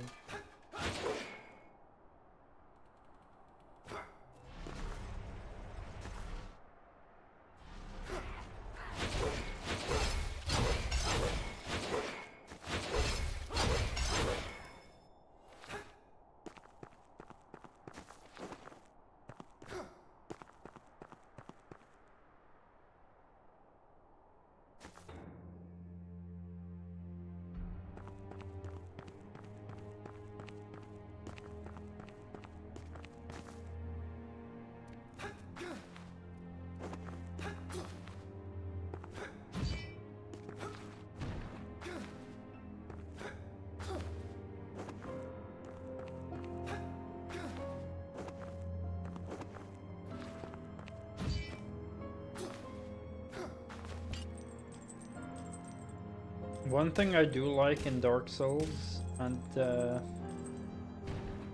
is problematic in Bloodborne and in this game, but in this game it's a little bit less problematic, is like in Dark Souls you get your healing flasks and it basically gets filled up whenever you're at a bonfire.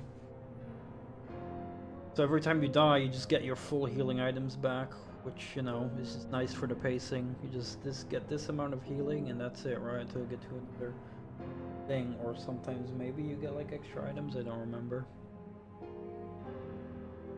But in Bloodborne you don't have that, you only have limited items.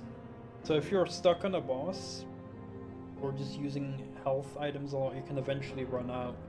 Then you just have to farm XP just so you can buy some from a vendor in bulk. Takes some of the pacing away. It's just tedious when you run out. It's like if you're in a long fight and you use a lot of heals,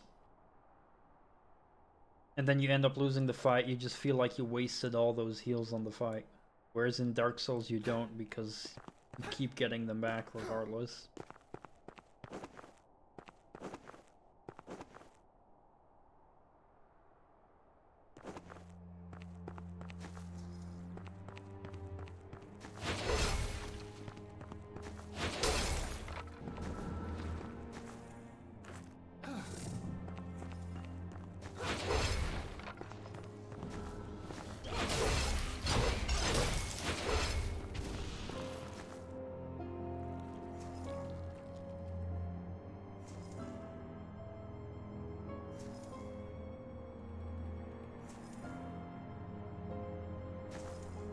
Yeah, exactly. It's definitely one of my biggest Bloodborne complaints.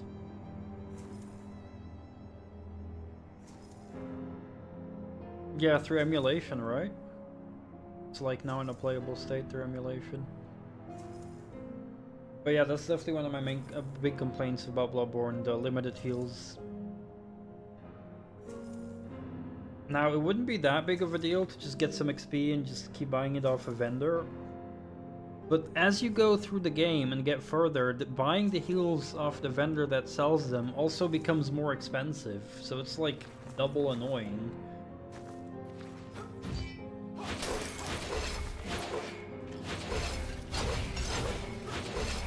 Now, enemies do also drop heals, but you will just have these moments where you just don't get a lot of heals and they just don't seem to drop a lot of them.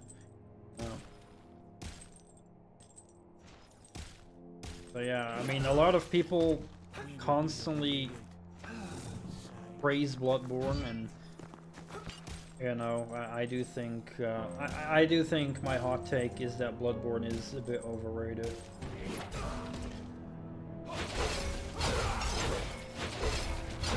It has flaws like that. Not saying it's a shit game. You know, I can't have a valid opinion yet because I haven't beaten it yet.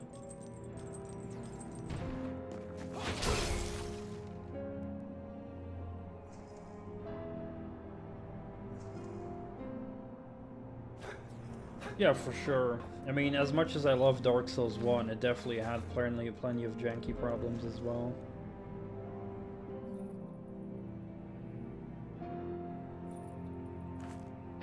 The hunters are also annoying to fight. Earlier you saw me fight that boss that was like a human like me fast. Fighting hunters is basically like that in Bloodborne. But in this game it's more fun than in Bloodborne, I'd say. Because in Bloodborne they're a lot more obnoxious with gun usage.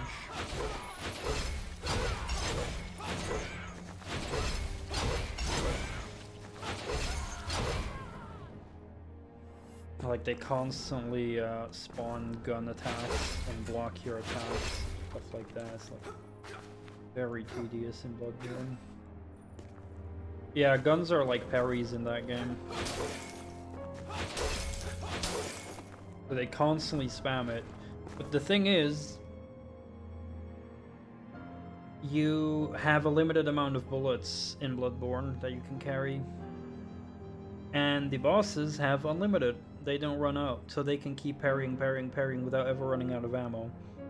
Now, technically, you can have unlimited as well by sacrifice. When you run out, you can sacrifice a little bit of health to get a few more bullets. But the enemy doesn't need to do that. So that's a bit fucking annoying and unfair in my opinion. So they can keep parrying you while you have to sacrifice health to keep parrying back if you want to.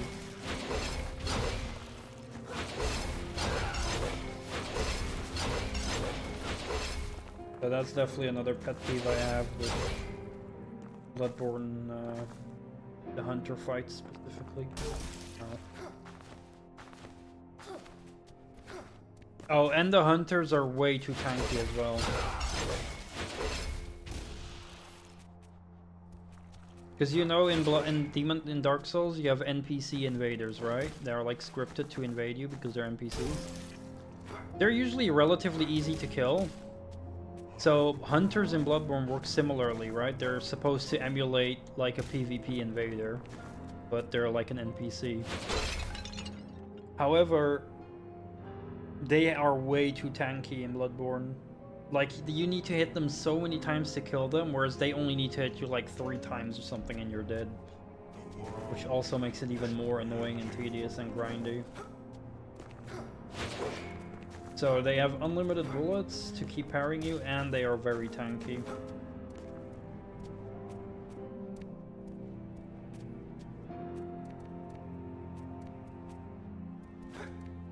Yeah, exactly. They only are a one-time fight, the NPC invaders. Right, I didn't have much of a problem with them. Except one of them that I really hated in Shrine of Amana in Dark Souls 2. That was like my least favorite one. And also another one in like an area where I pretty much rage quit at one time. I don't remember the name, but it was like with snow as well.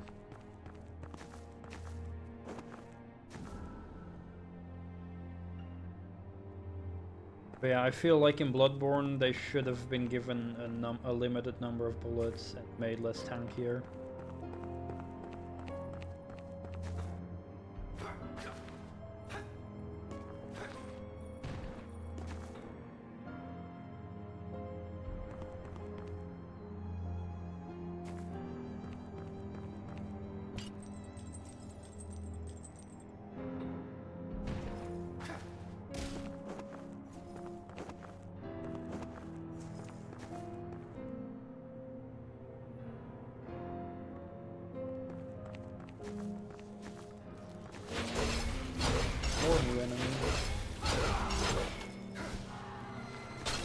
Oh.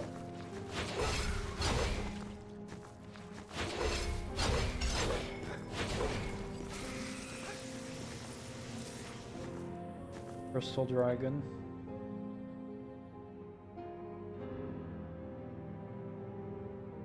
Yeah, I'm bad with location names as well. For sure.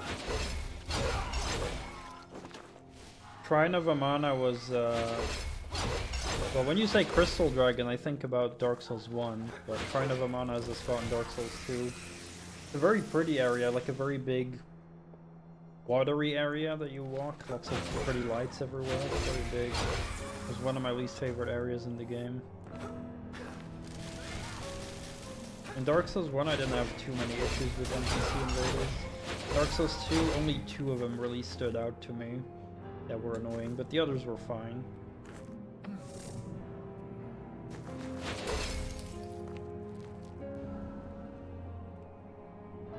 Yeah, there is like one magic invade that really does a lot of annoying magic missile attacks. And there's like also other enemies, I think, doing like ranged attacks nearby.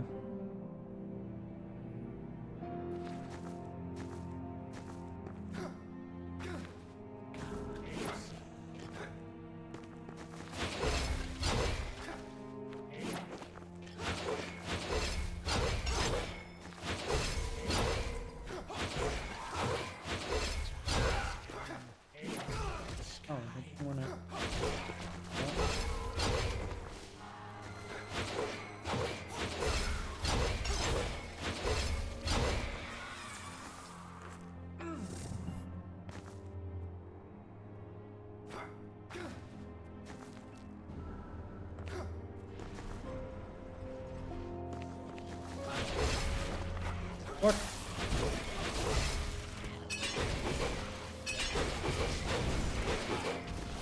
Oh, damn, that went well.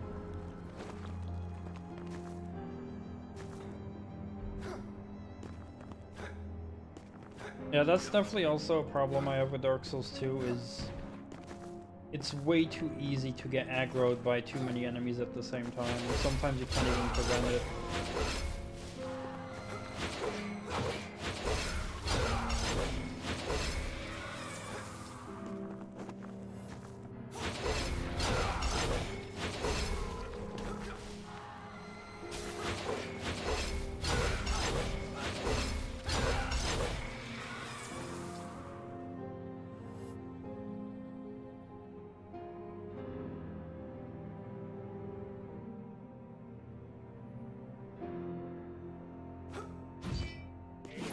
Wow. It's been so long, I can no longer feel of these chains.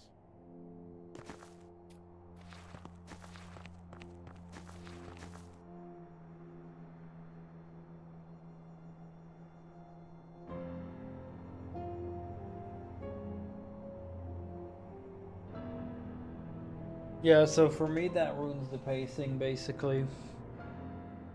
First time I generally take very slow, but then if I'm like trying to retrieve my souls from a corpse run, then I don't have the patience to like, yeah. I get that.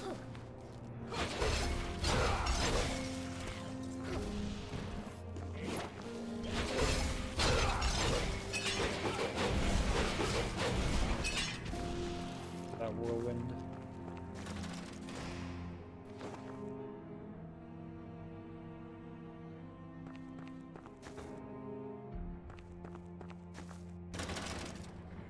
This area is big. Many places. I can go up here, I can go here. Here. Here's some stuff.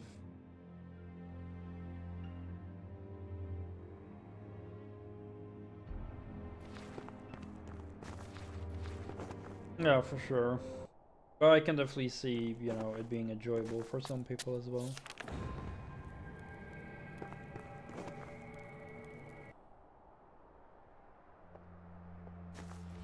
To spend my...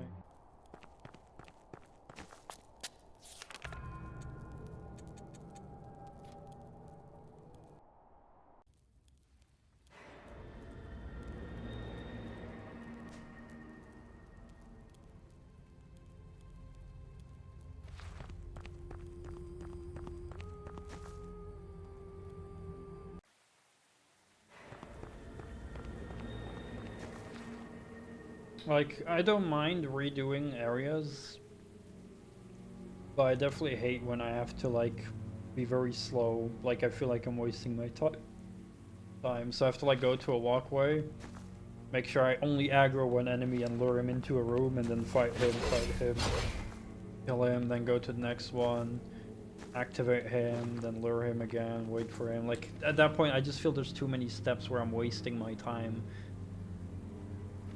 But that's how I experience it. For me, it feels like a waste of time doing it. When they could just be placed differently to just not have me making do that and just fight. Yeah, for sure. I understand that some people can enjoy that.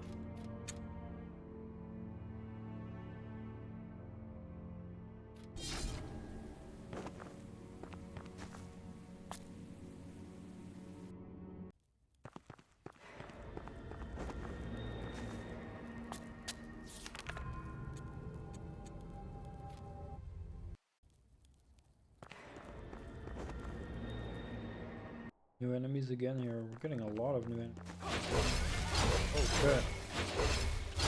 I'm lucky that didn't hit me. Oh, I already killed that enemy apparently. Looked like a new one.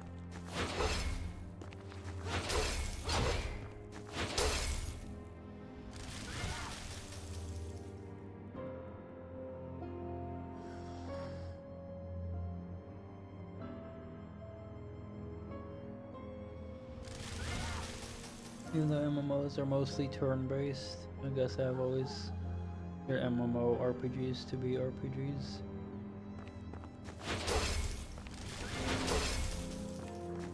I mean, would you consider World of Warcraft turn-based combat-wise? This is like kind of like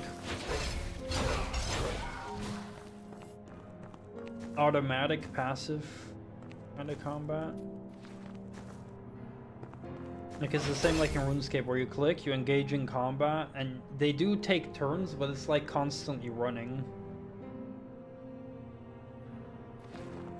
Oh, my bad. My bad, I misread that. I generally don't like those kind of combat mechanics. Where you just wait and you just see them do things. But I would consider it RPG myself personally, because it is stat-based. It's just like, your characters are taking turns attacking. But it just happens passively. The turns happen automatically, basically. Because RuneScape has the same system, and I played a lot of RuneScape back in the day.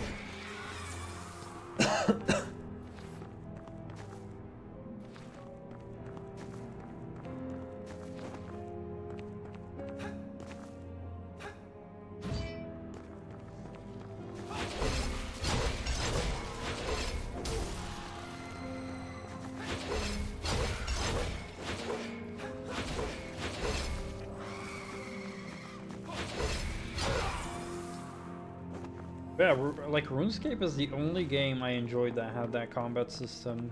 In general, I don't like that combat system. I once tried to play Star Wars: The Knights of the Old Republic, and I recognize it's one of the best RPGs ever made. But the moment I saw the combat, I was like, oh shit, I'm not really gonna enjoy that. I only enjoyed it in RuneScape, weirdly enough.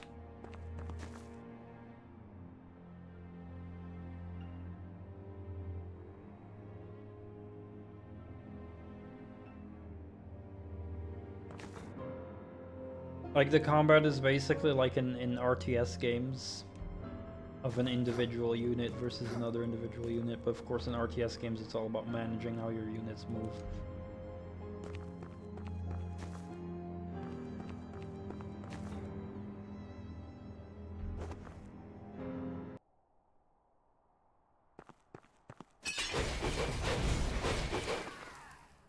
Oh, that fun.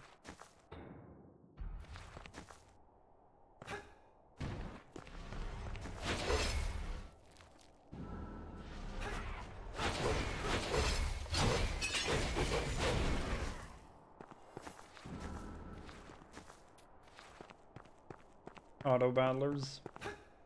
Yeah, I mean, auto games in general, I think a big part of them are like a cancer in gaming. Because they go against what gaming is, which is an interactive thing, and a lot of like passive games are basically you not interacting with the game. But in some ways, it can be used in good ways in some games. But it really depends on how it's implemented, and I do believe Loop Hero is a good example of a good way to implement a system like that.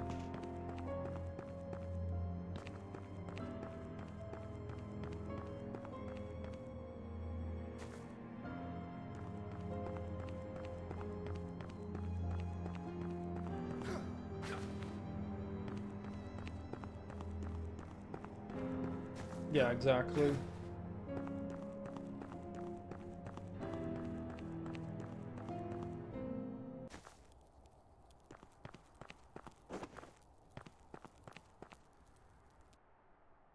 Like, in a lot of cases, when you have like these auto-clicker games, they're just dopamine simulators where progress happens passively, automatically, and you only click on things to upgrade things to make it go faster. And you just see numbers going up. That's all. You only see your levels go up, and that's the dopamine fun people are experiencing. Like, they're literally dopamine simulators by seeing numbers go up. And even I've played some of them in the past just because I wanted some easy dopamine, but I do realize rationally that they're shit games.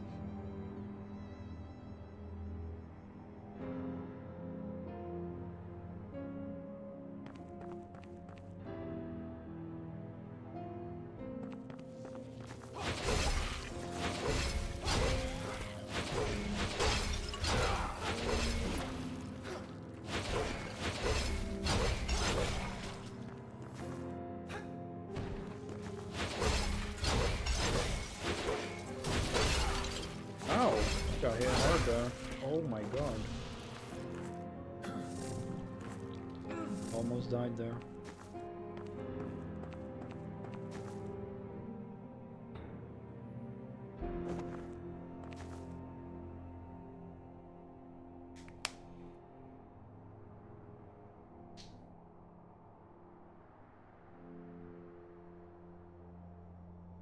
Like, if there's actually some strategizing and thinking in it, then I can, yeah, then I can definitely think it can be a good game.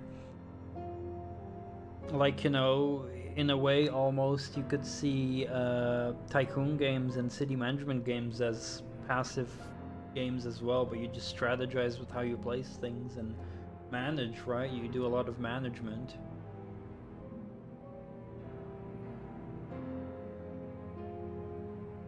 But a lot of auto-clickers are just brainless and don't have management and stuff like that, or any smart decision making.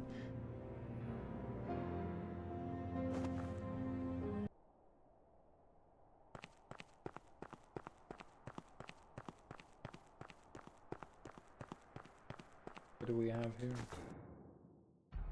Oh, boss?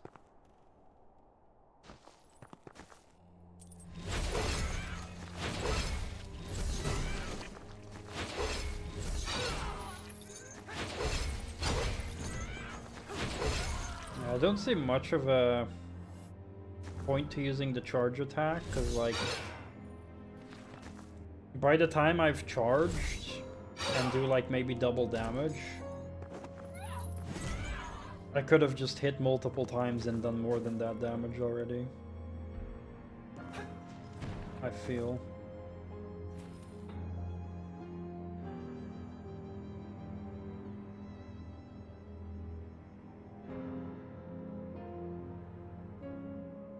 Yeah, if I touch clicker games or passive games, stuff like that, auto games, I usually try to not focus on them too much and just have them on the side while I'm doing other things, and then every now and then just look at them, do a little bit.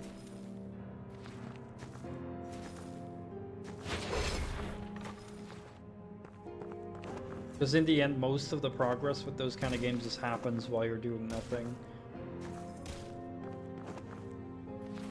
At least the traditional ones. Yeah, understandable.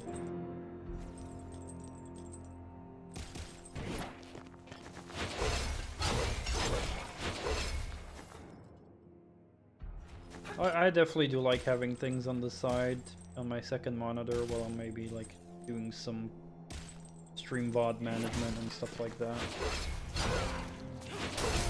Or maybe listening to a video.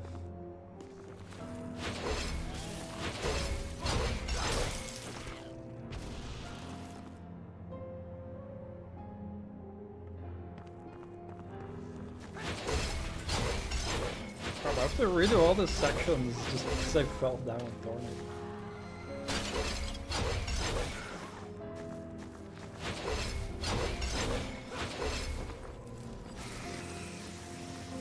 Yeah, true. When I do have like a actual conversation through texting, it does take a lot of my concentration as well.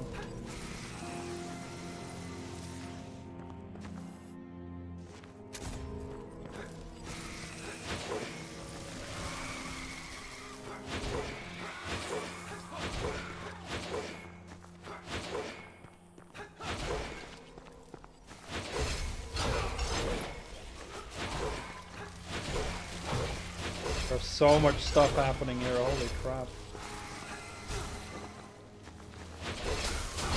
Oh god.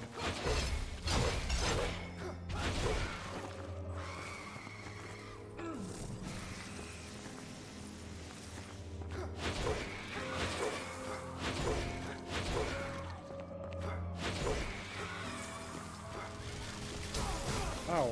Oh my god, that did a lot of damage, holy shit.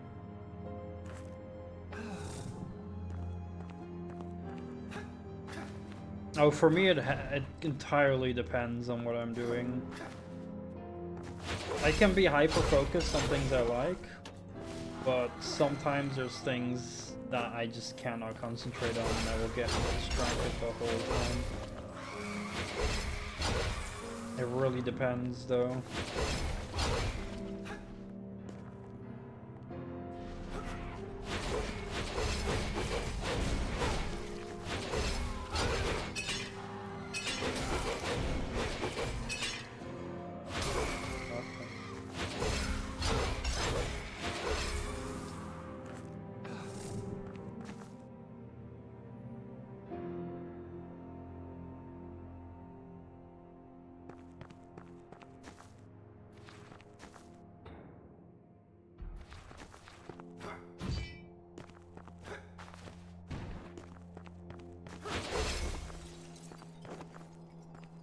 I'm really enjoying this game now a lot because I'm just making progress exploring areas here instead of figuring out where I need to go, which was a little bit at the beginning of today's session. Ugh.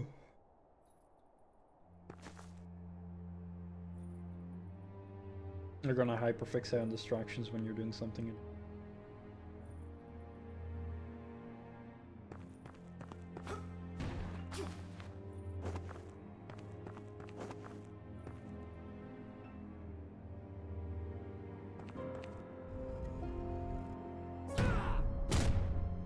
Bonk. Have I been there before?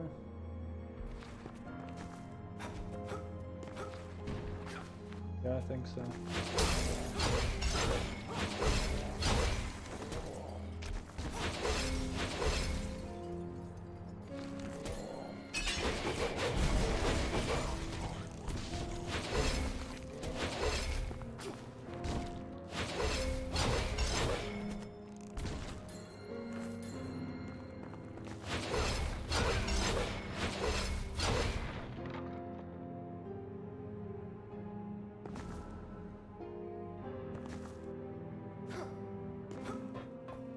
I did know a girl whom I used whom I used to work with.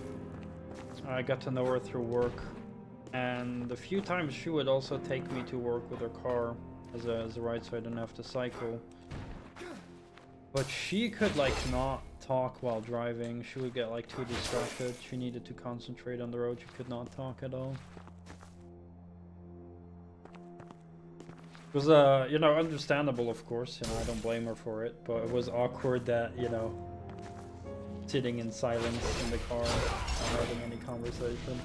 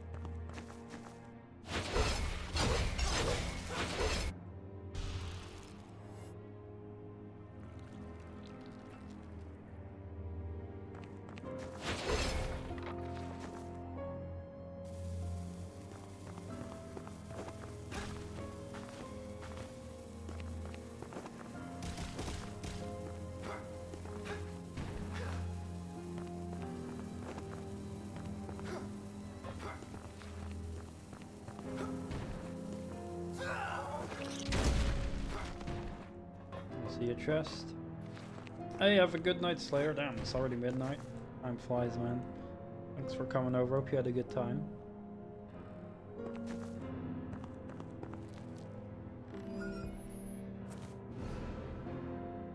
Alice Master Key. Hey.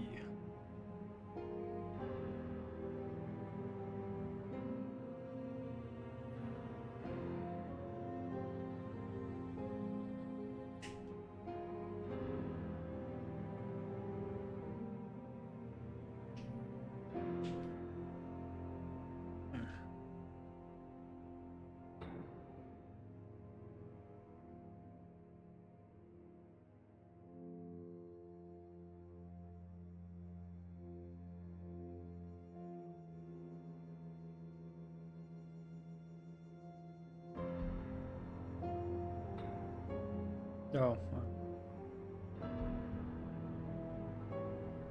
I need to use the key to open the... Oh my god, how didn't I think about that? You're right.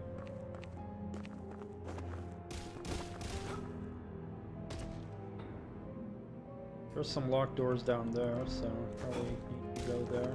Oh, there's an outside area here as well.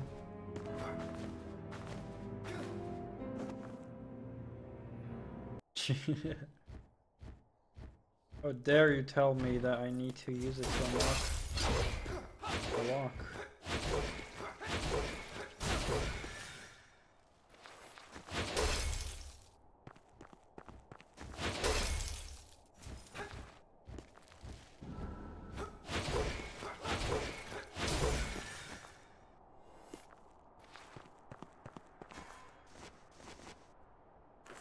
Oh, I have these passive here.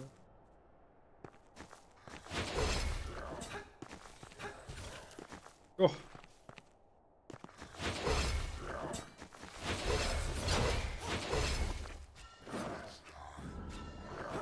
Ah, no!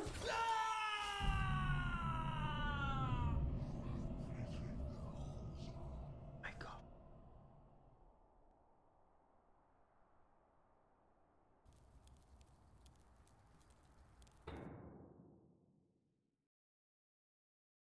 I have to get back there. Yeah, I got schwacked. That was not even funny. Holy crap, I got my ass kicked. Jesus. I mean, I played like shit. I shouldn't have been on that corner, but like, or the edge, I mean.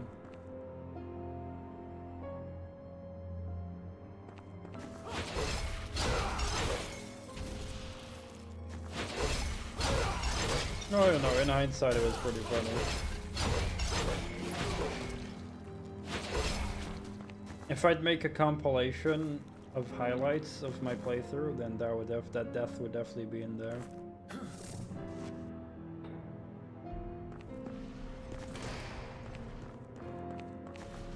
Fuck! No! Fuck! No!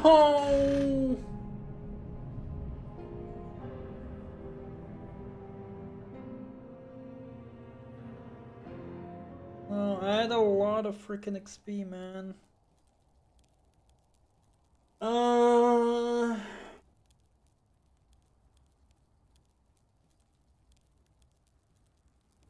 Fucking damn it.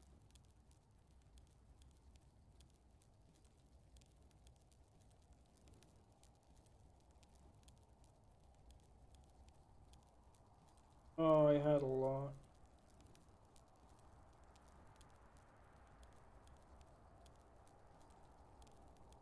So annoying that enemy. Oh, I hate that enemy.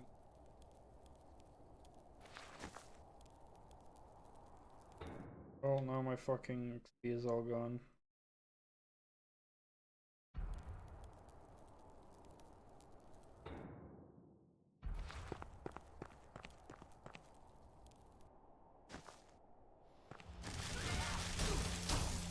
Look how much damage that does.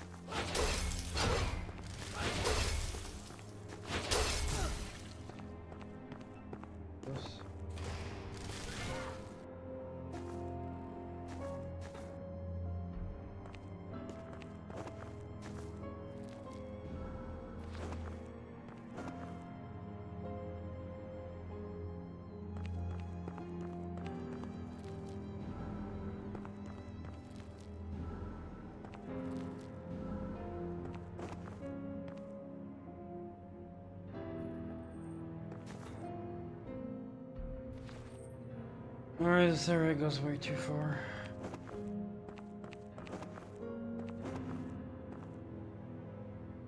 I'll take a look at the clip after the stream, but thank you for making that. Sadly, I'm not sure if you saw it, but when you were clipping, I died another time and lost all my XP basically from that death that you clipped. It was really sad. Well, not the end of the world.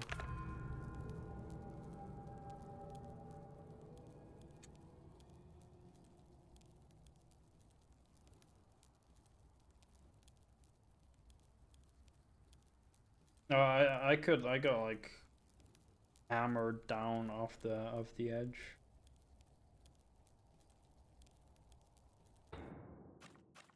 Yeah, that's fine.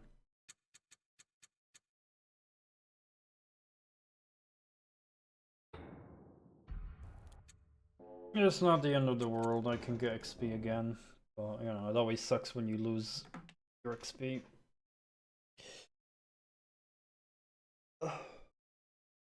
Yeah. I appreciate all the chatting, Moosey. It was fun. Yeah. Call my doctor tomorrow around for things.